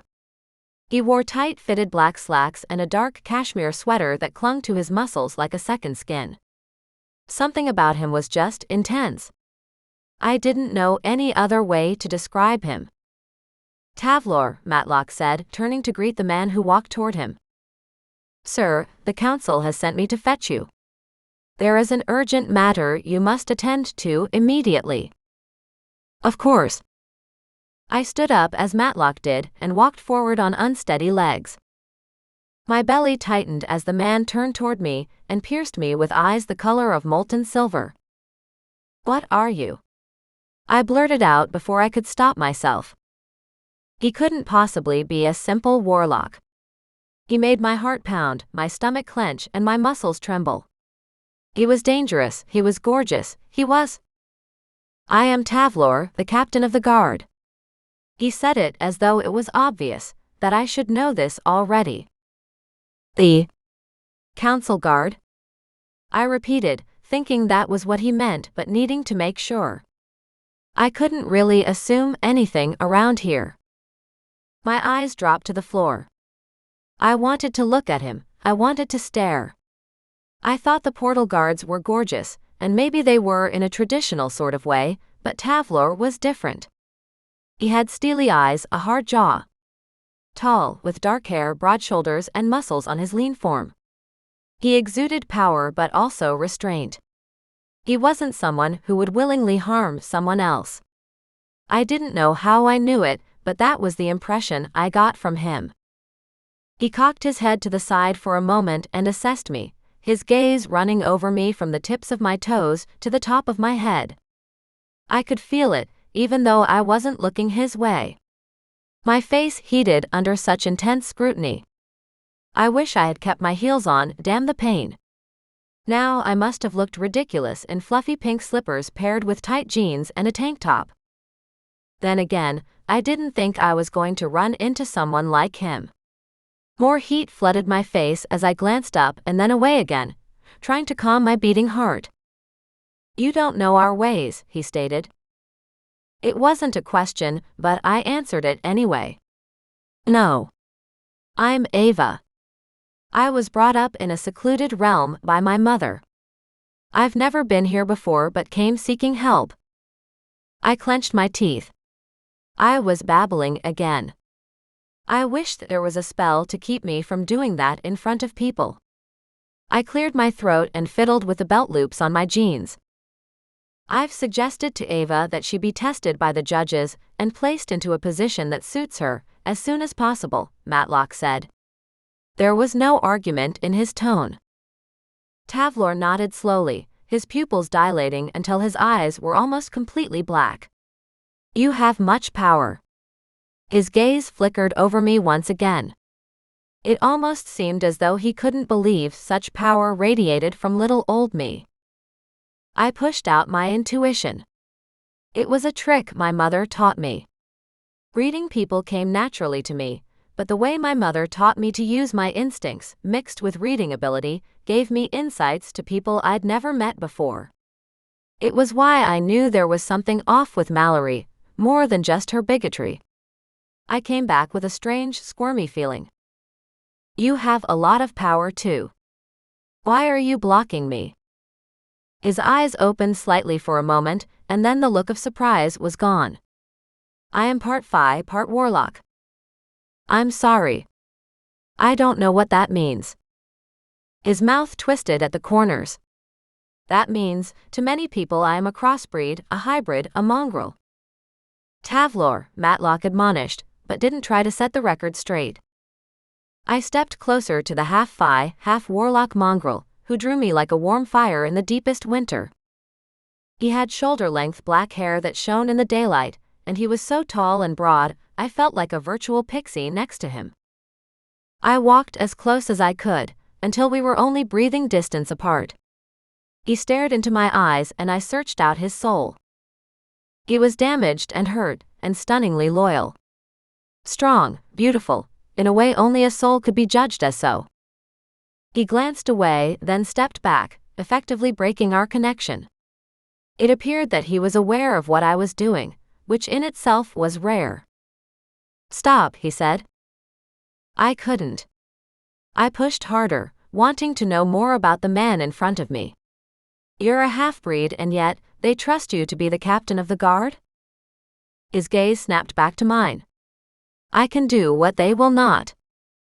You're ruthless. I asked, desperate to know. I didn't know why I was desperate. I didn't know why this was so important to me. Yes. My breath caught in my throat and heat pooled deep in my belly. I'd never been with a man.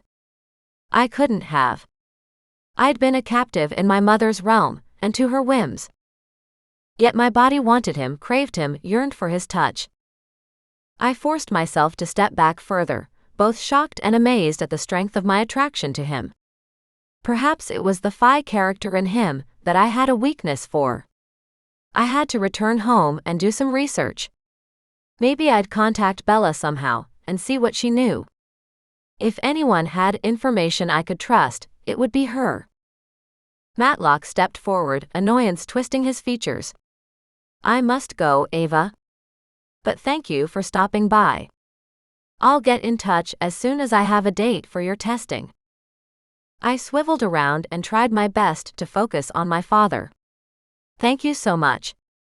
I appreciate your help and everything you've offered to do. I'm staying with Mallory. She owns the cafe with the pastries and the window sparkles. The black cat, I believe.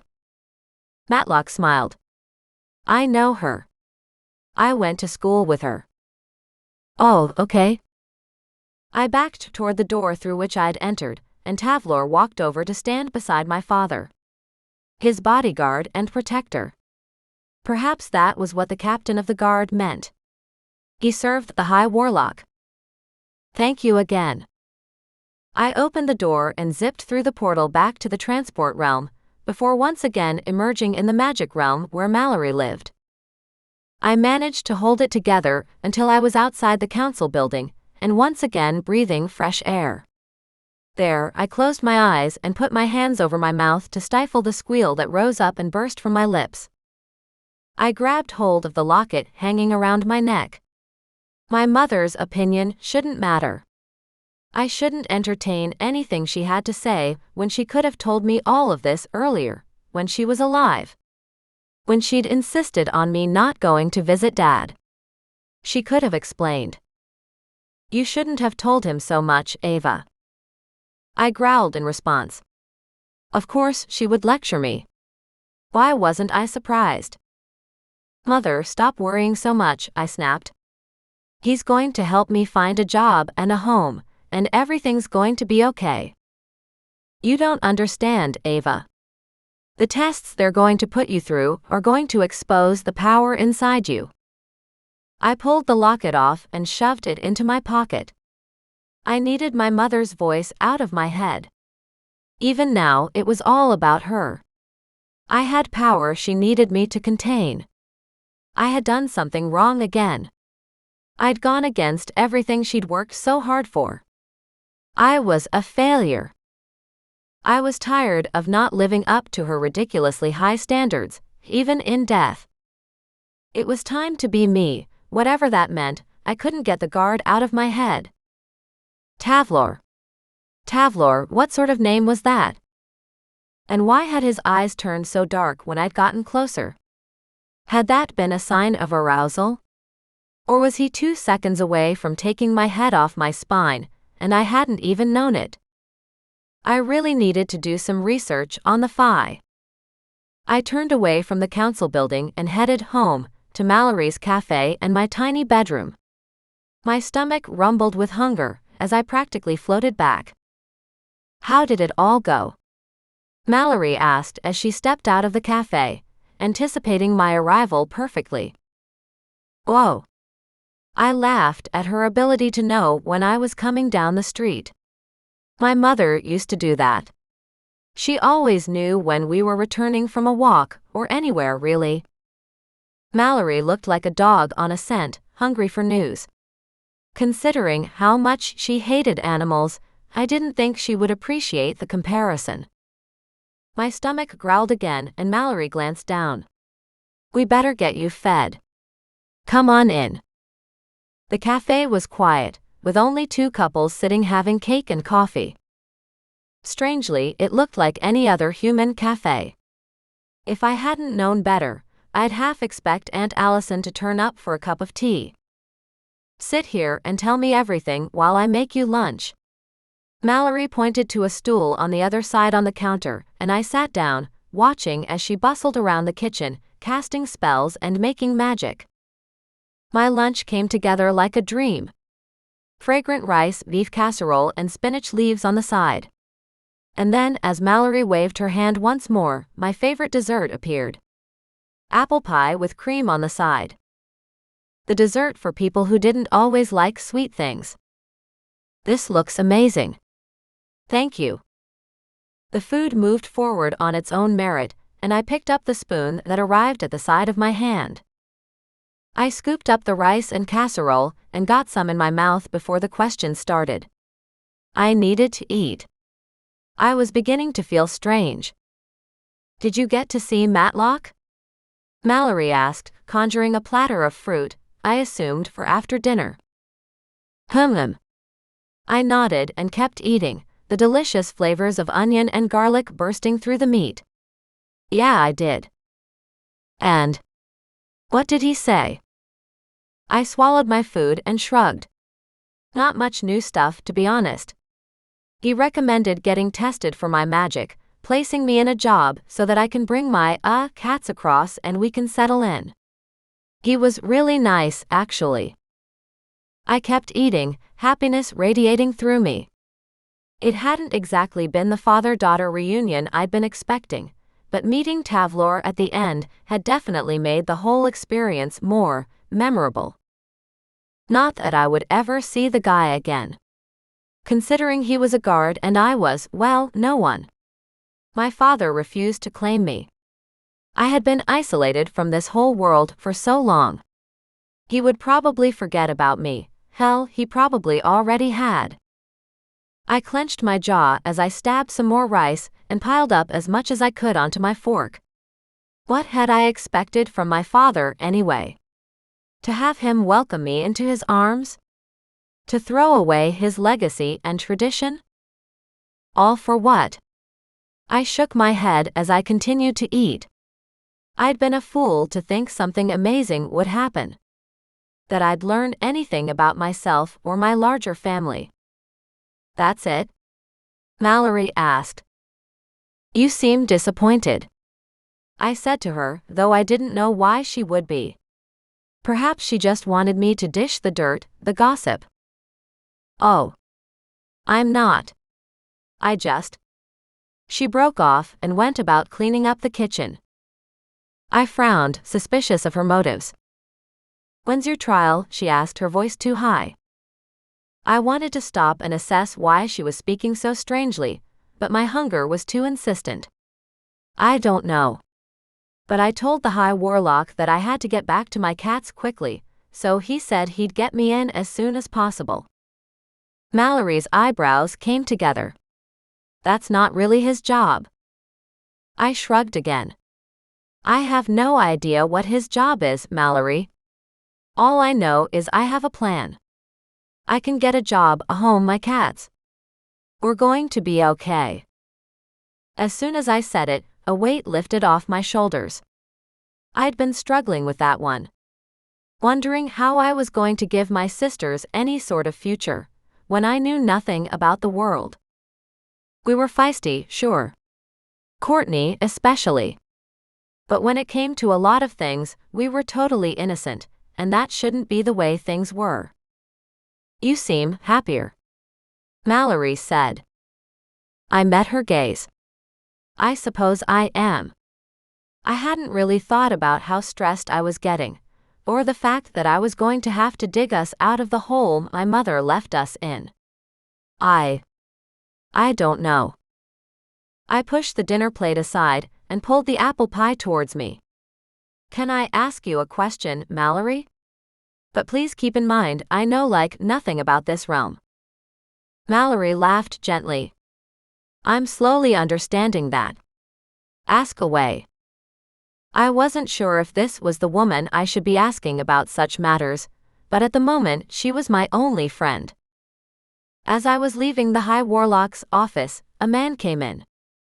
Yes, and? I bit my lip, not sure which way to play this. Should I say I was totally turned on by a guy I'd never met before?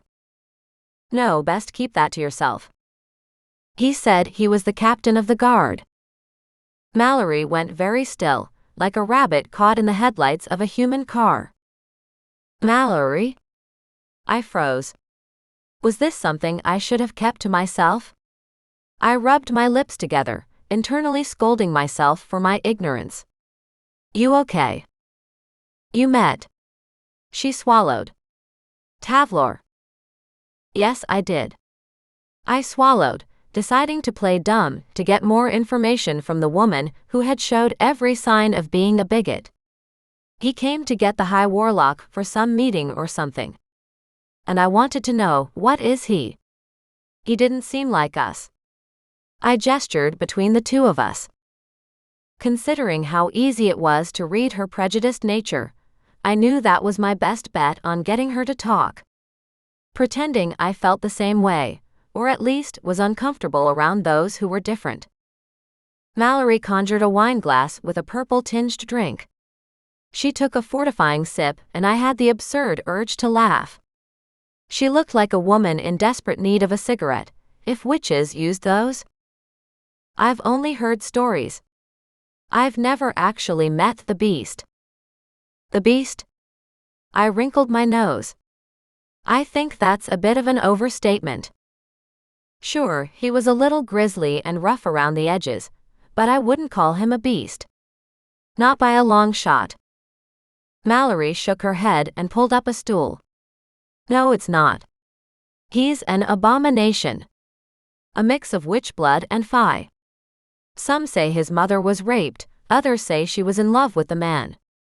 But either way, his mother died giving birth to him and he was raised by his aunt, a high-born wife of one of the council members. She scoffed. It's the only way he survived. If he had been born into a low family and anyone had found out about what he was, he would have been killed. A shiver coursed along my spine as she told her story. So this man, this half-fae warlock, was orphaned at birth by his mother and I assumed his father as well. He was then raised by his aunt, among the elite, where they all looked down upon him as though he were a mere animal. Lovely. No wonder his soul seemed so broken, so damaged. Okay, so why is he the king's guard? I mean, the High Warlock's guard then? I don't know the term. Mallory shifted her closer on her chair. He isn't just the High Warlock's guard, he is the captain of the council's guard. He commands all the soldiers at the council's disposal. So he has, like, heaps of power? Yes. This wasn't making any sense.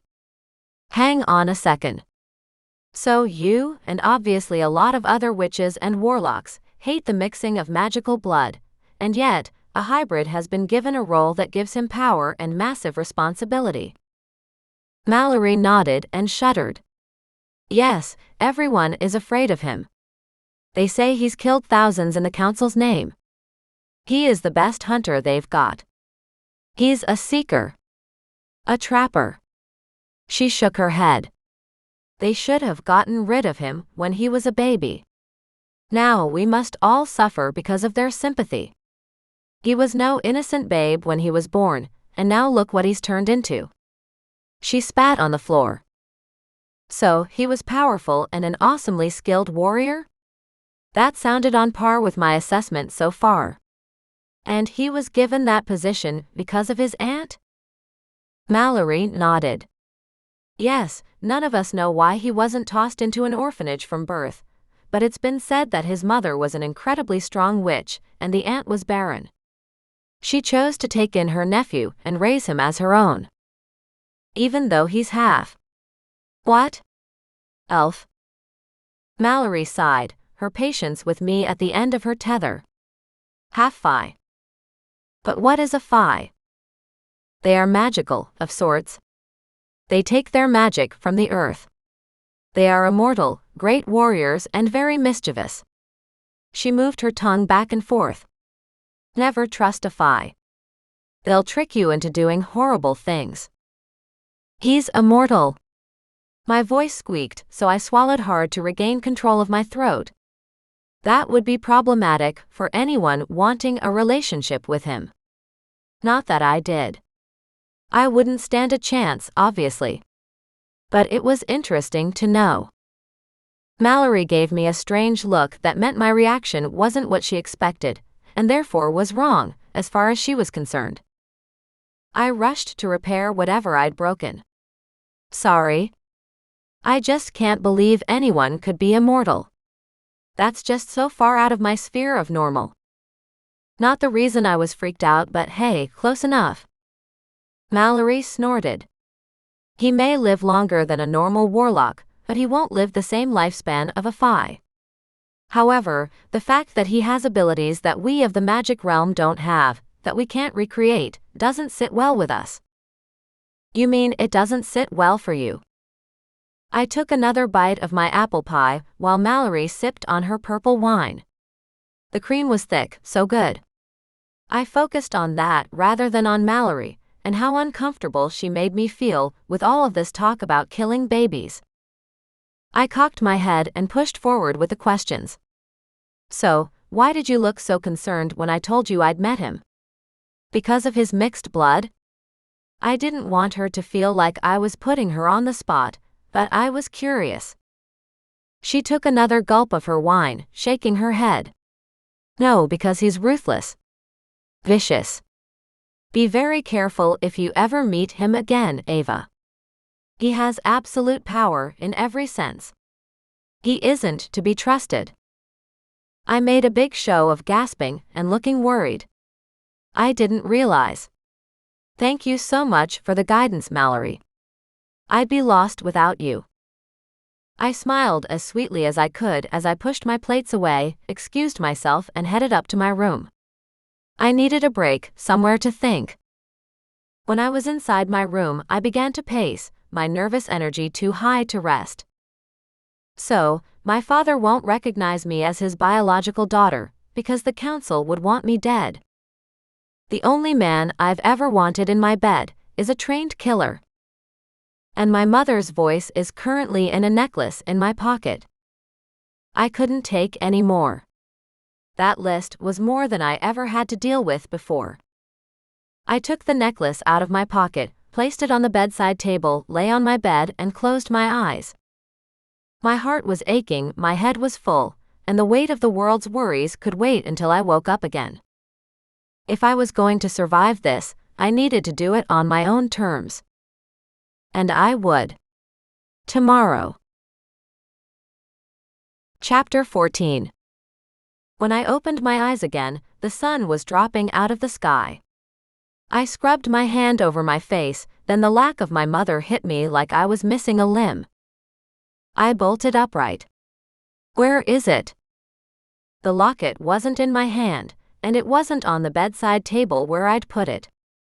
Panic raced through my veins and I rolled off the bed, landing on my knees on the carpet and frantically scrabbling around the blankets for the necklace. Shit. It was nowhere to be seen. I closed my eyes and focused on the energy of the necklace. It was close by. I could still feel it. No one had taken it from me. I dropped onto my belly and surveyed the floor. Around my bed and under. And there it was, lying in a pile on the carpet beneath my bed. I grabbed for the chain and held it tightly in my palm. My mother's voice came barreling over the links and into my head. Ava. Oh my God. I thought I'd lost you. I choked on a laugh as tears slipped down my cheeks. You thought you'd lost me? I half sobbed with relief as I put the necklace back around my neck. Despite the intensity of having my mother around me all day, it was a comfort I wasn't yet ready to give up. I was still angry with her for keeping things from me, for making things about her instead of recognizing that I needed help and not a lecture. But it was nice to hear her voice in my head once again. So what's the plan now? I'm not sure. Dinner, I suppose? Maybe check in with your sisters first? I hope they're okay. Yes. Great idea. I'd been thinking that I needed to talk to Bella earlier. I got up off the floor, and after making sure the bedroom door was locked and no one could get in, I sat on the bed. I closed my eyes and conjured a phone inside my sister's house and one beside me. Once the link was complete, I opened my eyes, picked up the receiver and pushed the one button on the console. It started to ring, and a bubble of laughter caught up in my belly. I'd missed the rat bags. "Hello?" Bella's surprised voice came through the line and I clung to the receiver. "Bella, it's me." "Courtney." "It's Ava. Come quick." There was a shuffle on the line, and I assumed they were both listening to me now. I should have created a speakerphone. Next time I do that. "How are you guys? I miss you." "We're fine," Bella said. "Yeah, boring as ever," Courtney said, and I laughed. We'd always begrudged our quiet childhoods. "You got over the fridge pretty quickly." "I wouldn't say that," she said, and I could picture her twirling a lock of hair around her finger. "It hasn't lost its novelty or anything. It's just boring." "Well, you won't be bored once you arrive in the magic realm. It's crazy busy." There was a shocked gasp. "Really?" Courtney asked breathlessly. "When?" "I saw the High Warlock this morning, and he's going to set up this testing thing for me. Then they'll get me a job, and I can bring you guys across once I have a house, and I know everything's safe." "The High Warlock? You met him?" Courtney asked. Too late, I remembered I should be protecting this call. "Hang on a second." I lifted my hand and conjured a protective spell, waving my hand around me just as my father had done this morning. I could feel more than one spike against the bubble, and realized I was being monitored. By whom didn't really matter, but I had to be more careful, especially if I was supposed to be keeping my sisters a secret.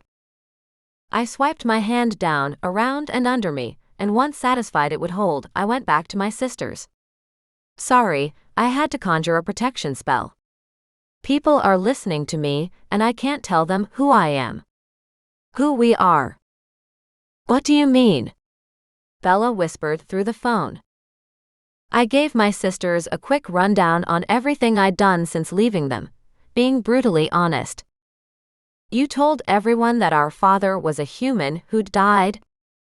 Bella asked. "Yeah, pretty much. So, they don't expect us to be very powerful." Which, as my mother had pointed out, was going to be a problem when my tests happened. Perhaps there was a way to disguise the strength of my skills? Courtney snorted. "Well, that's not gonna happen, is it?" I rolled my eyes. "We'll talk about that stuff when you guys come across, but the most important thing you need to remember is that no one can know who our father is. They'll have us killed." "But why?" Bella asked. "It doesn't make logical sense." I couldn't help smiling. She was always so sensible. Basically, the Council's power is contingent on being able to control the High Warlock, whom they train from birth. Our father has no other children, and as illegitimate ones, we probably couldn't inherit anyway, but like most monarchies, they don't want to take the risk, Bella finished for me. Exactly. There was silence for a few minutes, and I could hear Mallory moving around in the apartment. More than likely, she was the one listening to me. The question was, though, was she just curious, or did she have nefarious motives? "Look, I better go eat dinner and get ready for the next few days. Take care of yourself, Court, and stay safe, okay?" "Yeah, okay," Courtney said. "Bye." She moved away from the phone and Bella was back. I could hear her breathing. "You okay, Bella?" "Yeah, but Courtney's getting antsy. I'm not sure how long she'll stay in the house with just me." "How much longer do you think you'll be? With you gone so soon after losing Mother?" She let her voice trail off and I waited for her to finish her thought. "I just want to know how much longer." I frowned. Courtney had always wanted to leave the realm where our mother kept us. to explore the world. But our mother's magic had made her stay. Without it, I knew Court would want to rebel. I just need one more week, Bella. Do whatever you need to do to keep her safe. She had his temper, his power, his cheekbones. Okay, Ava. I'll try. You can do it, Bella. I know you can. I know you don't like using your magic against anyone, but if it keeps Courtney alive, then it will be well worth it. Okay, Ava, Bella said with a sigh. There were so many ways to keep Courtney safe, and Bella knew it. Bella could knock Courtney out for a week using a simple sleeping potion if she needed to. Then a thought popped into my head, and I clung to the phone receiver. Oh. Before you go, how much do you know about Phi Men, Bella? Not a lot. Why? I didn't want to tell my little sister what kind of effect Tavlor had on me. However, I didn't want to lie. Certainly, there was a way I could do both. Because I met one. A man who's half Phi, half Warlock. He was intense. That was the nice version. Well, I can do some reading for you, but from what I understand, the Phi are immortal troublemakers who love sex, war, and nature. They're incredibly animalistic, kind of like the Shifters. But they're antagonistic on top of it. It's like, if you leave Shifters alone, they're probably not going to bother you. But even if you leave the Phi alone, they'll come after you, especially if they're bored. I shivered. That sounded daunting. Do you think I can trust him? Well, everyone's different, Ava, but the Phi are as old as time. And fierce warriors. I can imagine they have integrity. But also, living forever tends to blur the lines of right and wrong. Either way, you need to be careful. Everyone seemed to be telling me that. Mother, father, Allison, and now my sisters. Did I really seem that irresponsible? Was I really that reckless? Thanks, Bella. We hung up, and I let the protective spells disperse around me. The intrusions came barreling in. I gasped at the power of them and stood up. If people were listening to me at all times, I was going to have to be careful about what I said aloud to my mother, too. I walked to the door and stepped out into the lounge room, then froze. Ah, Ava, you have a visitor, Mallory said, her voice shaking as she practically clung to her sofa in fright. My gaze moved away from her, to the man standing in the lounge room by the stairs. Tavlor. Hello. Had he just arrived, or had Mallory been waiting for me to surface for a while?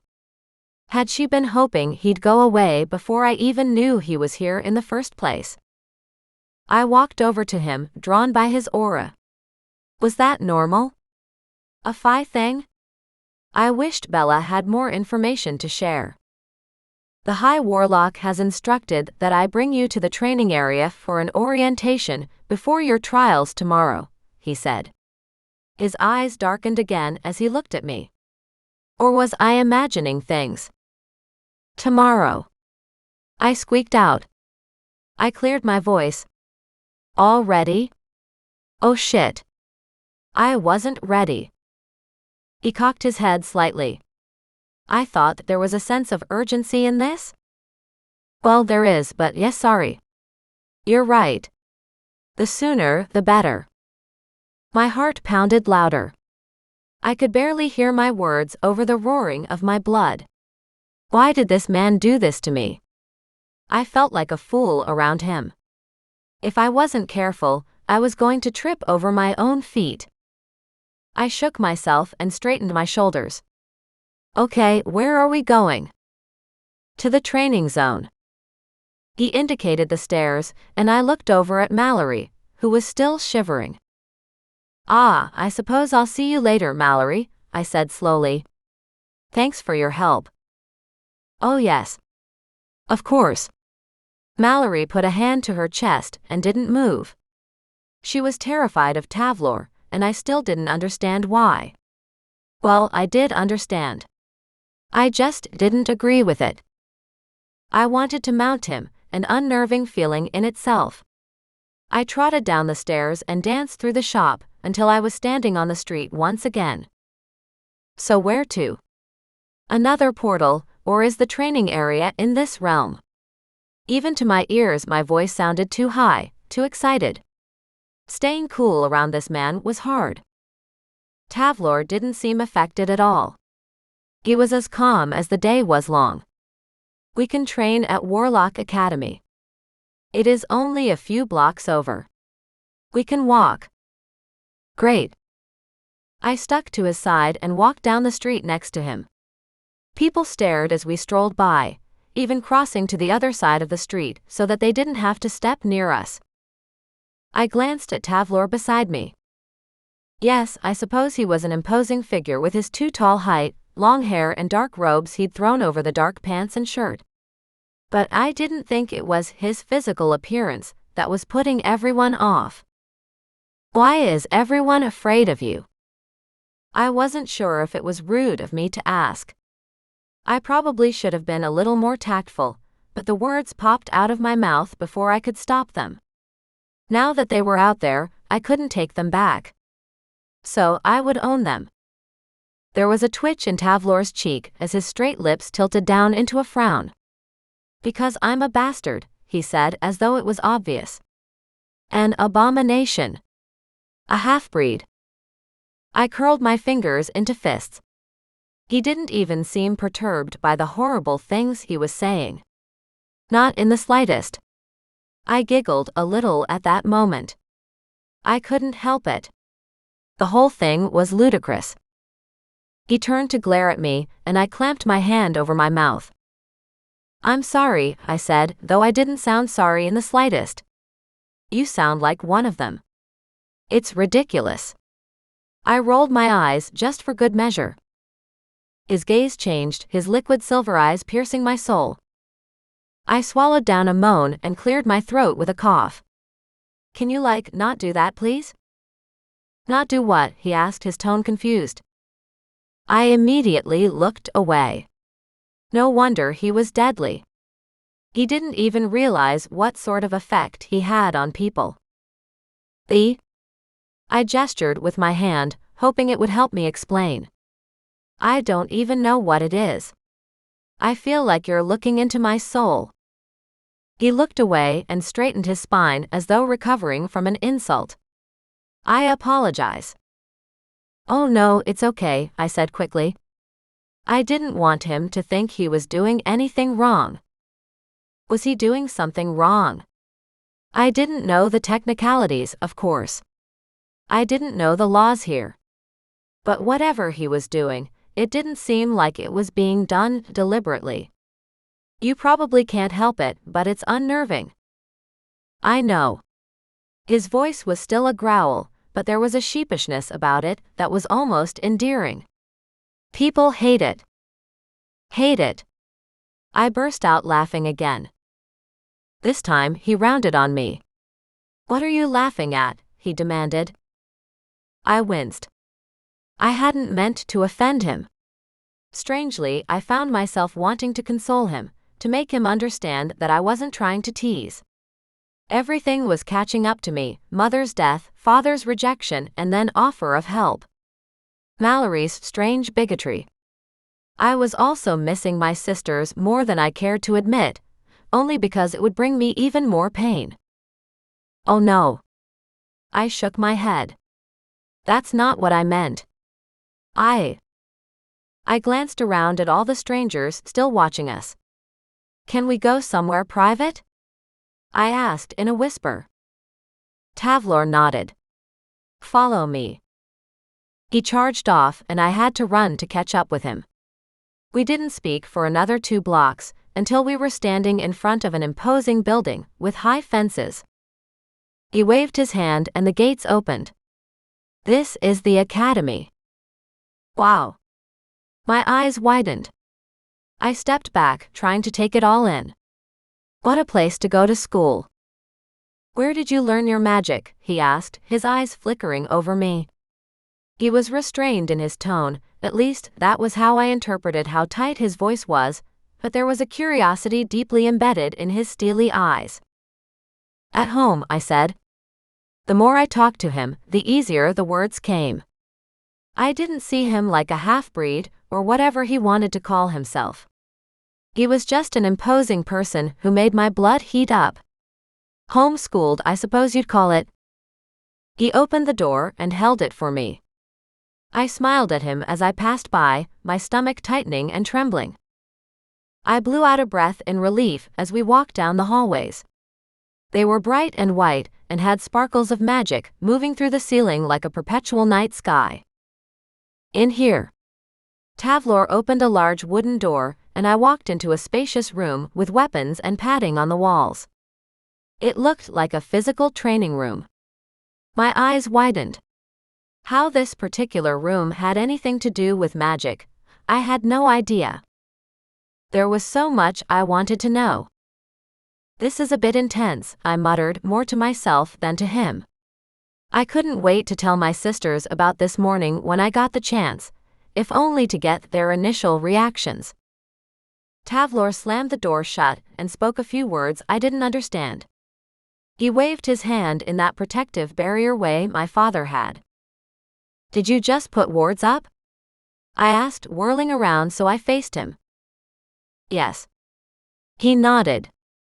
We are completely alone. So tell me what you meant before.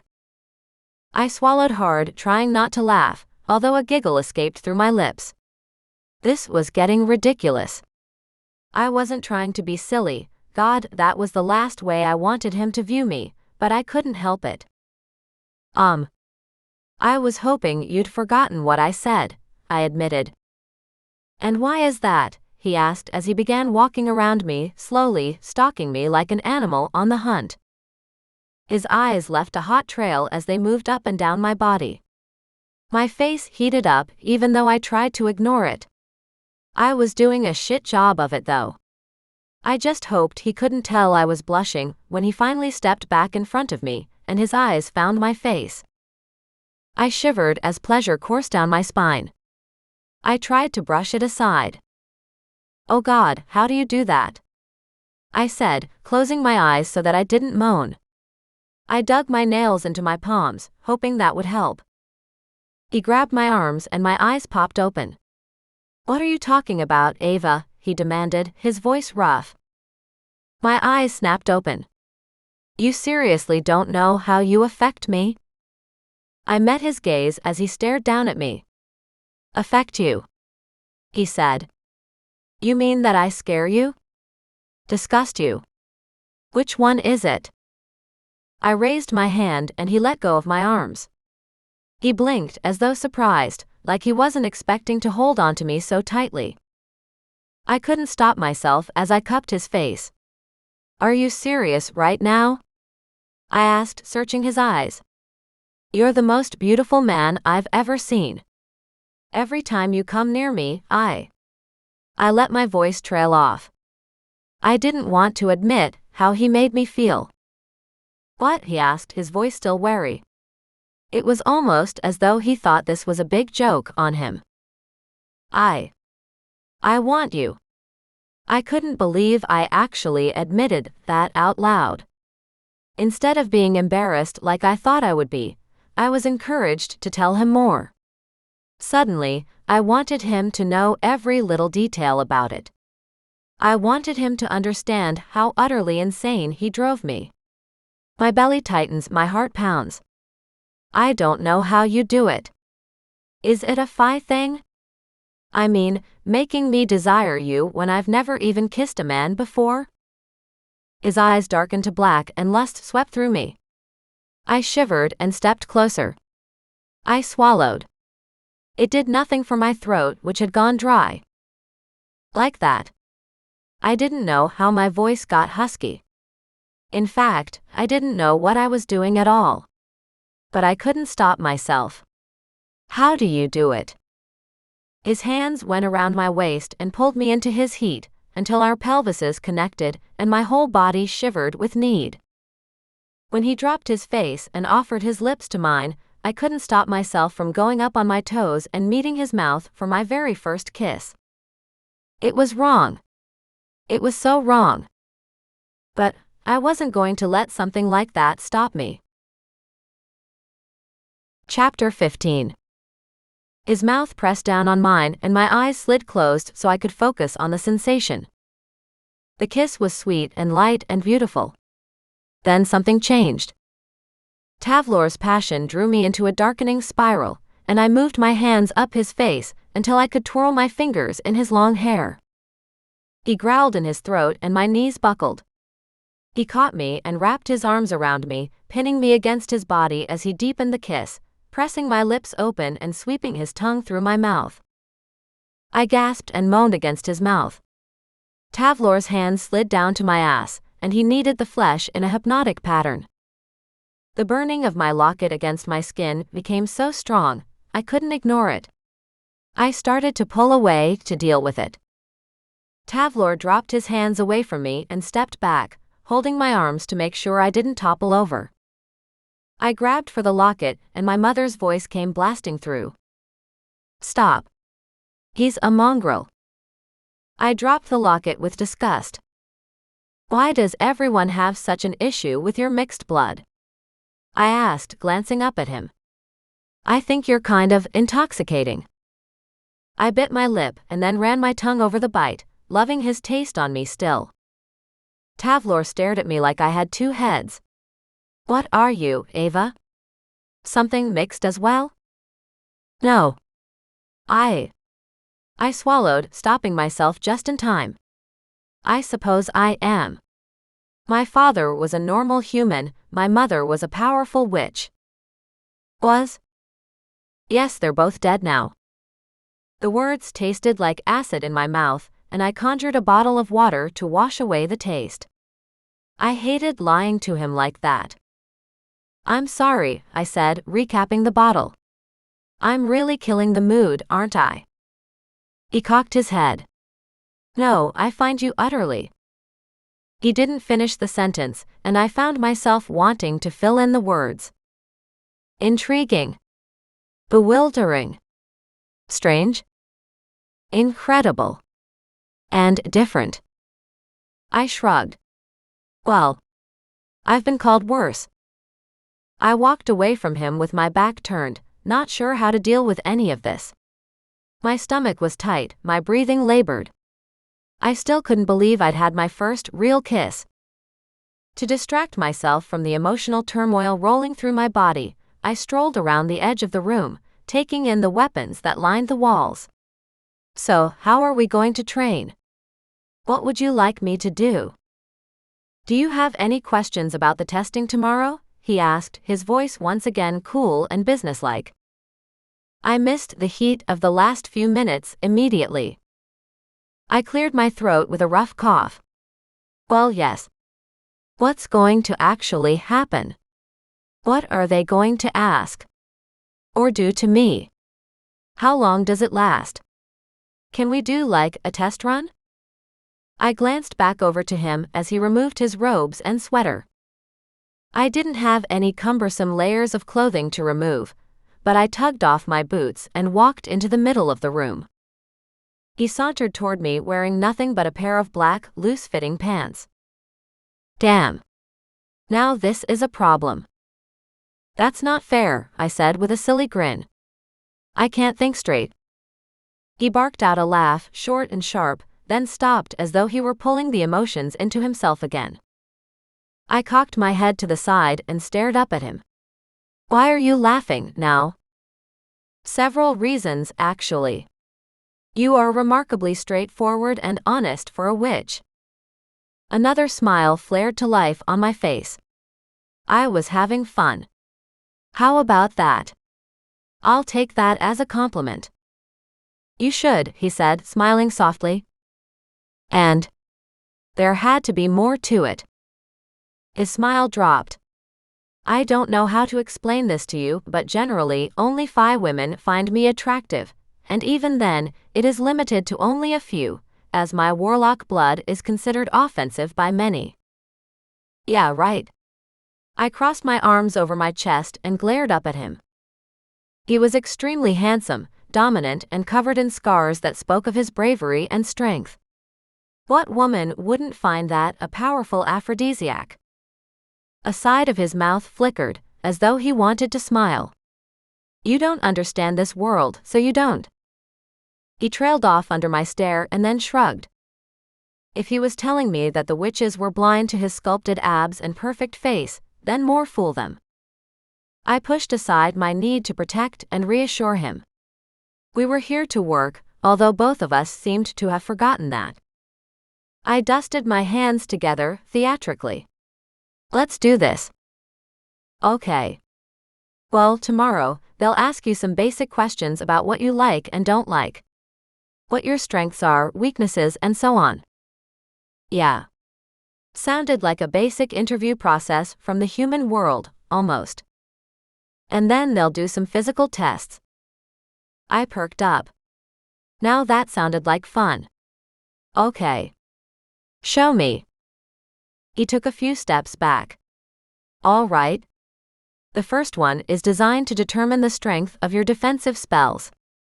I'll throw a spell at you and you need to block it. I nodded and opened my stance, lifting my hands and getting ready with an incantation. Would it be a physical attack? A sensory one? Or something more insidious?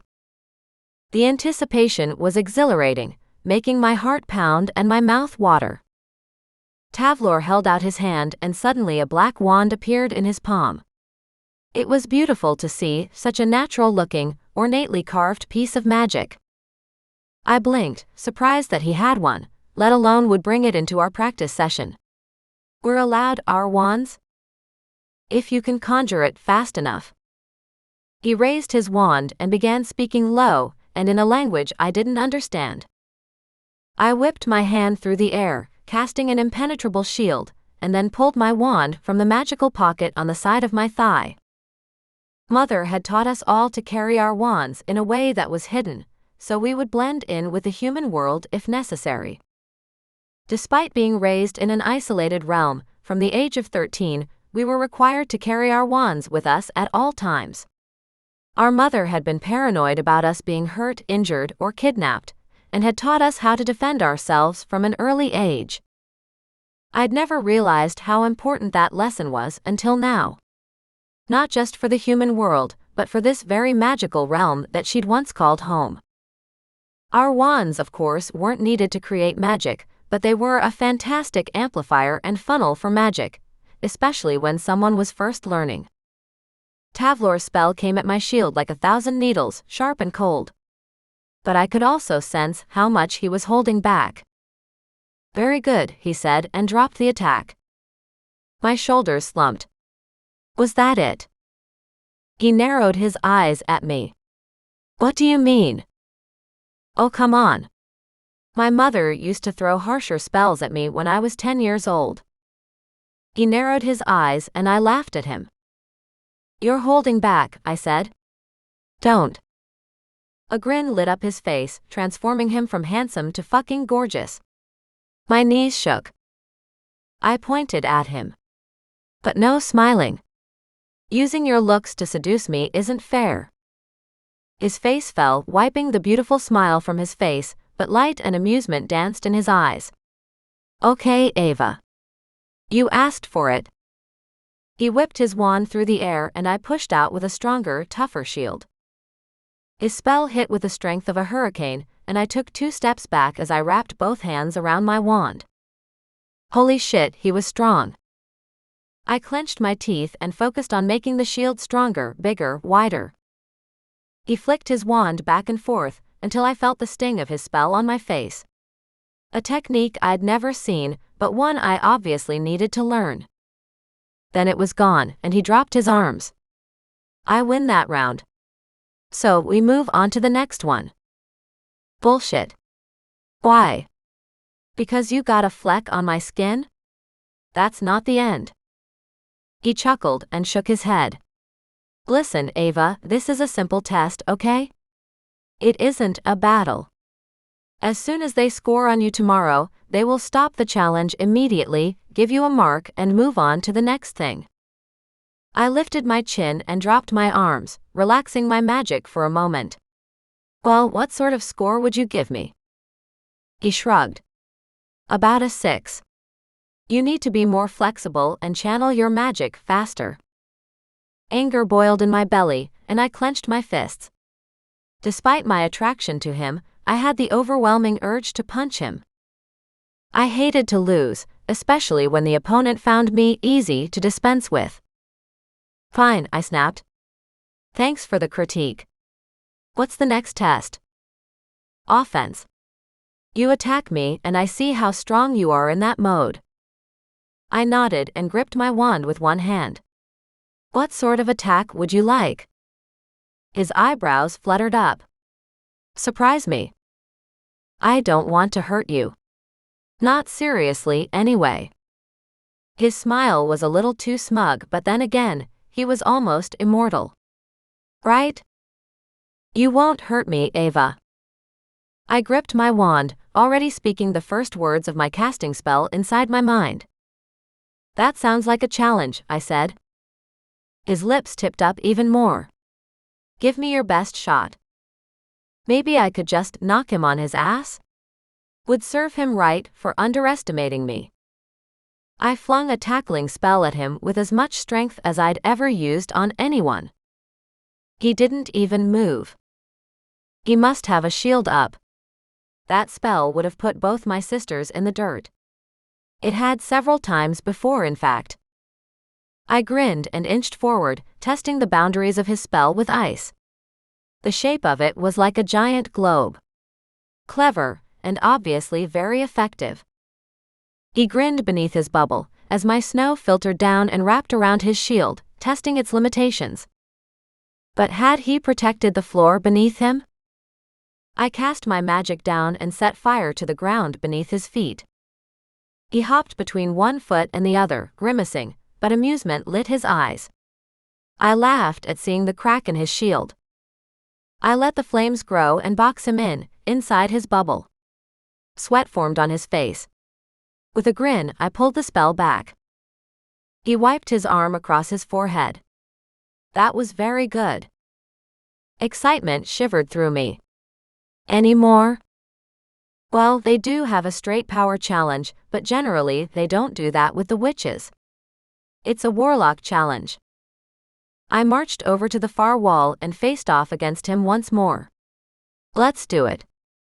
He grinned, but I didn't feel arousal shoot through me. Good.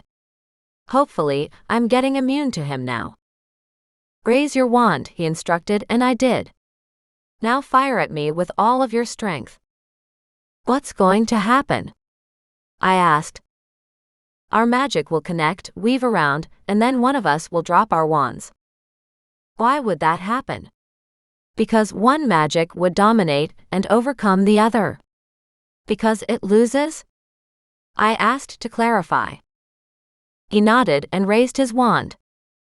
So this was a true standoff. My locket was singing. I didn't need her help, did I? Shit. With an internal groan, I grabbed for the necklace and my mother's voice whispered inside my mind. Plant your feet, straighten your spine, and when your hand begins to burn, triple the strands of magic like I taught you. Like a rope, remember? If things weren't so intense, I would have laughed. My mother's competitive streak was as wide as mine. With a nod, I released the locket.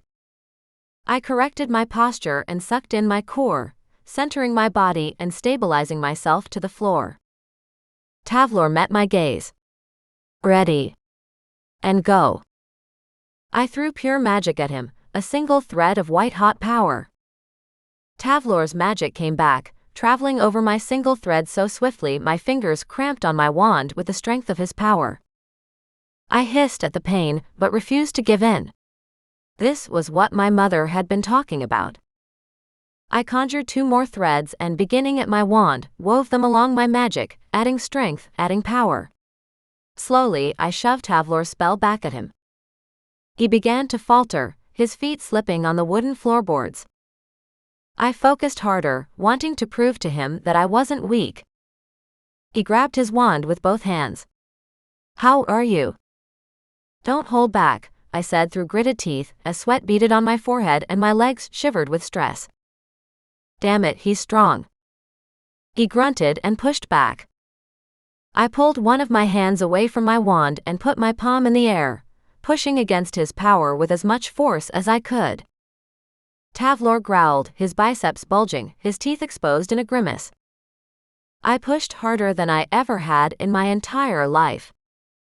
Tavlor dropped his wand and my legs gave out beneath me. I lurched forward and fell to the ground.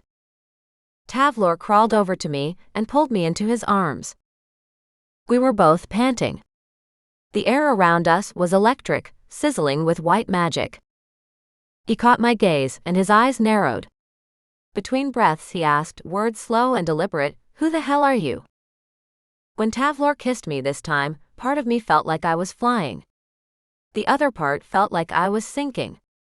Both parts were held together by his hands on my face. When we finally pulled away to breathe, he rested his forehead against mine.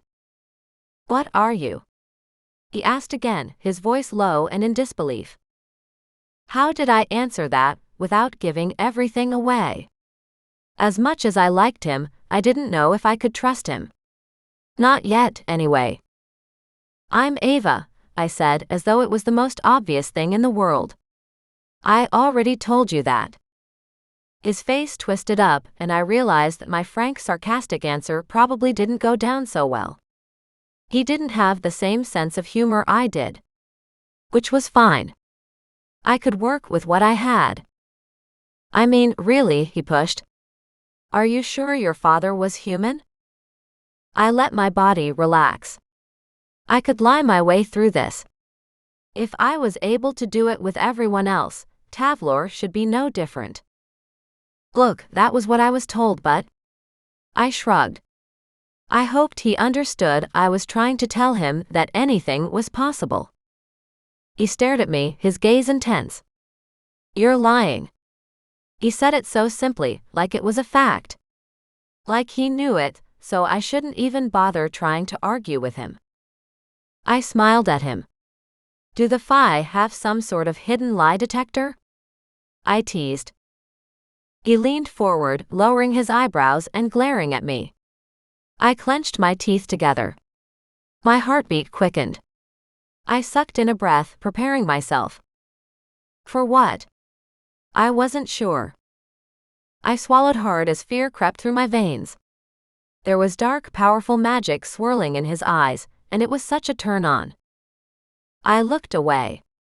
What was wrong with me? I shouldn't want this darkness, I should be running from it.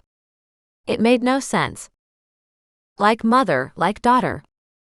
Looks like falling for the bad boy was genetic.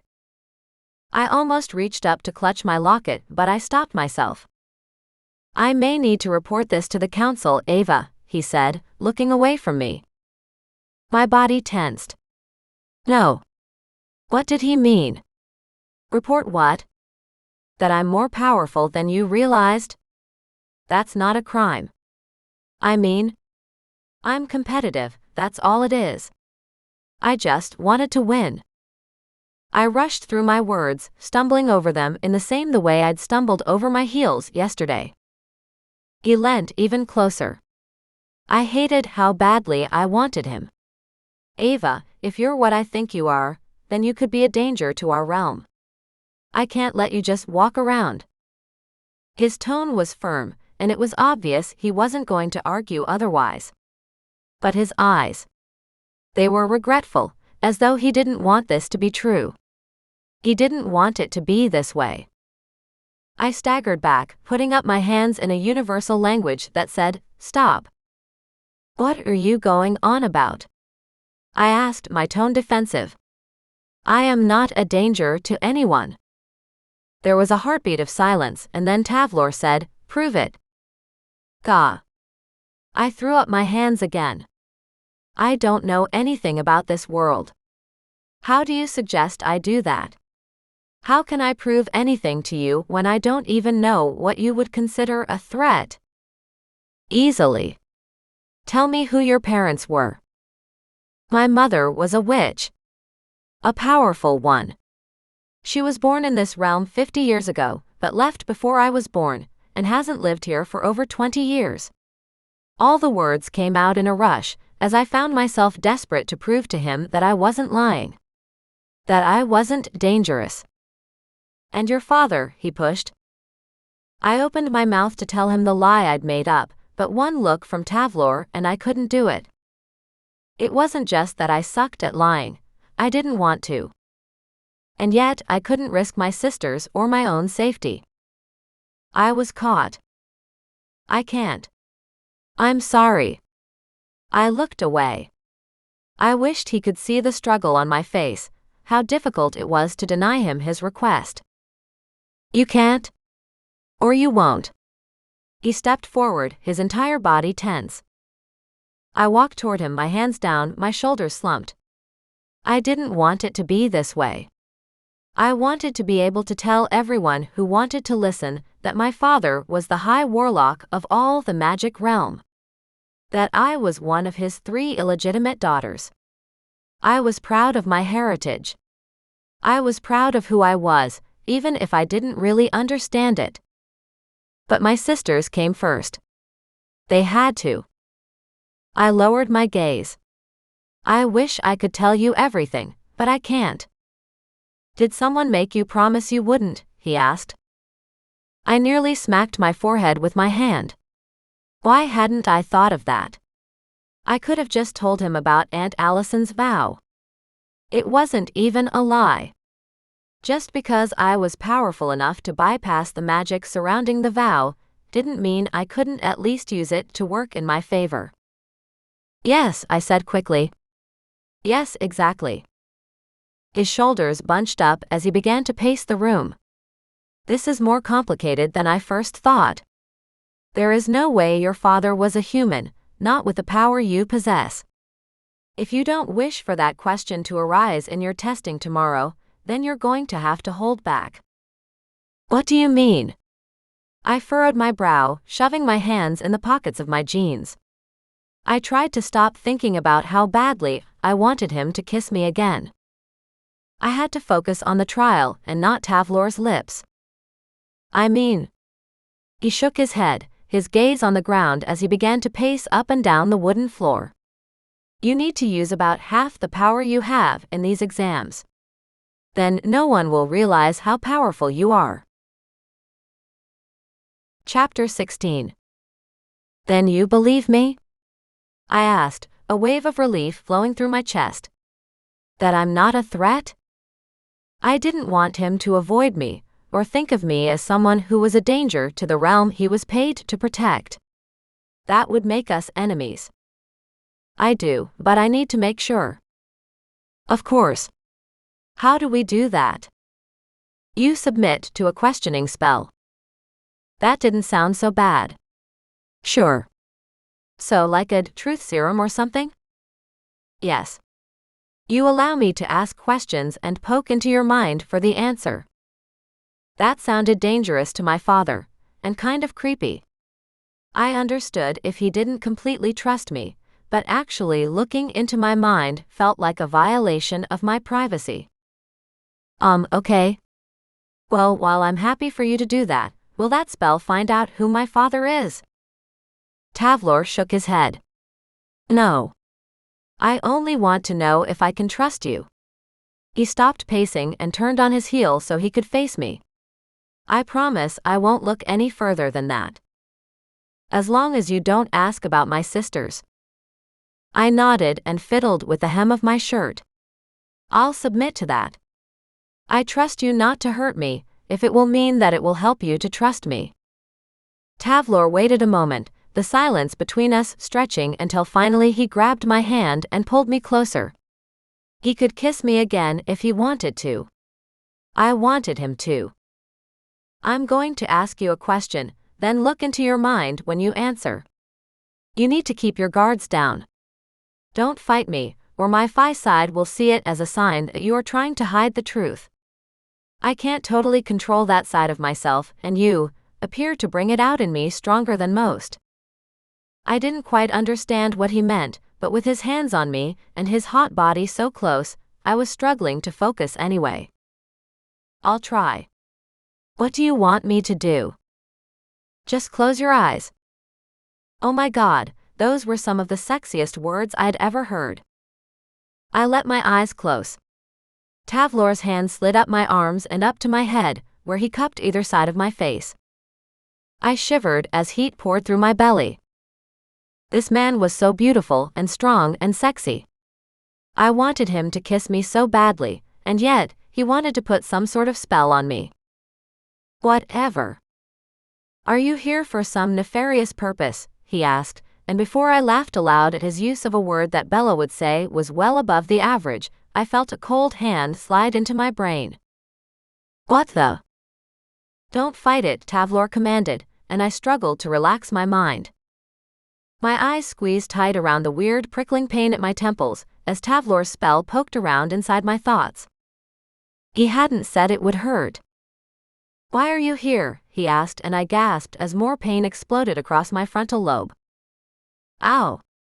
I reached up to rub between my eyes. Every instinct inside of me flared with heat. I wanted to fight him. I itched to fight him. Instead, I restrained myself. I needed to stay here for so many more reasons greater than this momentary inconvenience. The pressure increased and I breathed how my mother had taught me, deep inhalations and slow exhalations. As I did that, the pain began to recede. I relaxed even more, sinking into his hands and opening my mind the way one would throw open the door to their home. Have you told the truth about your mother? Tavlor asked. This time, a pleasant feeling washed over my body, as a reel of images flashed in front of my mind. Of my mother's face, her magic lessons in the backyard. Are you telling the truth about your father? He asked. This time the feeling hurt and I panted, trying hard not to fight Tavlor's investigation. I had nothing to hide, except what I already told him I couldn't share. The pain grew more intense until I was swallowing a sob. My head pounded, like a migraine but worse. I bit my lip and grabbed onto his waist, afraid I was about to faint. Then the pain was gone. Completely. Like it was never there. I'm done, Tavlor said, and I opened my eyes. The room swam and my knees buckled beneath me. Tavlor swore in a language I didn't understand and swept me up into his arms. I put my arms around his neck and held on tightly, not sure if I was going to vomit or pass out. He spoke a spell I didn't know, and suddenly he was laying me down on a soft bed. He must have conjured one with his magic. I lay against the pillows, breathing hard. Whoa. That was so much more intense than I expected. And painful. Tavlor sat down on the bed next to me, a grimace tugging at his lips. I'm sorry about that. I didn't expect such resistance from your magic, and had to push harder than I normally would. It seems that your natural wards around your mind are strong. I nodded, conjuring a bottle of water, and took a sip to wet the dryness in my throat. Would you like one? I asked out of respect, and he laughed. Ah, no. Thank you. I hadn't seen him smile quite so naturally before. It was beautiful. My breath caught in my throat as I looked at him. I didn't care if I was staring. I was enthralled to the point where I didn't care about anything else but him. I smiled in return and drank from the bottle, a strange fatigue tugging at me. Getting through his interrogation had taken more of my strength than I'd expected. Did you find anything nefarious? I asked in a teasing tone, my eyes lighting up. He shook his head. No, I didn't, and I apologize for putting you through the investigation, but I had to know. I understand, it's your job.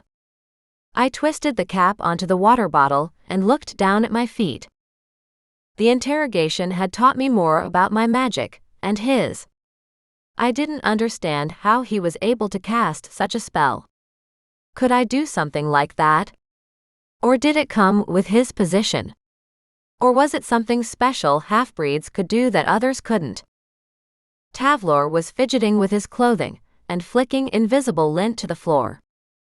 I frowned. Without warning, I reached out and touched his forearm. What's up? I asked him. He flinched under my touch. What do you mean? I mean, what's wrong? You seem worried. Does this have to do with what you saw? He smiled and turned towards me, the blue of his eyes returning as he stared at me. I saw a lot more than I wanted to, he admitted, his eyes on the floor. Normally, I am not affected by what I see in a person's mind. I stay on task. It is an interrogation only. My heart plummeted. What do you mean? I sat up and frowned at him. What did you see? He put a hand out and stroked my arm, as though he wanted to keep me close. That had to be a good sign, didn't it? Oh, do not worry. I only saw. He sighed. I saw how lovely a person you are. I relaxed against the pillows and turned my hand over so that I could stroke his arm. Why is that a problem? I asked tentatively. Because I do not wish to be attracted to you, and you're making it very difficult. His fingers caressed my arm and goosebumps sprang up all over my skin. I laughed, truly pleased with the compliment. Well, right back at you there. His face became shadowed. You mean because I am so distasteful? I sat upright and reached for him, grabbing onto his arms. I have no idea how anyone, and I mean anyone, could find you anything other than beautiful. I didn't understand why he kept making the assumption that I did not care for him because of what he was, when the truth of the matter was that I didn't understand the ways here. Perhaps in that respect, it was a good thing Mother had isolated us. I didn't have the same prejudices others seemed to have. I only saw beauty when I looked at him, nothing else. He frowned and I closed my eyes, desperate for him to understand. Do your thing, I insisted. Look in my mind and see for yourself. I'm not lying to you. What do you mean? He asked. Search inside my mind for the answer then, I said. You'll trust me if you see it. I know you will. He didn't respond for so long that if I hadn't been holding on to his arm, I would have worried he'd left the room. Then his hands moved to cup my head, and this time I opened the doors to my mind without a second thought. How do you feel about me? He asked. His voice was quiet, as though he didn't want to allow himself to be hopeful. I gasped, sucking in a breath as he poked straight inside my mind. Shit. That was not the question I'd hoped he would ask. I thought he was going to make sure I didn't care about his status as a half-breed. Or something about his weird insecurities. I didn't even know what I felt about him.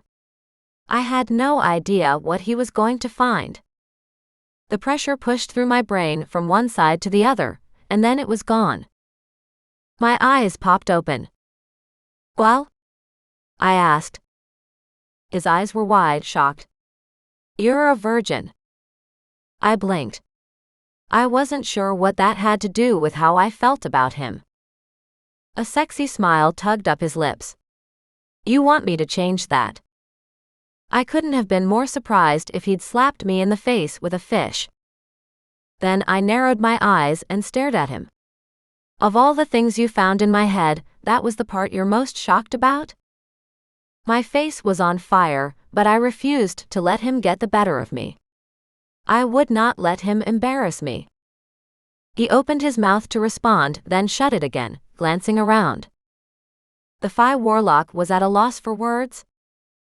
I slid off the other side of the bed and stood. I didn't try to make the bed vanish. It was his conjure, and my mother taught me not to destroy someone else's creations. However, I did feel uncomfortable beside it, especially after the revelation he'd made while poking around in my mind. I couldn't deny that it also made a good barrier between Tavlor and me. He got to his feet too. Why didn't you tell me? Tell you? What are you talking about? Why would I tell you something like that? I barely know you. I crossed my arms over my chest. It's none of your business. His face darkened with what I had to assume was an embarrassed blush. Well, you what? You looked inside my head and realized I am attracted to you? That I think you're fucking hot. Then you get all squeamish and disturbed by the fact that I'm going to be lousy in bed, because I've never had sex before? I scoffed. I thought that considering you know what it's like to be discriminated against, you, more than anyone, would be more understanding.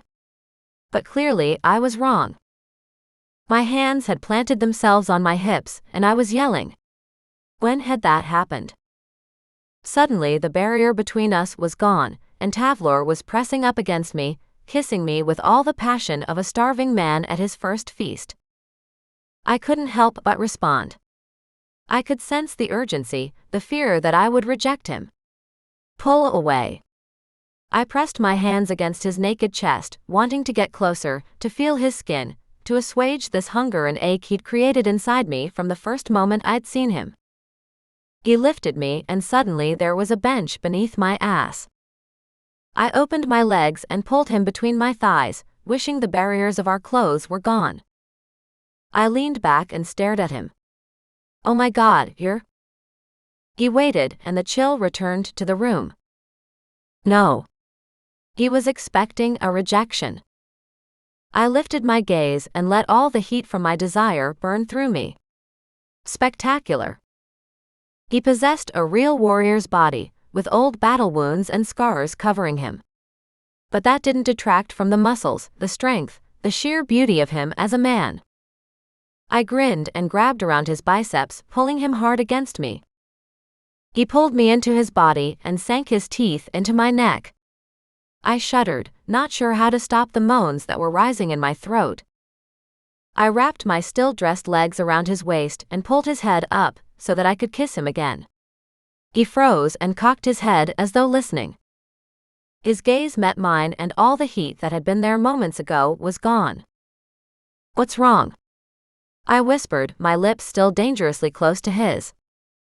Surely the virgin thing hadn't put him off. I mean, he knew that before he started kissing me, so I imagined he was okay with it. He was willing to work with me. Someone's here, he said, his voice like sandpaper. That doused the flames of my desire immediately. What? I think it's the High Warlock. Though he shouldn't be here without an escort. What? My father was here? I pushed Tavlor back and jumped off the bench he'd conjured for me to sit on. What's he doing here? Tavlor flicked his wrist, and he was suddenly fully clothed, and I was not as disheveled. Thanks, I said, running my hands over my now cool face. What was my father doing here? And if he was supposed to have an escort, why was he here alone? The door opened, and the most powerful warlock in the realm walked in the door. He wore long black robes. The silver highlights in his dark hair were more obvious in the daylight. Tavlor strode straight over to him. Sir. Did I miss your call? Do you need me? Why are you here? Matlock stepped around Tavlor and walked over to me. I'm here to see Ava, he said, barely acknowledging Tavlor's presence. I hoped it was because he was so focused on finding me, and not because he, too, thought Tavlor was less of a magical being because of his parentage. The time for your trial has been confirmed, and it will be early tomorrow morning. Early tomorrow, I exclaimed. His eyebrows flicked up, and I forced myself to take a deep breath in order to control myself. I'm sorry, I said quickly, my heart still hammering against my chest. I just thought I'd have more time to prepare. I feel so stupid when it comes to everything here. I'm not sure if I'll do things the right way. What if Mother taught us wrong? Matlock smiled as he reached out and squeezed my hand, and then dropped it as though he remembered where we were. You'll be fine, he insisted. I pressed my lips together and looked away, wiping my sweaty palms on my jeans. I hoped Tavlor didn't realize why I was so nervous. Then again, he was more perceptive than ever before. Matlock continued. Your mother blew everyone away at her trial. Yeah, and look what happened to her, I said. I wasn't trying to be a smartass, But if my mother was so damn good at magic, how did she let magic kill her the way it had? I wanted to reach up and touch my locket, to ask her, but I didn't. Not here. Not in front of Matlock, and especially not in front of Tavlor. Silence fell like a death knell, and I regretted the words instantly. The locket around my neck that had been silent and cold through my time with Tavlor began to burn. Yeah, Mother, I know. Don't piss off Dad. I looked down. I shouldn't feel guilty. I shouldn't. This man hadn't been part of my life until now, and he didn't want to admit who I was in public. I understood that it was because he wanted to protect me, but at the same time, I couldn't help but be frustrated at the fact that now he wanted to treat me like he was my father, and I was his daughter. He didn't get to pick and choose when he would be my father, and when he wouldn't. I cleared my throat. Thank you for coming all this way to tell me about my trial, Matlock, I said coldly. He stepped back, addressing us both now. Oh. Well, I had some business in the realm, and I heard that Tavlor was here with you, he said. I thought I may as well, how do the humans say it? Kill two birds with one stone. Tavlor came closer to where we were standing, his magic vibrating in a way I'd never felt before. He could feel it, couldn't he? The connection between my father and me. The strangeness? I lifted my gaze and met Tavlor's head-on. His powers poked into my head, and this time my natural walls slammed down and blocked him out. I glanced away, unsure of the reason he was looking inside my head. To look for the answers to the questions he now had about Matlock and me? Or was there something else? A flare of annoyance sparked in my chest. Who did he think he was? Why was he in my head right now? Who gave him that right? Just because I'd permitted it before, didn't mean I was okay with him doing it now. I looked toward Matlock. Tavlor was helping me prepare for tomorrow, and he pretty much kicked my ass. I hoped Matlock wasn't able to tell that I was lying. We definitely hadn't been fighting. We'd nearly been about to do something else before Matlock had showed up. Can you tell me how to beat a half-Fae, half-Warlock for the next time I get a go at him? I was mostly joking to break the tension weaving through the air around us, the curse of a first child. I was always trying to make the adults around me more comfortable. Matlock didn't laugh, instead turning toward Tavlor with a scowl. You used your magic on her? What were you trying to do, kill her? The anger he was directing at Tavlor was totally out of proportion now. Tavlor didn't respond, but instead pulled his cloak shut around him so that he looked like a floating head on a black body.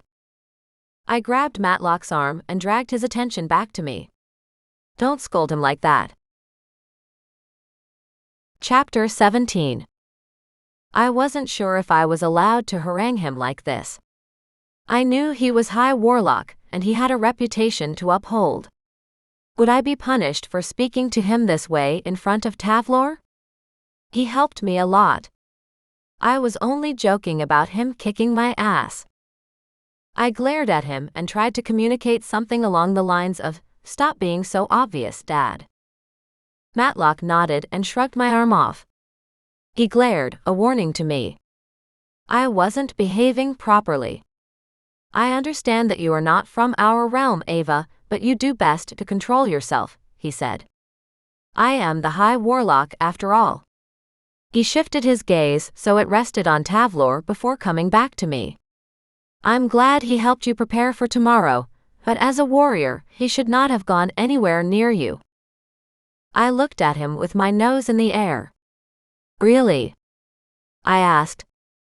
I knew I was pressing my luck by outwardly defying him, but I was annoyed with how he treated me and how he treated Tavlor. I would have thought that a warrior would be the perfect training partner. No, he snapped. He is too strong for you. He could hurt you, kill you, Ava. I know you don't understand anything about this world, but Tavlor is a trained killer. Ruthless, incredibly powerful, and without empathy. He might not have been able to control himself, especially if he lost sight of who you are and only saw you as a threat.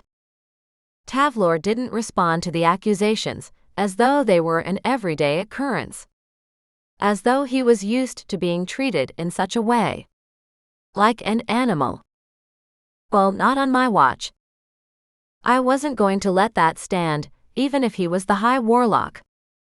Listen, Matlock, I said, pointing my finger at him. You may rule over all things around here, but if you want to call someone unempathetic, how about I conjure you up a mirror? Matlock opened his mouth to reply, but I cut him off. He is a man. And just because you and your cronies have trained him to be your killer for hire, doesn't mean he's any less human than you or I. Got it? I glared at Matlock, not risking a look at Tavlor beside me. I didn't know why I cared so much about Tavlor's feelings, but I was already so sick of hearing how disgusting he was. Didn't they all have eyes? Souls? Perception? The man I'd kissed, touched, fought, had a soul as strong and deep as an ocean. And I knew, without a shadow of a doubt, that in this fight for my future and my life, I wanted him on my side. Excuse me? Matlock's voice was low, dangerous. A warning. Ava, thank you for your words, but they aren't necessary, Tavlor said quickly. I wondered if he could sense my father's fury. I am here to serve the High Warlock, and his assessment is not untrue. I let my hand drop and looked over at Tavlor. Oh, really? I said, furrowing my brow. One hand rested on my hip while the other gestured around like a crazy person, because I couldn't seem to get a handle on myself. I was that angry with Matlock. So, you are this monster that everyone thinks you are? I knew the challenging words were unnecessary, but he had to stop submitting to all this crap. He had to stand up for himself. He had to do something or people were always going to treat him this way. He didn't answer.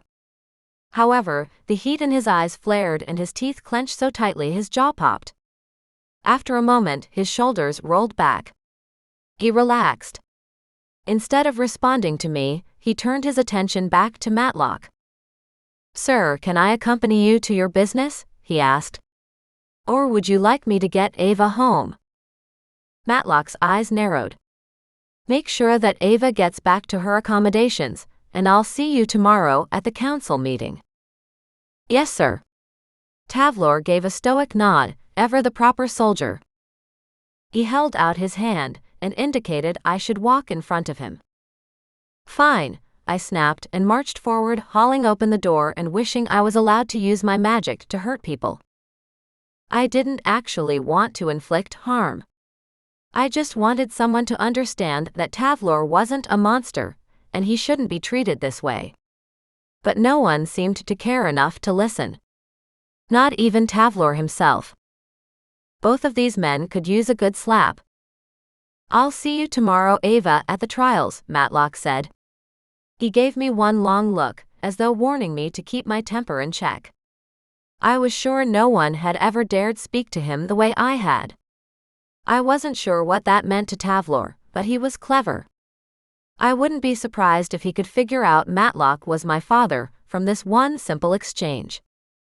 I glanced back at him. I didn't know that you'd be there. Why, yes. The council looks at the results of the tests and determines what the next course of action is for the participant. More study or a profession? I nodded. Okay. Thanks. See you tomorrow. I walked through the door and held up my hand as Tavlor attempted to follow me. I'm fine. Please don't bother escorting me. I'd like to be alone. I didn't give him a chance to ask more questions. Instead, I hurried down the hallways and back outside. Tomorrow, I'd stand in front of some very powerful witches and warlocks, and perhaps the half-fi man that I was beginning to fall in lust with.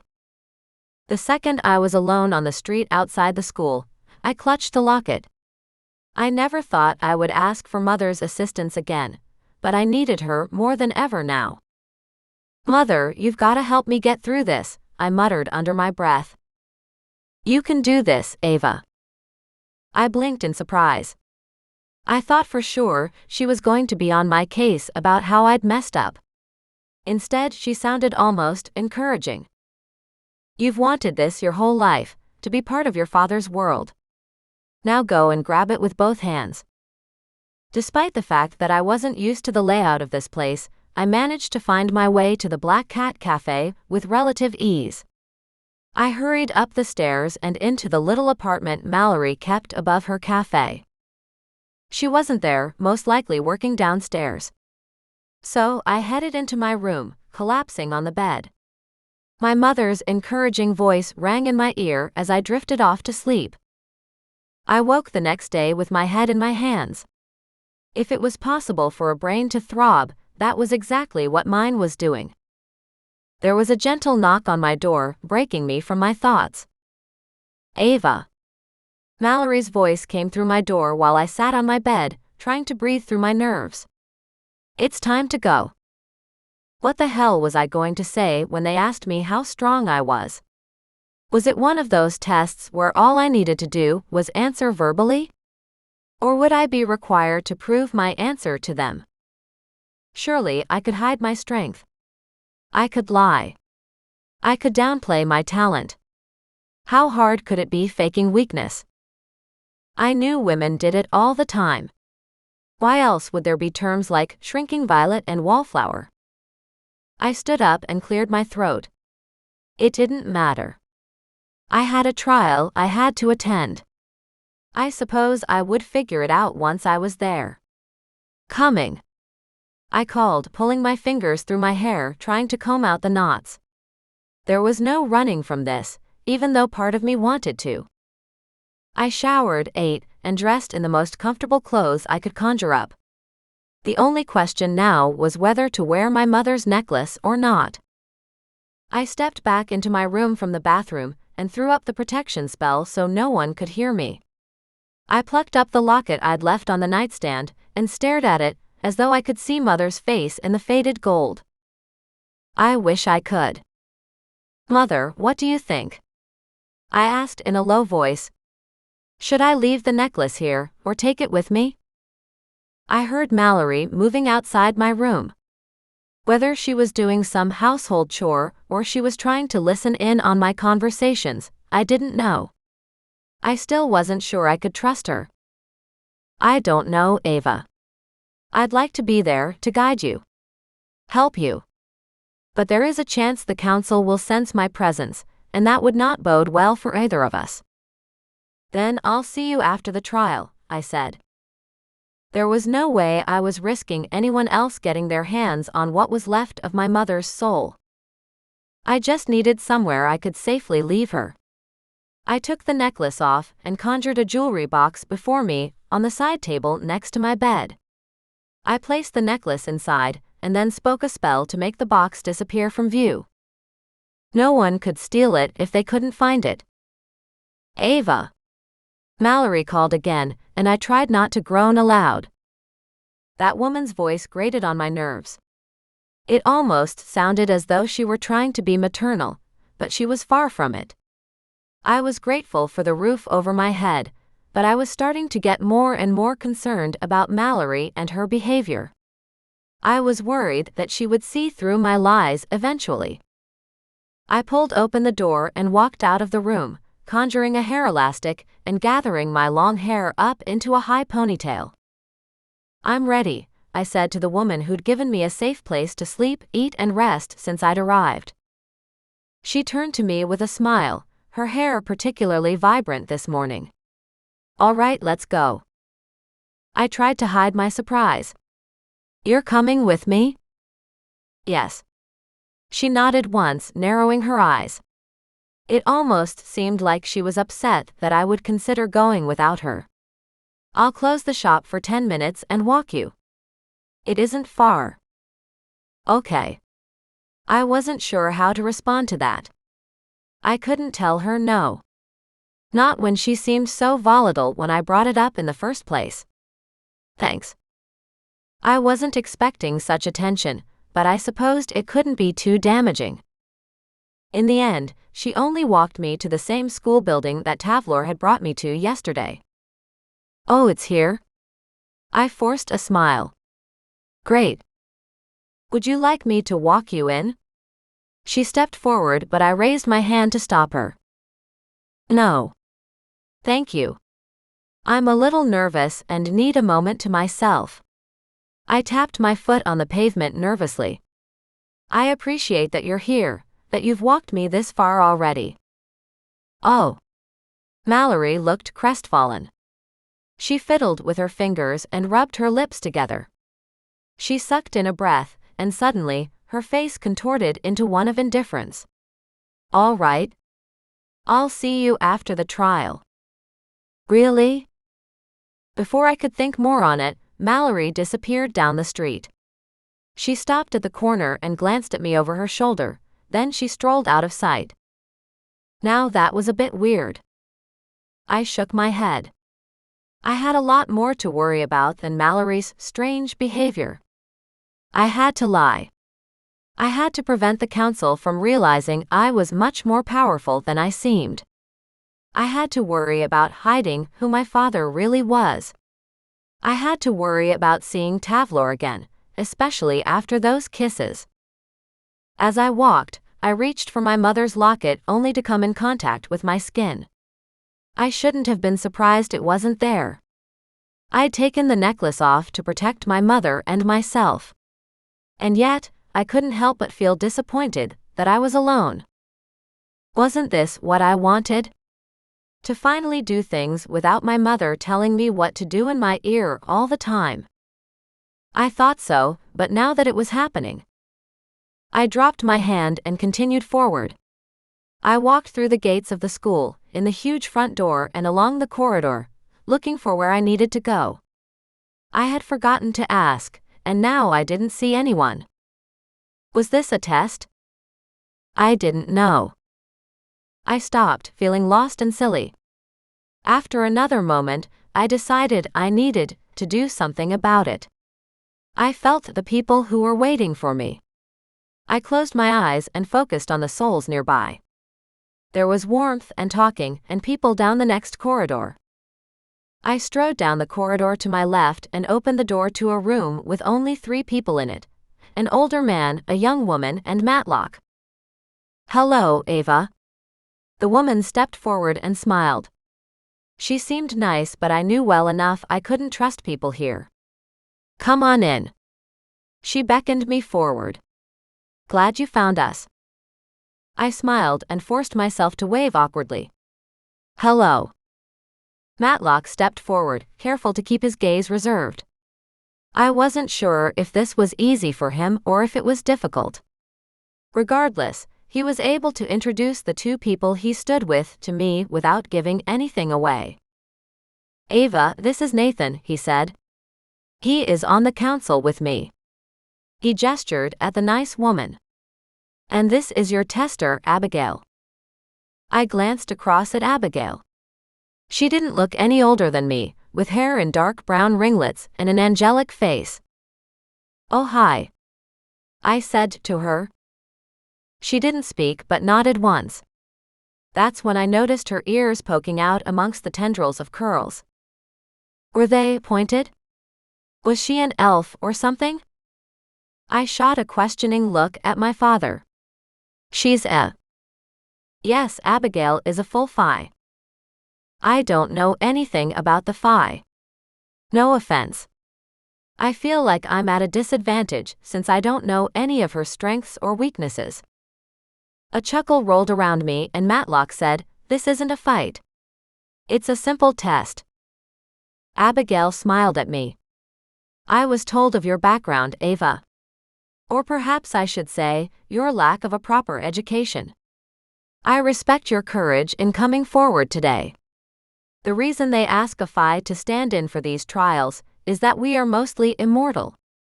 If something goes wrong, it is very hard to injure us. I could hurt her. I didn't want to do that. Oh. But what about your powers? Is there anything I should know? Are you Like 10 times stronger than me or something? Abigail grinned. No, not at all. However, I am a few centuries older than you, so perhaps my magic will be more extensive than your own. Perhaps? Wow. I stared at her. You don't look a day over 21. And she didn't. She had the most beautiful face, clear skin, and bright eyes. Abigail glanced at Matlock. I like this one. Matlock's smile was a little too full of pride, and I rushed to pull the attention back to me. Is the rest of the council nearby, or is it just you two? I asked.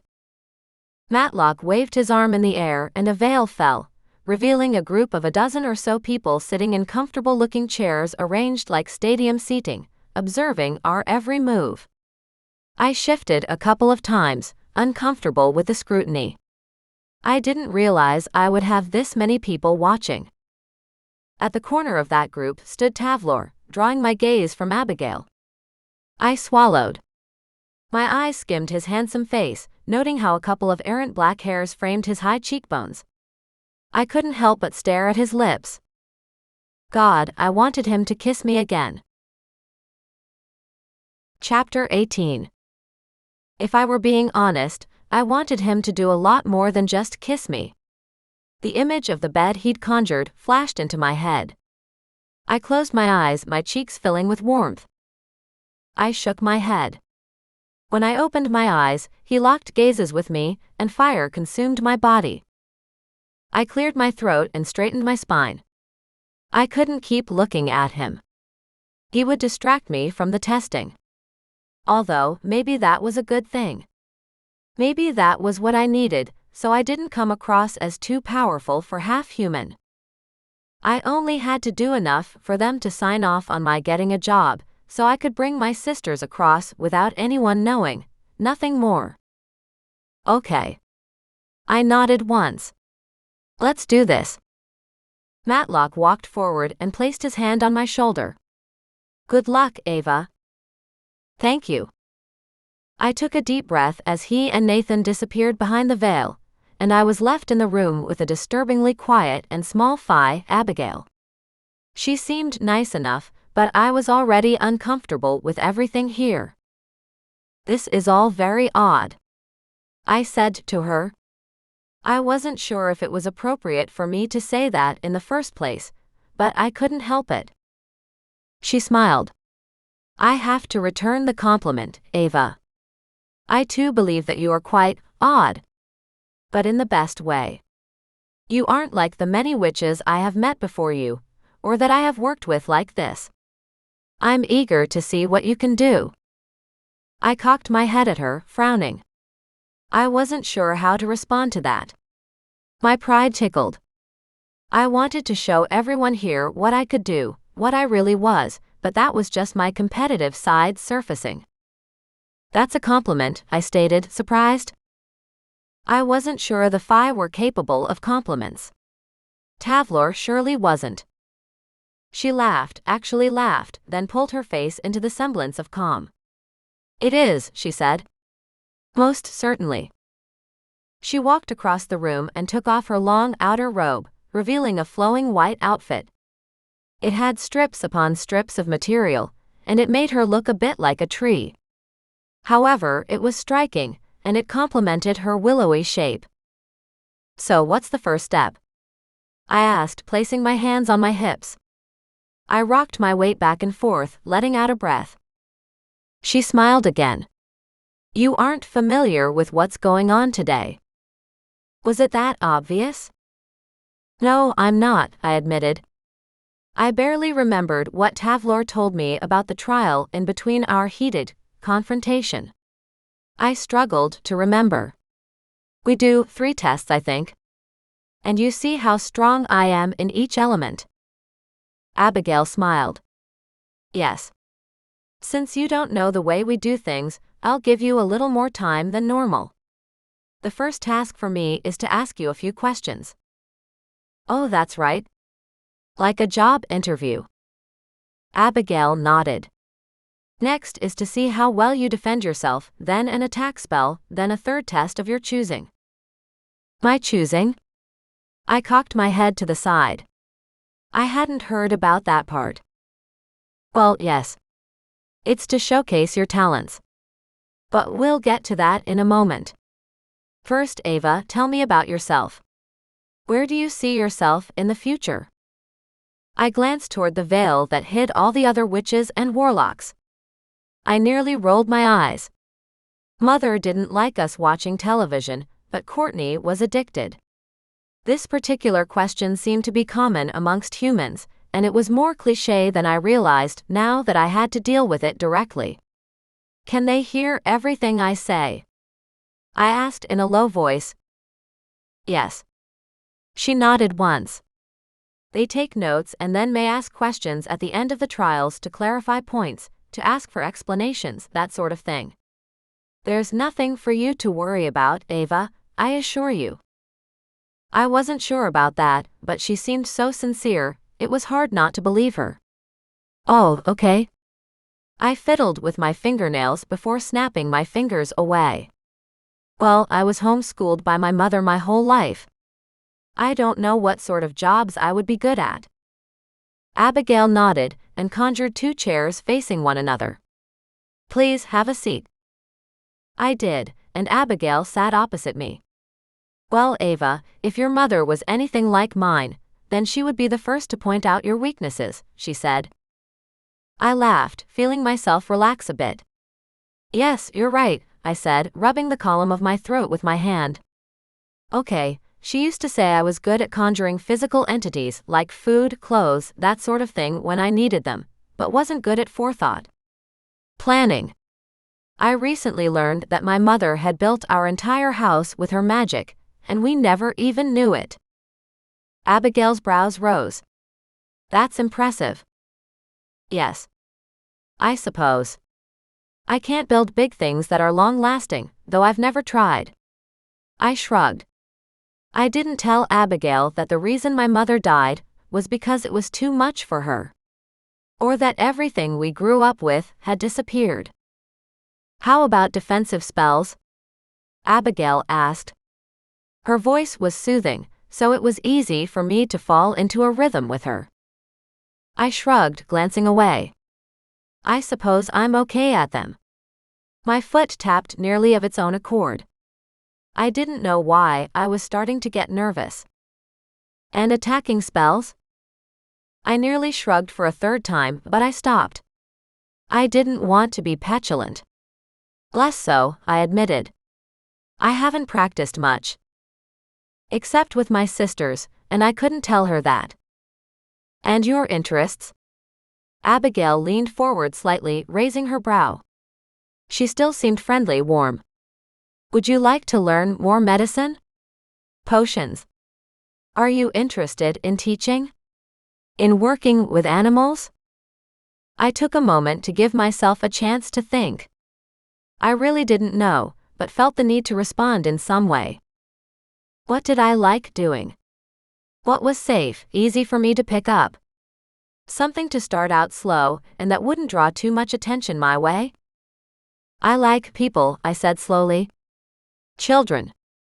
I opened my mouth, ready to tell them how well I got along with my sisters, how I helped my mother raise them. I bit my bottom lip to stop myself. Teaching might be a good avenue to explore. I released a breath. That was too close. Abigail glanced over at the veil as though she could see through it, but when I looked, there was nothing there. All right. She nodded and beamed at me. Then we may as well move on to the first test. Please stand over on the blue line. What blue line? I glanced over my shoulder and before my eyes, a sky blue line suddenly appeared, drawn by magic across the wooden floor. Ah, that one. I chuckled to myself as I stood and walked over to the line, my face flushing. I should know by now that things had a way of appearing, if called upon. How long would it take me to get used to people using magic in everyday tasks?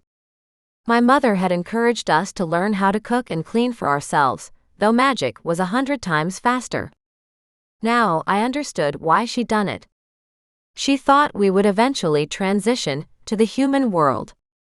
She didn't want us to depend entirely on our powers. She wanted us to be able to survive. I appreciated that now. At the time, though, I'd hated it. I wanted to just wave my hand and do magic. I stood on the line and conjured my wand straight away. We didn't use wands much at home, but I supposed that for formality's sake it was required of me. The wood appeared in my hand and I clung to it, a zing of magic pulsing through my fingers. I had to protect myself. I didn't want to be hurt, but how long would one last against a tiny Phi woman? I pressed my lips together, blowing out a breath through my nostrils. I should have asked Tavlor more questions. I should have focused on my actual trial, and not the fact that he'd figured out I was a virgin, simply by looking into my mind. I did remember he said that she'd stop the moment she scored a point. "Ready?" Abigail called from about 30 feet away. She held no wand. In fact, she looked as calm as one who was waiting for a bus. I nodded and threw up a shield, a bubble that went right under my feet, leaving no open areas for her to poke me. 3, she began. 2. 1. Guard yourself. I grinned. Already done. Abigail lifted her hand, her palm pulsing with a white ball of magic. She hurtled it at me. The ball splattered against my shield and spread out, revealing its shape to her. She smiled, eyes slightly wide. Impressive. She twisted her hand and the white magic flicked and began to flame, burning holes in my defenses. I didn't lose well, Mother always said that. Everything in me wanted to fight her now that she was beginning to beat me. I twisted my wand to create stronger, tougher shield bonds, then suddenly I realized that this was not the best course of action. I was meant to be half human. Remember. So I let the shield drop and a spark of her Phi magic twinged my arm. I winced, nearly dropping the wand to the floor. I held onto it, taking a deep breath. The rest of her magic disappeared, as though it had never been there in the first place. Silence fell in the room as Abigail stared at me, and I pulled my mental guards up, remembering how much Tavlor liked poking around inside my head. "That was well done, Ava," Abigail said. I wished I could tell what that meant. There was something in her voice that seemed to hint there was more than what she said. But I couldn't figure it out. Shall we move on to the next test? I didn't have much of a choice, did I? Abigail's eyes glinted as she walked forward. She knew I'd given up too easily on that trial. I didn't know how she knew it, but she did. My stomach tightened with worry. She wasn't going to make it so easy for me on the next one. If Abigail already recognized I was holding back, could anyone else figure it out too? Probably. I doubted Abigail was the most powerful being here. Abigail leaned forward, distracting me from my thoughts. With an eager look in her eye, she said, "It's your turn to try and attack me." Try? I asked, raising an eyebrow. So not many people succeed? Abigail laughed. Everyone succeeds in the end, she assured me. The trial doesn't stop until you score a single point. Remember that. This will all be over soon, and you won't have to worry about it anymore. There was a strange noise to the side behind the veil. Was it a word? A cough? I couldn't tell. Maybe I was imagining things. Okay, I said. I flexed my fingers and then loosely curled them into fists. How would you like me to do it? Was I to use a knife? Fire? Pure white-hot magic? She grinned. Any way you like. She said it like it was going to be a cinch. I wanted to laugh. I wanted to cry. If anything, I wanted to get this over with. I will simply stand here with my shield up and you penetrate it. Like I did with you. Understand? That sounds simple enough, I said slowly. But surely I can't beat you. You're a fae. She smiled. You're an untrained witch, she said. I'll use a level 5 shield. You'll be able to get through that fine if you know your offensive spells. I nodded, clutching my wand tighter. I do, but I'm not used to attacking someone who can't fight back, I said. Can't you spar with me instead? I don't think I feel comfortable throwing magic at you for no reason, besides the trial, that is. Abigail glanced off toward the veil and then back to me. Perhaps after this you may choose a one-on-one fight as your third trial, but this one is simply to show if you can penetrate a shield, she said. Let's focus on one thing at a time, Okay, but just so you know, I've never attempted such a thing. Not unless you counted the sparring my sisters and I did for fun. I didn't know why I was warning her in the first place. She would probably defend this without any issue. I was an inexperienced witch, just as she'd said. Maybe worrying about pretending to be weak was unnecessary. Maybe I really was weak. My mother had taught us all how to shield ourselves, but never to get up and under one. I shook my head. Have a go. It is like creating a shield, but the inverse. You seek instead of protect. I nodded and then rolled my shoulders back. The tension eased, but only slightly. All right. I walked back to the blue line. Abigail pressed her palms together like she was praying. You may attack. I shuddered and shook off the word. I didn't like to think that I was attacking her, not in the least. Okay, here goes. I lifted my wand and held out my left hand. I conjured up a ball of white light, concentrating on the strength and heat of the magic, making it strong, penetrating, and fast. Then I turned and threw the ball straight at her, expecting it to splatter across her shield like a snowball on ice, like her magic had done with mine. It didn't. It hit her in the face and she gasped, stumbling backwards in pain. I thrust my arm out and called the magic straight back to my palm, where it collected and grew, until every particle returned. Then I tucked it away for another day. I hurried over to Abigail, who was staggering like I'd punched her. I grabbed her arm and held her steady. Are you all right? I'm so sorry. Did I start before your shield was up? Abigail shook herself and then stood up straight, her eyes wide with awe. No, I had my shield up. But your magic blasted straight through. Shit. How was I going to fix that mistake? I thought, considering she was a fae, and probably quite a powerful one to be working for the council, that I would be too weak to overpower her. So much for that logic. Oh, that was probably just because you set it too low. Maybe we could try again and you can strengthen it? I was bullshitting, of course. Abigail knew it. I knew it. But maybe the rest of the audience didn't. Maybe they would believe the lie? Please. I released a breath. Please, please, please don't expose how powerful I am. Abigail glanced over at the veil again, staring at the space as though she was communicating something with someone, and then looked back at me. Of course, she said. I forgot that your mother trained you. Perhaps a level 10 shield? One I use on the college students? There was that strange noise again.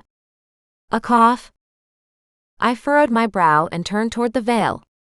Is that someone coughing, or was someone trying to tell me something? Whatever it was distracting.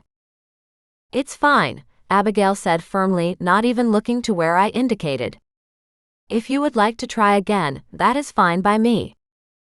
My gaze flickered over her face, to where her nose was red and burned. Oh my God, I hurt you. I said. I'd never hurt anyone before, not intentionally. Guilt filled my body and I moved toward her. I'm so sorry, please let me fix that. I lifted my wand, ran it over my palm, concentrating on the one single healing spell my mother had taught me, then lifted my hand to her face. It's fine really, she said. You can't. I pulled the pain into my hand, my fingers tingling with the burn I'd caused. Then her skin was healed and my heart lifted. "There," I said. "All fixed." "I'm so sorry, Abigail, again." How did you do that, Ava?" She touched her nose, her eyes on me. "Oh, it's nothing really." I flicked my wrist dismissively. She tilted her head to the side. "You're a healer?" "Not really. My mother taught me how to pull my own magic back into myself, and then how to fix any damage I'd done. I can't heal anything, only my own mistakes." I wrinkled my nose. "I'm not even sure that makes sense." Abigail gave me a strange, assessing look, and I swallowed hard against the feelings of embarrassment and inadequacy. "Is that weird?" I let my voice trail off. I didn't want to stress too much about it. I never know what's normal now. In this world. "It's a good talent to have, Ava," she said. "Your mother was very smart teaching you such a thing." "Thank you." Why did I think that was a rather large compliment? She nodded at the blue line. "You ready to try again?" "Sure." Surely this time I could fail? It couldn't be that difficult. "Same idea?" I asked, not sure I wanted to do the same task. "Yes. My level 10 shield is up. Go." I lifted my wand and pointed it straight at the shield, and then pulsed red energy at the fire. My magic bounced off, revealing a shield that was held out in front of Abigail. It did not have a roof or a floor. It would be way too simple to get around. I flicked the energy up and over and her second hand came up, the shield extending. I laughed. Clever. I flicked my wand down, encouraging the red magic to make Abigail adapt quickly, as I had with Tavlor, but again Abigail's magic followed. "I want you to throw the white ball again," Abigail said, though her voice sounded strained. "But it hurt you." Abigail laughed. "It won't get through this shield. I promise." I shrugged. "Are you sure?" "Do it." Seriously, these people loved bossing me about. I let the red magic go. It was probably a little too pathetic after that first blast. I pointed my wand at my palm and concentrated on the white light of my magic. This time, instead of hot, I made them sharp, small. Like splinters. Just in case one or two got through. I didn't want to hurt Abigail again. Once the magic was sealed and complete, I threw the ball at her. It splattered on the shield, just as I had anticipated it would, and spread out and around, looking for areas to penetrate. "See," I said. "That shield is far too strong." She grunted. "You didn't even try that time. Do it again. Don't be a coward." Seriously? Had she seriously just called me a coward? Me? Abigail nodded, clenching her teeth. Was that shield really that hard to maintain? She sounded so out of breath. I let out a sigh and developed a ball similar to the first one, but put in more magic, more strength, more of everything. If Abigail wanted me to knock through her wall, then so be it. I finished the ball, then slid my wand back into my invisible hip pocket, so that I could transfer the ball of magic from hand to hand, making it stronger. "Okay. Here you go." I threw the ball with as much force as I could, and it landed again, splattering on the shield. "See? I told you I was shit at these." Abigail groaned, gasping with the strength it took to keep her shield up. She dropped the shield and my magic plastered her again. I threw both hands out and sucked the granules back into me. Abigail stumbled backwards, unable to catch her footing. I hurried over to her and grabbed her arm, stopping her from falling over. Her breath shuddered, and I conjured up a couch right next to us. As she struggled to breathe, I eased her down onto the couch. "I'm sorry." Chapter 19. I magicked up a glass of water for her and handed it to her. She chuckled before taking a sip. I don't know who your teacher was, Ava, but she was magnificent. Cold dread drizzled down my spine. What do you mean? I told her the truth. My only teacher had been my mother. Was that what she meant, or did she think I'd lied and had been trained by someone else? The veil that had hidden the council dropped away, and 3 people walked forward. Matlock and 2 older women. Tavlor was still there, lurking in the background like he did. The women were classically beautiful in every way. High cheekbones, great figures, shiny hair. But the one to the right of Matlock had a strength to her that the other didn't. She had bright blue eyes and glossy black hair. Despite their gorgeous appearance, my intuition flinched as they moved forward. Their magic was dark, tainted. I could see it in the air around them. These women were not good. I tensed, wanting to slink away into the shadows, but I couldn't. I had to stay here and be judged. Bravo, Ava, the less powerful one said. That was quite a show. I turned toward them and shrugged. Not really. The other woman lifted her eyebrows. Not really? You could have done better? I bit my tongue. No. I just mean, I don't like that I hurt Abigail. I didn't mean to. I needed to keep my mouth shut before I revealed too much. The woman smiled, though the look did not reach her blue eyes.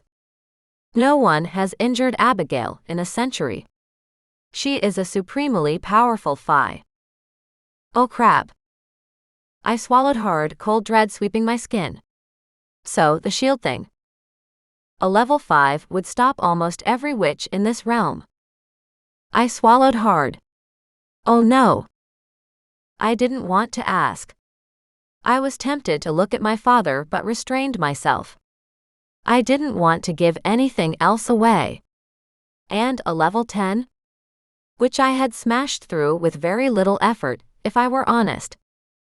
The 2 witches glanced at each other. Finally, I looked at my father, whose grim lips were pulled into a tight line. I hated the punch in the gut his expression gave me. I had barely known him to be my father, and yet I already hated the fact that he was not pleased with the results. The woman's smile grew wider. Has never been attempted before in this room. Oh. The blue-eyed witch, who I was beginning to dislike more and more, narrowed her eyes at me. So, Ava, we would like to see how you go with your first trial again, as we believe you may have misled us into thinking you were weaker than you are. Oh no. The woman from council lifted her wand, and mine jumped into my hand from where I had it hidden. What are you doing? The woman stepped back and lifted her wand, pointing it directly at me. I'm testing your shields. Are you ready? Oh fuck. She's serious. I threw up a mental shield at the same time I flicked my wand and conjured my bubble of physical protection. God knew what this woman was capable of doing to me. Yes. She poked at my bubble from each side. I could feel it like one would the whisper of a hand on your skin.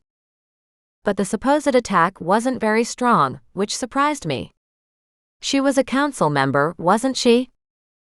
She snorted through her nose like a horse. That's better. Now. Marianne? The second woman from the council lifted her wand, and her magic began poking at my shield. I raised my hand and my wand higher, reinforcing my bubble with interwoven shields. Layer upon layer, as my mother had taught me. The bubble quivered as the 2 witches tried harder, the first council woman's smile dying on her lips as I put more effort into my walls. Maybe you should drop it, let them win. No, not yet. Are you going to stop? I asked. I'll drop my shield if you do. No. Not until we break through. Oh crap. Nathan. Thomas, the woman called, and 2 warlocks stepped up from the back of the room. They raised their wands and pointed them at me. I cried out as their magic hit me as well. It was like being hit from every angle. Front, back, and both sides. With heat, power, and pure intensity all coming at me.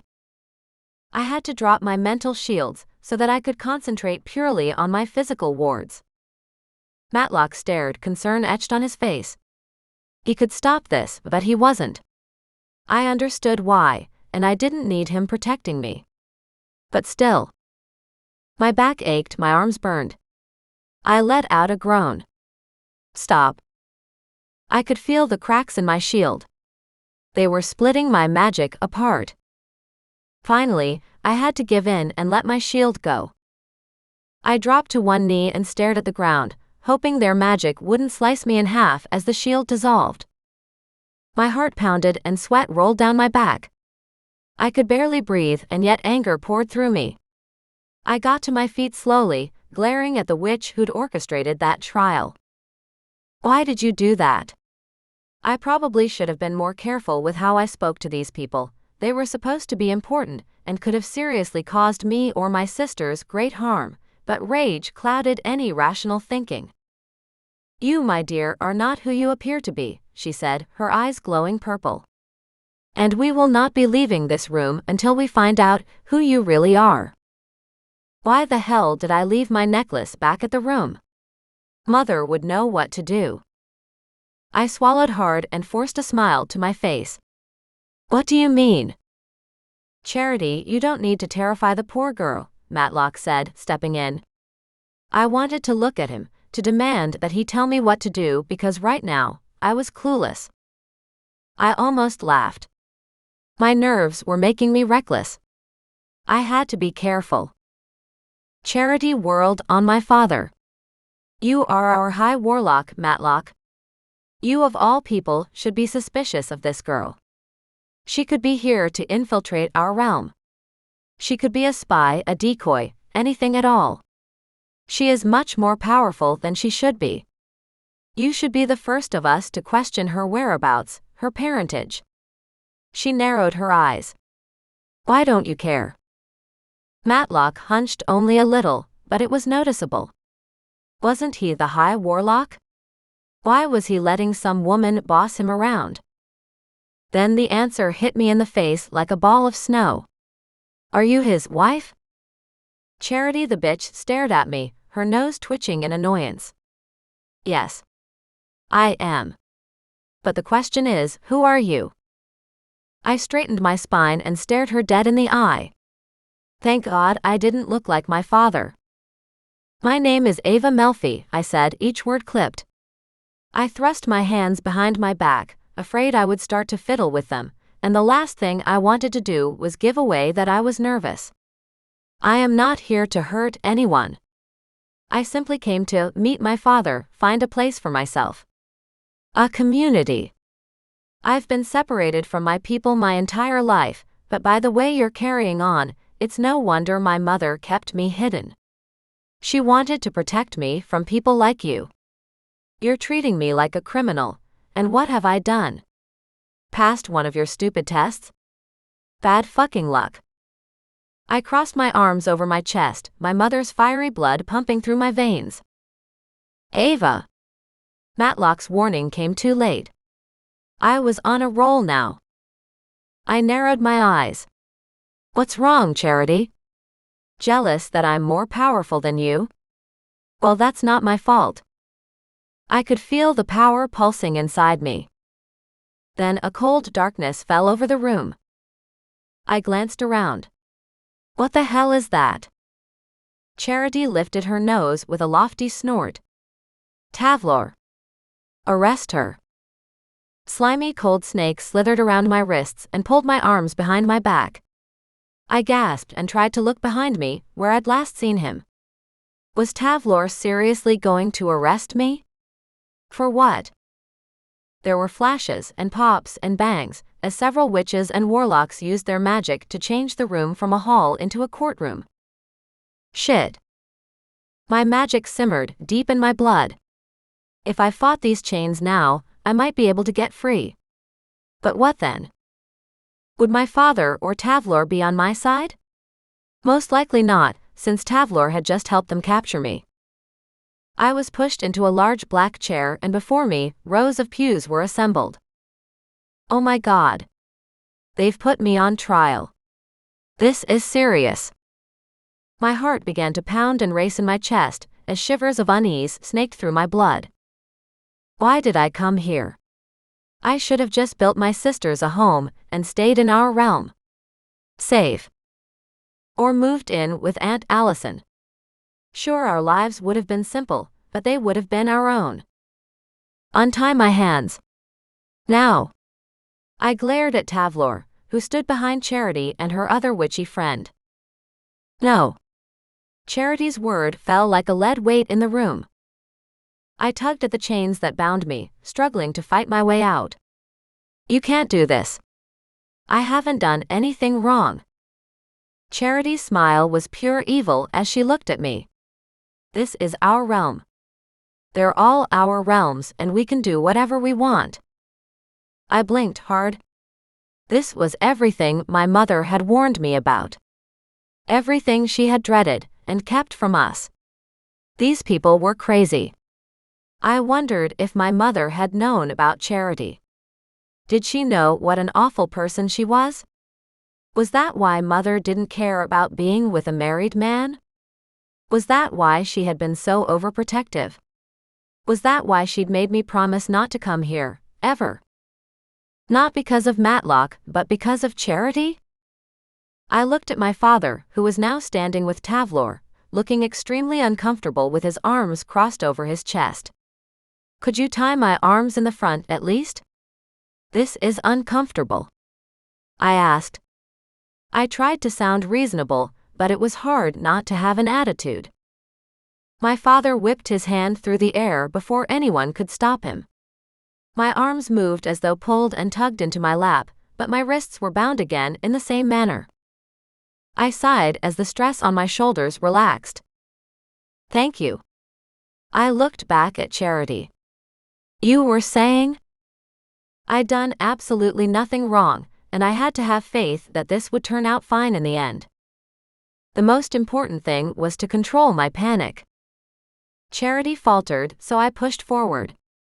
She was intimidated by me, and I had to wonder why. I was no one. I was completely insignificant. At least I should have been, especially to someone like her. Oh, that's right. You were saying that you and the council rule this realm, and what you say goes. Well, don't worry.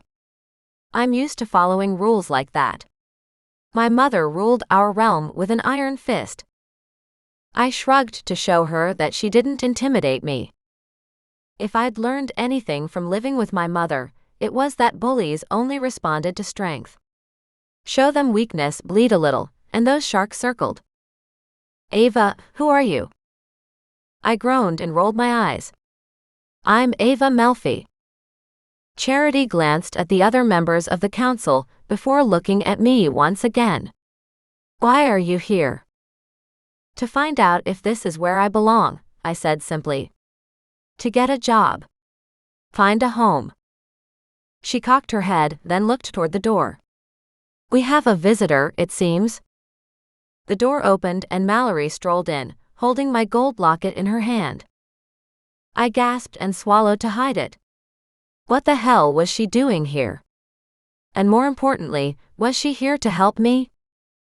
Or rat me out? Hello, counselor, Mallory said as she walked forward and practically fell over herself, curtsying to Charity. I rolled my eyes again. Mallory was definitely not here to help me. And why was she sucking up to her royal bitchiness? Oh, that's right. She's my stepmother, too.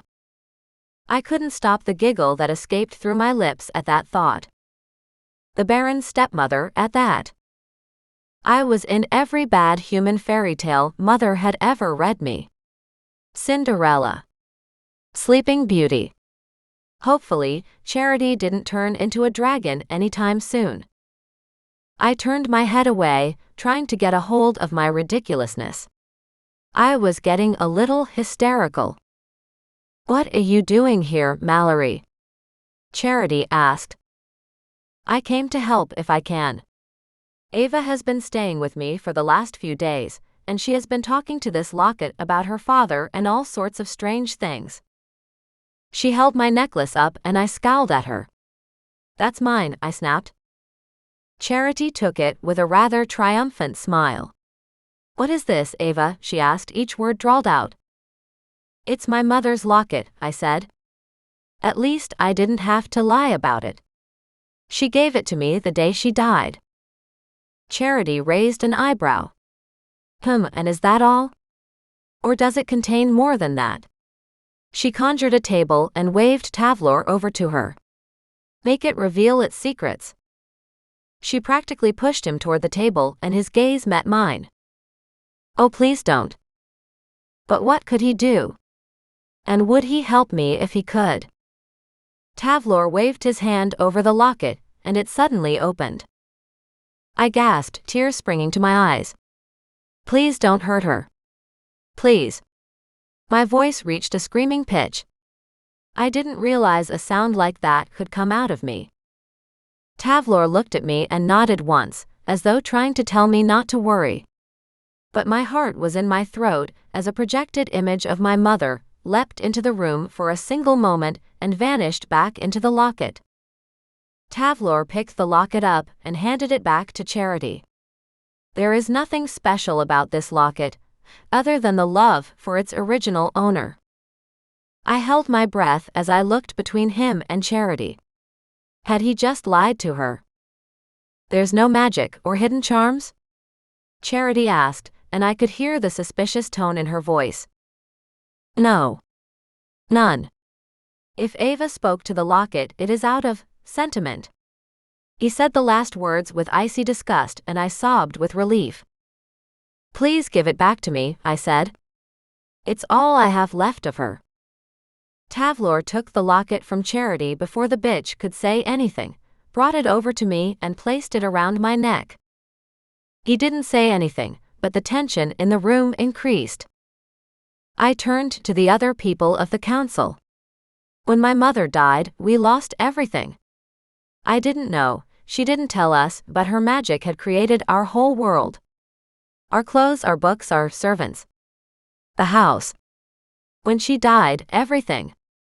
I swallowed hard as tears clogged my throat, my nose, my eyes. Everything disappeared. Charity shrugged.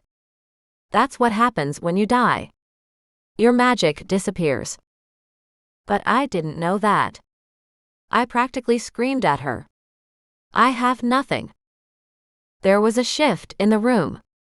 An empathy, a love, a sadness for what I'd gone through.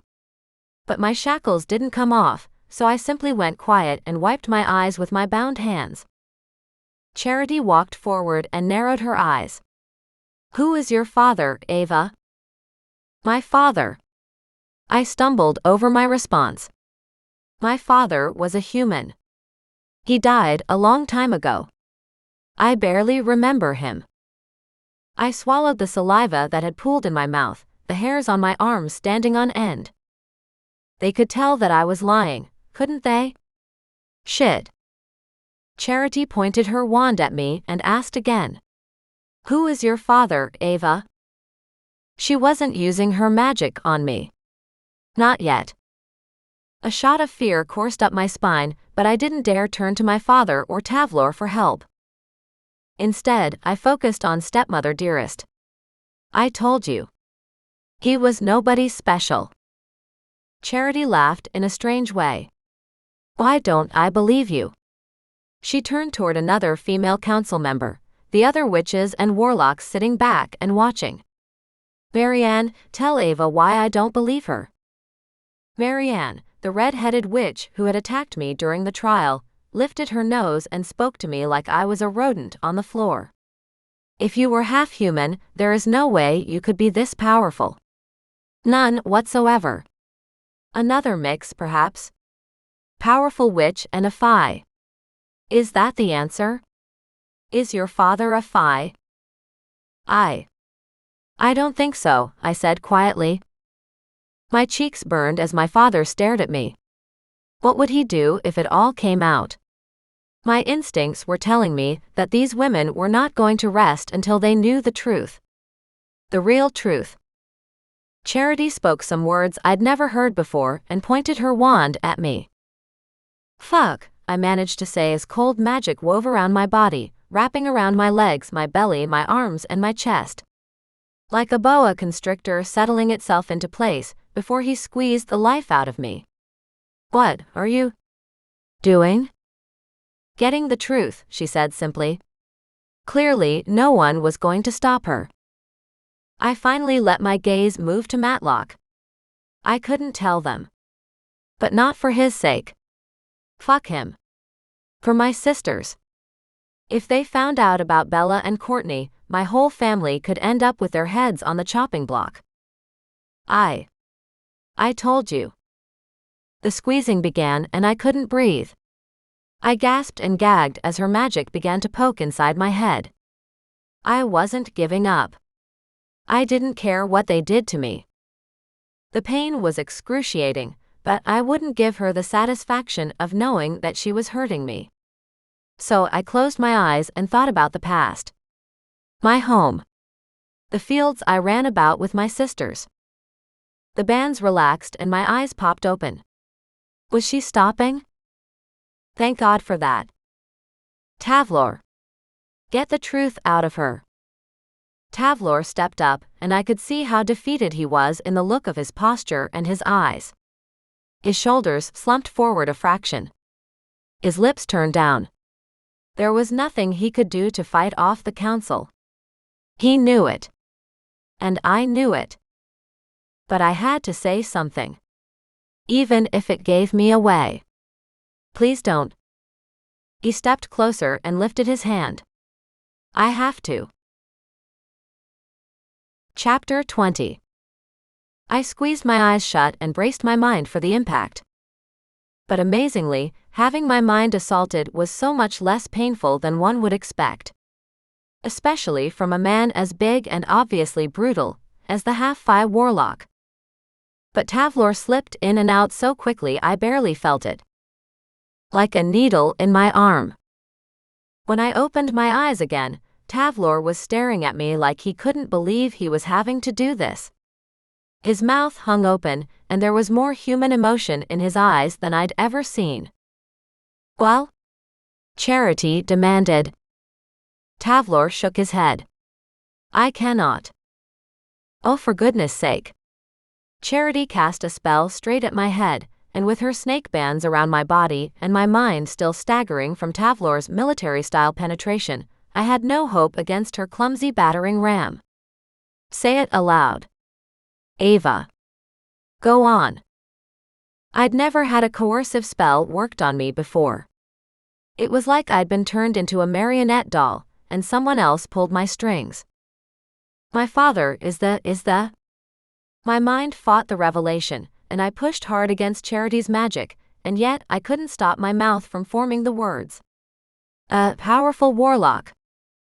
My hand burned, reminding me of my promise vow. Charity grinned, a triumphant flame glowing in the darkness of her eyes. Yes, but which one? I shook my head. I didn't want to do it. Matlock stepped between us. And the penetrating intrusion of her spell went away. I heaved in and out, getting my breath back. God, this was horrible. This woman was horrible. I looked to my right and there was Tavlor, standing stoic and silent as ever. His eyes were mirrors of my pain, and as I struggled against the bonds that still held me, hopelessness overwhelmed me. The locket at my neck burned like blazes, but I couldn't touch it, and if I couldn't hold it in my hand, I couldn't ask my mother what to do. Charity's fiery gaze spat anger at him. What are you doing, Matlock? Get out of the way. She flicked her wrist as though he would move aside without a fight. Charity. Stop. You're torturing this poor girl for no reason at all. Charity went quiet. Then realization dawned on her face. It's you. Isn't it? She screeched. My father was physically thrown to the ground. Before anyone stopped her, Charity blasted me with her magic. It shot through me like needles, the truth serum soaking into every cell in my body. I had no resistance left. I screamed, but no one came to help me. Then the pain was gone, and I pushed open my eyes to see that Tavlor had Charity by the arms, pinning her magic down while Matlock got to his feet. But the truth was bubbling up. I could feel it. I couldn't stop it. It's Matlock. It's always been Matlock. My mother loved him for decades. I sobbed as the truth fell from my lips. I hung my head and cried as her magic leaked out of me.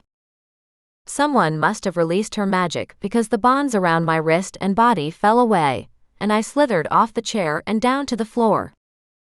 Tavlor caught me just before my head hit the ground. He swept me up into his arms and held me tight, a deep, warm sense of healing washing over me. "Thank you," I whispered, though I could barely open my eyes. I felt like she'd drugged me. My arms and legs were heavy. My eyes slid shut. A strange headache floated around my head. Tavlor didn't say anything, but his muscles trembled as his expression darkened. "How dare you touch me?" Charity screamed. I lifted my head, but my skull was far too heavy, so dropped it against his shoulder. Nearby, Charity continued to yell. "Put her down, you traitor." Tavlor growled, the noise both terrifying and settling, since I was the one he was protecting. "My only allegiance is to the High Warlock," he snapped. He was more animal than human, and I realized just how much that ferocity pulled me in. "You attacked him and exposed this girl as his daughter. Do not accuse me of being the very behavior you are displaying." I tried to open my mouth to speak, but no words came out. The room tipped as darkness encroached from the side of my vision. Then it engulfed me, and I passed out. When I opened my eyes again, it took a moment for me to make out that I was in a hospital bed, pushed to the side of a sterile white room. The lights were dimmed, and I was alone. Not a friend in sight. The truth stung. I was on my own here. Fine. A moment later, the door opened and a woman stepped into the room. "Oh, you're awake," she said. "Good. Drink this." She handed me a glass of water. "No, thank you." I wasn't drinking anything they were giving me. I didn't trust anyone in this realm. "You're dehydrated. You need it." She probably wasn't wrong. My lips were dry and my throat was sore. I lifted my hand and, still feeling drugged, conjured myself a glass of water from a place I could trust. A feminine chuckle came from the other side of the room. As I drank my water, I slid my gaze across to the place it came from. Abigail sat on a gurney in the corner, tucked into the shadows. I startled, trickling water onto my lap. "I told you she wouldn't drink anything you gave her," Abigail said to the nurse. "She's much smarter than she looks." The nurse shrugged and left, closing the door behind her. I glanced around the room. There were no windows, and the whole place had a sterile, constricting feel about it that told me not to even try to use my magic to escape. "Are they watching?" I asked Abigail in a low voice. Abigail shrugged. "Probably." "What are you doing in here?" She sat up and swung her legs over the edge of the gurney. "I told them I'd come in and keep you company." "Explain what is going to happen next." "The whole council is in a tizzy." "A tizzy?" I repeated. What a small word for such a crazy time. "Yes. Charity is throwing a tantrum unlike any I have seen in centuries, and your father has all but disappeared." I leaned forward. "He's what?" Matlock had run off. What a coward. Pain stabbed at my heart. I'd lost my mother recently, and only now discovered my father. To hear that he had left me as well made me feel abandoned. Would anyone stand by me?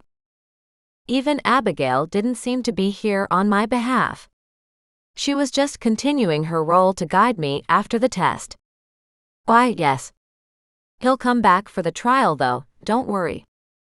The trial? I frowned. Haven't I had one of those already? She nodded. Kind of. Today was simply an interrogation, but the council will want its decision to look fair, even if it isn't. Fair. How was any of this fair? So you think they're going to want to, what? Punish me for my mother's mistake? Abigail stared at me with pity in her eyes. I'm afraid so. I sighed, defeat beating at me like waves on the shore. I didn't want to know any more. I drank the rest of my water, my throat parched and my stomach gurgling in hunger. I need something to eat. Abigail lifted her hand palm side up, and a plate of strange breads appeared. They looked like things from Mallory's shop, and my stomach twisted. I shook my head. No, thank you. Abigail smiled and waved her hand, and a tray appeared in my lap. I stared down at the pretty colored cupcakes and things. What are they? Delicacies of fairy, Abigail said. But in your tongue, dessert. Cake. Oh. I don't have much or a sweet tooth, but thank. Before I'd even finished the sentence, the food transformed into a platter of hot meat and bread. My mouth watered as the delicious smells wafted up to me. Thank you. I wasn't sure I had the energy to conjure myself a proper meal. I'd done the water to make a point, but food was a different story. Plus, despite everything, my intuition told me to trust Abigail. I picked up a piece of bread and chewed on it, the buttery softness making me moan. This is great. I didn't know why I trusted Abigail when I didn't trust anyone else. How come I trust you? I asked bluntly. I didn't care if it was rude. She laughed, a little musical chortle that was quite cute. I'm not quite sure, but I assure you, you can. Although, I have noticed that you do have a certain attraction for the Fae. She waggled her eyebrows. I grabbed for another bread, my cheeks heating with a blush. Oh. It's okay, she said. I actually agree with you that Tavlor is extremely attractive. My gaze came up to her. He seems to think that no one finds him beautiful. Oh, he isn't, but he is powerful and ferocious. Those two things are very handsome in a Fae man. Are you serious right now? Were all the women around me blind? Or was I the one who couldn't see straight? I chewed on a piece of meat in thought. So, he had been telling the truth. Then why did I see him for what he was? Why did I have a different perspective? Was I blinded to his dangerous side? I dismissed the worry. I had other things to deal with now. Tell me what's going on, Abigail. She sighed, her whole weight behind the sound. They are going to charge you with treason and hold court to decide your fate. My heart sank. Are they out of their minds? That's crazy. Treason. Abigail shrugged and bit her lip. I think it's crazy too. You're the only heir to the High Warlock. They would be stupid to kill you. Kill me. I started to bolt off the bed, but dizziness swam through my brain. I perched on the edge. Did you just say, kill me? Well, I may not have translated that correctly, but the punishment for treason is death. Or a magical version of it. Perhaps they'll only strip you of your powers. Only?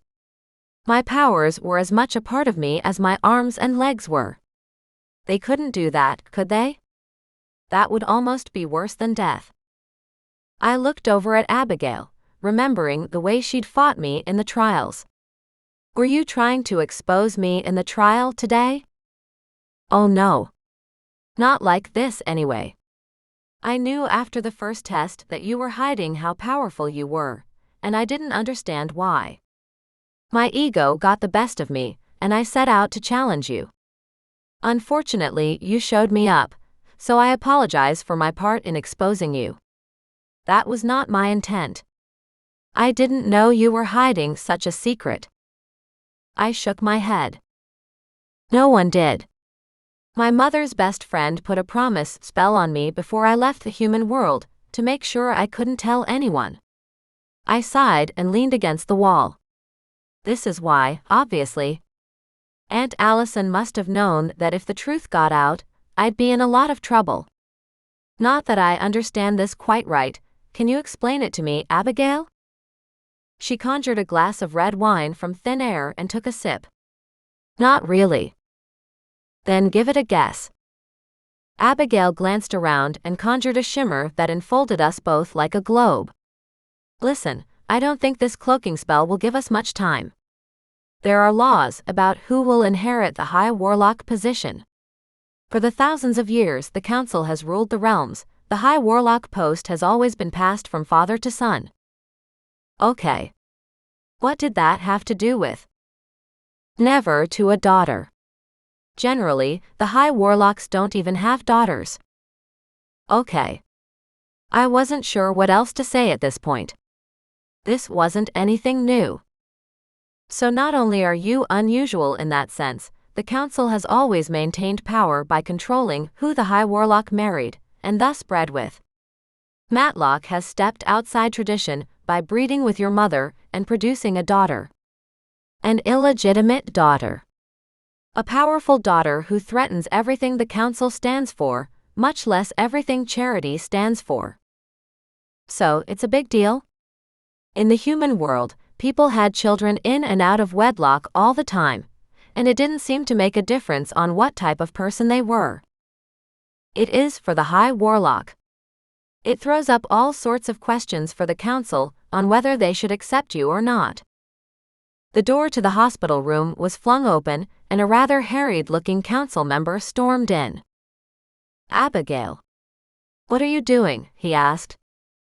Abigail got to her feet and sauntered to the edge of the room. Just having a chat with Ava here. I'll see you at the trial. She nodded her head and skipped out of the room. What time is it? I asked the man, who stood in the doorway glaring in the direction Abigail had gone. Do I have time for a nap? I wanted to laugh. Obviously, they'd realized she'd put a silencer on their listening, but were too late to do anything about it. And why was a strong and powerful Phi like Abigail working for the Council, anyway? He turned to me.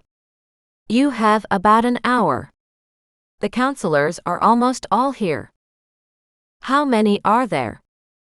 24 in total. And my father will be there? The man stiffened and scowled at me. The High Warlock will be there. You may rest. He stepped out of the room, slamming the door behind him. Well, this is just peachy keen jellybean, I muttered. I lay back down on the bed and closed my eyes. My secret had come out and the Council wanted me dead.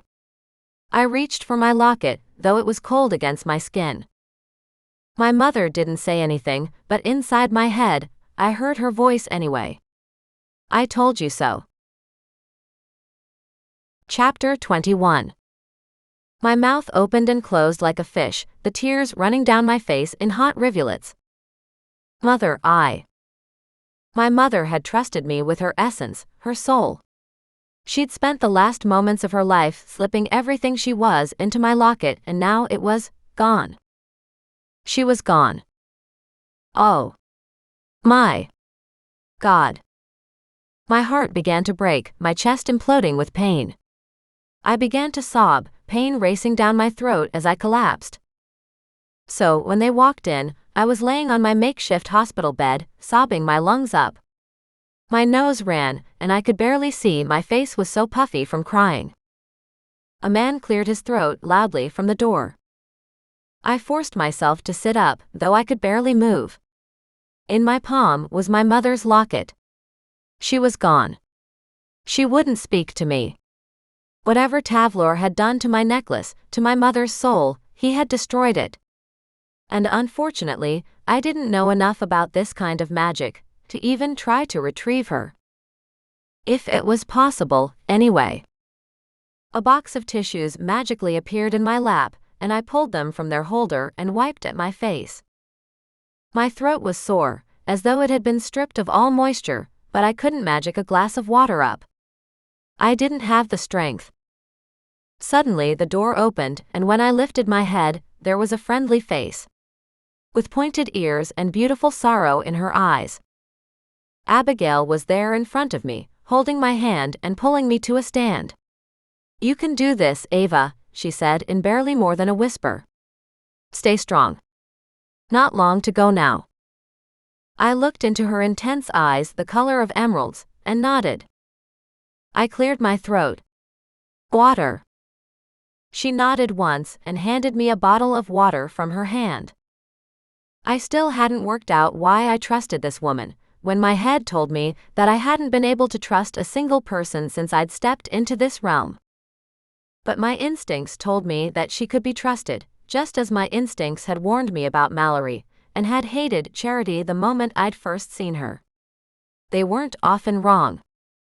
So how had I been wrong about Tavlor? And was I wrong? Time would tell, because it looked like my time was up. Okay. I took the bottle and gulped it down. The man from the council gestured toward the door. "Let's go." Suppressing a sigh, I stood and let them lead me out of the room and down a hall.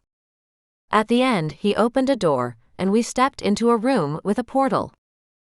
I glanced between the man and Abigail. "Where are we going?" Abigail stared at me. "To the council buildings. To the courthouse." I inhaled sharply. So they'd have me at their absolute whim. I was at their mercy. That seems unfair. What if their ruling is unjust? What power do I have to overturn their conviction? The men around me, my escorts, my guards, went deathly quiet. It was Abigail who had the courage to tell me the truth. There are no appeals. The council's ruling is final and absolute. Tears welled in my eyes, but I swallowed hard and forced them back again. I was in a dictatorship of the worst kind, run by those who would kill anyone who stepped out of line. Even their own family. I nodded, and Abigail took my elbow and plunged us through the portal. There was that moment of stillness that I was beginning to enjoy, especially in the presence of my current dilemmas. Then we stepped into the large council hall where I had first visited my father. The building was beautiful, as it had been last time I was here, but a cold chill hung in the air now. Was it real? Or was it my premonition of the dreaded outcome? I trudged on, following Abigail as she led me into a large room that resembled a human courtroom. Abigail leaned forward and whispered into my ear. "Sit on the chair in the center of the room." Several council members stood in a half-circle around me. My teeth chattered as the cold in the room intensified. At least this time I wasn't bound, and I was hoping that no one would allow Charity to attack me. In fact, I couldn't see her anywhere amongst the sea of faces before me. Nor Tavlor. Nor my father. Great. Not that I counted them as friends necessarily, but familiar faces would have been nice. Then the door behind me opened, and I swiveled around as Matlock, Tavlor, and Queen Bitch walked into the room. The emotions that wiggled through me were a strange mix. So much anger and hatred, but happiness and relief the men were here. I hated myself for being so conflicted, but instead of self-recriminations, I simply turned back around and waited calmly for these ridiculous proceedings to start. My father, the High Warlock himself, was dressed in flowing velvet robes and a pompous hat. "Ava, normally I would conduct the proceedings during a trial like this, but seeing as you have accused me of being a party to treason, I will instead be stepping aside to allow Nathan to perform the role of mediator." I bit my tongue so hard I drew blood. Treason? Me. For what, existing? I didn't ask to be born. I'm not the one who fucked my mother and had illegitimate children. I wasn't the one who had an affair. But I kept my mouth shut and a lid on my temper, though from the worried look on my father's face, I wasn't doing the best job in disguising my frustration. Nathan, the pompous prick, stepped up. "Ava, you have been accused of participating in treason of the highest order. How do you plead?"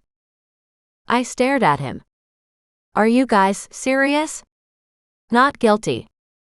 There was murmur that ran through the council, as though the members were surprised by my vehemence. What was wrong with these people? Since when were witches and warlocks so cowardly? So stupid. Nathan paced up and down the room, while my father and his wife sat on the sidelines. The queen bitch shot daggers at me anytime I looked her way, but someone had muzzled her today. Tavlor hovered right over the top of her. Was he protecting me in some small way? Hopefully. I needed all the help I could get at this point. Mallory was nowhere to be seen, and for that I was glad. She must have wanted to get in with the council and thought that turning me in might help her cause, and I was glad to see that it hadn't. Nathan lifted his chin. "I should warn you that if you use magic to try and harm anyone in this room, you will be instantly jailed for life." I rolled my eyes. I've never hurt anyone in my life. Why would I start now? Nathan's eyebrows shot up. "We all saw how powerful and capable you are. You put on quite a display yesterday." "Well, first of all, I didn't hurt anyone. And secondly, I was tricked into pushing myself way past my normal limits." I bit my lip, wondering if I should say any more. Then decided I would. What did I have to lose anyway? This wasn't going to be a fair trial. They were here to convict me of a crime I hadn't committed. They wanted to put me away. Or worse. So I pushed forward. "What I don't understand is why you're all so afraid of my power. Why wouldn't you want me on your side? On your team? Trained properly, I'm sure I could be a very capable, whatever Tavlor is." Nathan grimaced as though the idea abhorred him. No. No. That was not a suitable response to what I just said. It didn't make sense. Nathan picked up a gavel and tapped it onto his table. "Now on to the matter at hand. Treason. Now, explain to me how my situation of being the illegitimate daughter of the High Warlock is treasonous." I glared around the room. It's not my fault my mother got pregnant by him. A small part of me was glad my mother wasn't here to see this, because I was seriously throwing her under the bus. Around the room, people gasped. An empty large chair materialized beside me. "High Warlock. If you please?" Nathan asked, turning to my father. My father stood, disentangling his wife from his arm, and walked across the floor to sit in the large seat beside me. "Sir, you have been accused of treason yourself. As you know, the begetting of a child outside of your marriage and outside of the accepted magical lines is forbidden. A direct violation against Warlock law." A sinking feeling hit my gut. It was what? They were accusing my father of treason against himself? "How do you plead, Matlock?" Nathan asked, puffing up his chest like a peacock. "Not guilty," my father said, loud and proud. I gaped at him as he continued. "I had no knowledge of this girl and her alleged parentage. Her mother and I were school friends." My gaze shot over to Tavlor, who glowered over Charity, his gaze burning into mine. He didn't move, didn't flinch, didn't make a sound, but something inside my head told me to go along with this ludicrous story. Nathan stepped up in front of me again. "Is this true?" I looked around like a drowning person in the ocean, waiting for help that wasn't coming. I'm only going off what my mother told me. I have no actual proof. And that was the truth. I'd believed my mother. And so had Matlock when I'd told him. I knew he'd had sex with her, he'd practically outright admitted it to me, But what proof did I have of any of those conversations happening? Did witches and warlocks do genetic testing? Was there a way to know for sure? Nathan nodded. We need to convene for a moment, and we will render our verdict directly. He turned and cast a veil. Matlock rose from the chair and disappeared behind the veil with Nathan as well. I stared at the wall, shock immobilizing my arms and legs. What the actual fuck? I was alone.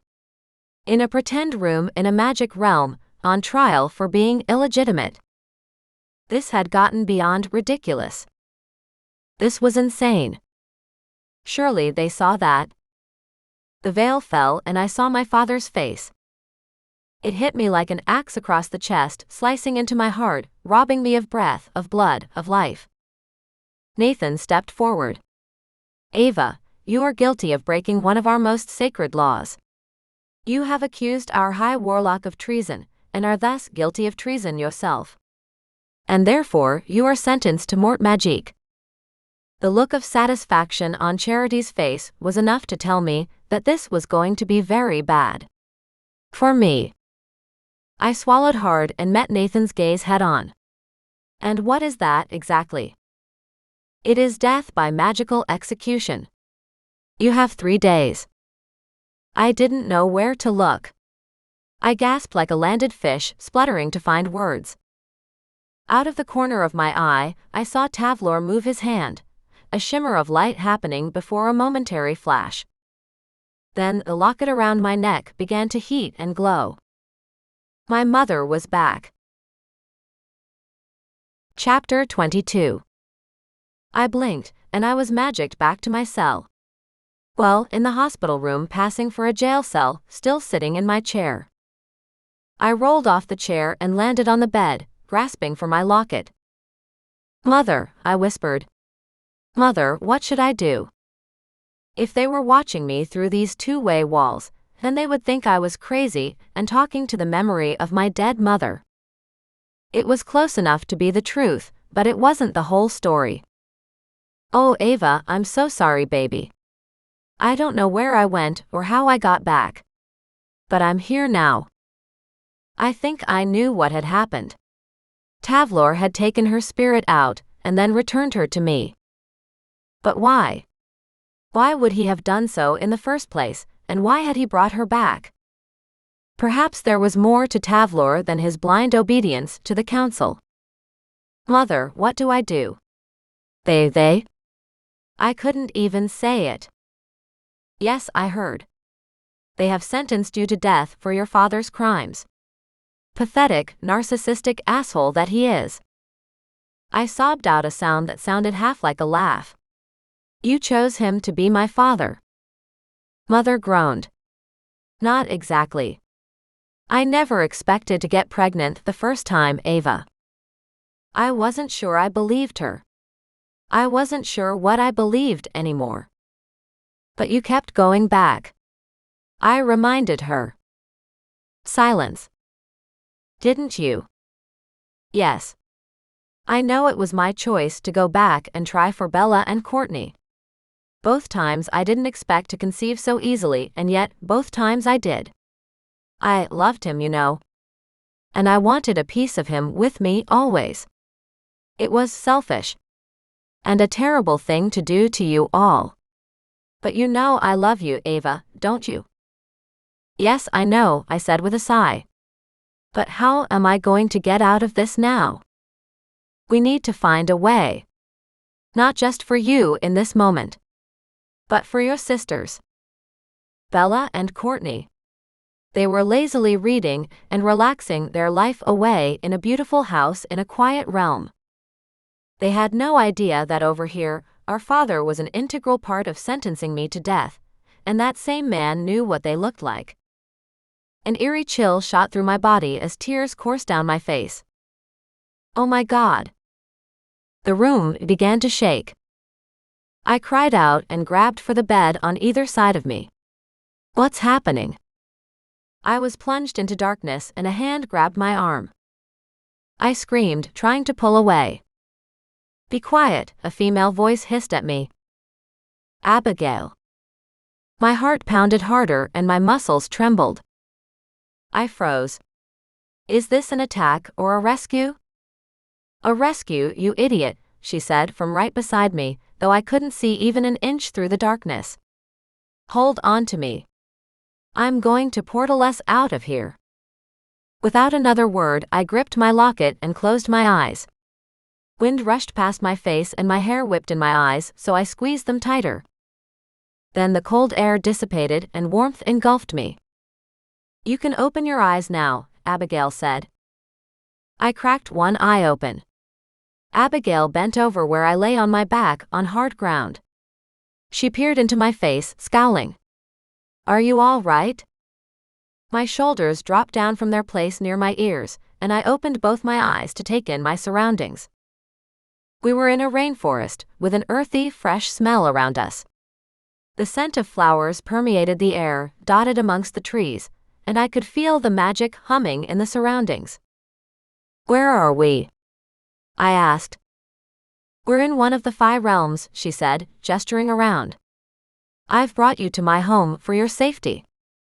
I looked at her, and despite everything I'd gone through, and how it should have taught me not to trust anyone, I found myself launching forward and hugging her.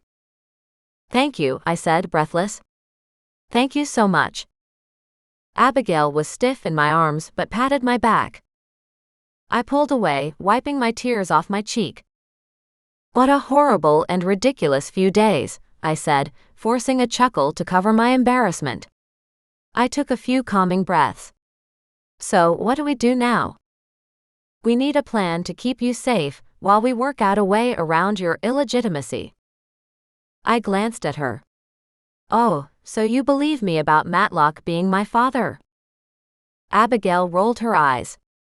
Of course I do. It was obvious from the first moment I saw you with him. You have a similar aura. Your magic has a similar signature also. Not to mention his protective stance toward you. I was suspicious from the first moment I saw you two together. Protective? I scoffed. He was the instrument of my destruction. He practically threw me to the wolves. I shivered with excess adrenaline. Walk with me. My home isn't far from here, Abigail said, and together we started through the forest. There wasn't a person to be seen anywhere, though the animals were plentiful. Birds hopped along the branches, and rabbits scurried in the bushes on either side. You know, Ava, your father could be found guilty of treason himself, if it's found out he deliberately conceived you. I glanced at her. You're kidding? No. That's what they were trying to get him to admit at the court. But Tavlor and he had a plan, and unfortunately it meant throwing me under the bus, I finished for her. Well, yes. The council has been looking for a way to get your father out of the high warlock position for many years, and without an heir, they believe they have the right to do that. Why would they do that? I asked. Think about it from their perspective, she said. There's no reason for your father to comply with them. There's no child for them to hold over his head. Until you, that is. Anger boiled in my gut. What a crock of shit. Just because his stupid wife couldn't give him a child doesn't mean it's my father's fault. In fact, it's theirs. They're the ones that shackled him to a barren wife. And what a bitch she was too. I shuddered. The feeling of standing anywhere near her was akin to having ice pressed into my skin, through to my core. She's a horrible woman. Yes, you're correct in everything you say, Abigail said. Your father was born into a world, into a position of privilege, where he's been forced to marry a woman he doesn't love. He's had to go childless through his life, and be the puppet beneath the council's strings. I frowned as we walked. So, you're on his side? Abigail chuckled. I'm on no one's side and I'm not against you, Ava. Not at all. That's what I'm trying to tell you, badly it seems. We're all on your side. Your father. Tavlor. Me. The council is the enemy here. They saw you as an easy way to maintain complete control over the realms. And when that didn't happen, they turned on you. You mean they wanted to kill me? Well, yes. They need an heir to the council, to the power of the realms, but your father has not provided one. You are, in most people's eyes, the heir to your father's power. There are no rules about illegitimate heirs inheriting the high warlock position. There has never been a time when it needed to be discussed. I found it hard to believe that no high warlock had ever stepped out on his wife. Okay, assuming I believe you, what's the plan? We will hide you, and then find a way to reinstate you back to your proper place, beside your father, as the heir to the high warlock. My stomach tightened and pain tingled across my skin. What if that isn't what I want? We stopped at the top of an incline, and I looked down. A house appeared between the trees, seemingly woven into the forest. Is that your place? I asked. Abigail turned to me. Ava, if this isn't what you want, then we can build you a realm a long, long way from here, and put you in it for the rest of your life. Fear crept along my veins. Was that what I wanted? To be afraid and hidden for the rest of my life? As my mother had lived? Alone. But it would be worse for us. I'd have no husband. No children. No more sexy Tavlor. No more adventures and scary twists to life. Just boring, the same thing every day. Forever. No. I don't want that either, I said, but I've never even thought about what I really want from my life with my father. It was never a possibility before now. That was a lie. I had thought about it. I dreamt of sitting at his side, helping people, ruling the realms as his most trusted advisor. But I couldn't seem to admit that to Abigail. She smiled, her eyes kind. Let's settle into my home, get something to eat, and talk a little more. I nodded and followed her down the hill and into the small, comfy cottage. Directly to the right sat a wooden table and chairs with a large mirror on the wall beyond it. As Abigail waved her hand, food and drinks covered the table. Oh, thank you, I said as my stomach tightened with hunger. We sat down and began to eat the unusually sweet bread and meats. I suspected Abigail wanted to talk more about the situation at hand, but she was kind enough to give me a moment to fill up. I ate as much as I could, stuffing myself because I had no idea what the near future held. After we finished, we sat back in our chairs. I slouched in mine, and Abigail waved her hand to remove the dishes and leftovers. So, Ava, she started, it looks like we need to work out a plan. Her head popped up and she seemed to be listening.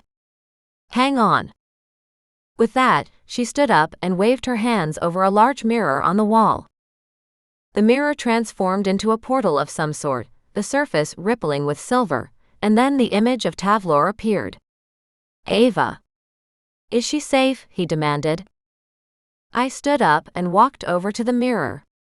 Tavlor. I'm here. Oh, thank the fates. I was worried. You were worried. You just stood there while my father lied about my parentage, and they sentenced me to death. I gestured wildly. To death. I hadn't realized how betrayed I felt until that moment, while I was staring at a man designed to be a protector, who hadn't even tried to help me. I protected your mother's essence from being detected and gave her back to you before they took you away, he said, his voice even. That was true. I nodded once. Yeah. Thank you for that. I have not abandoned you, Ava, he said.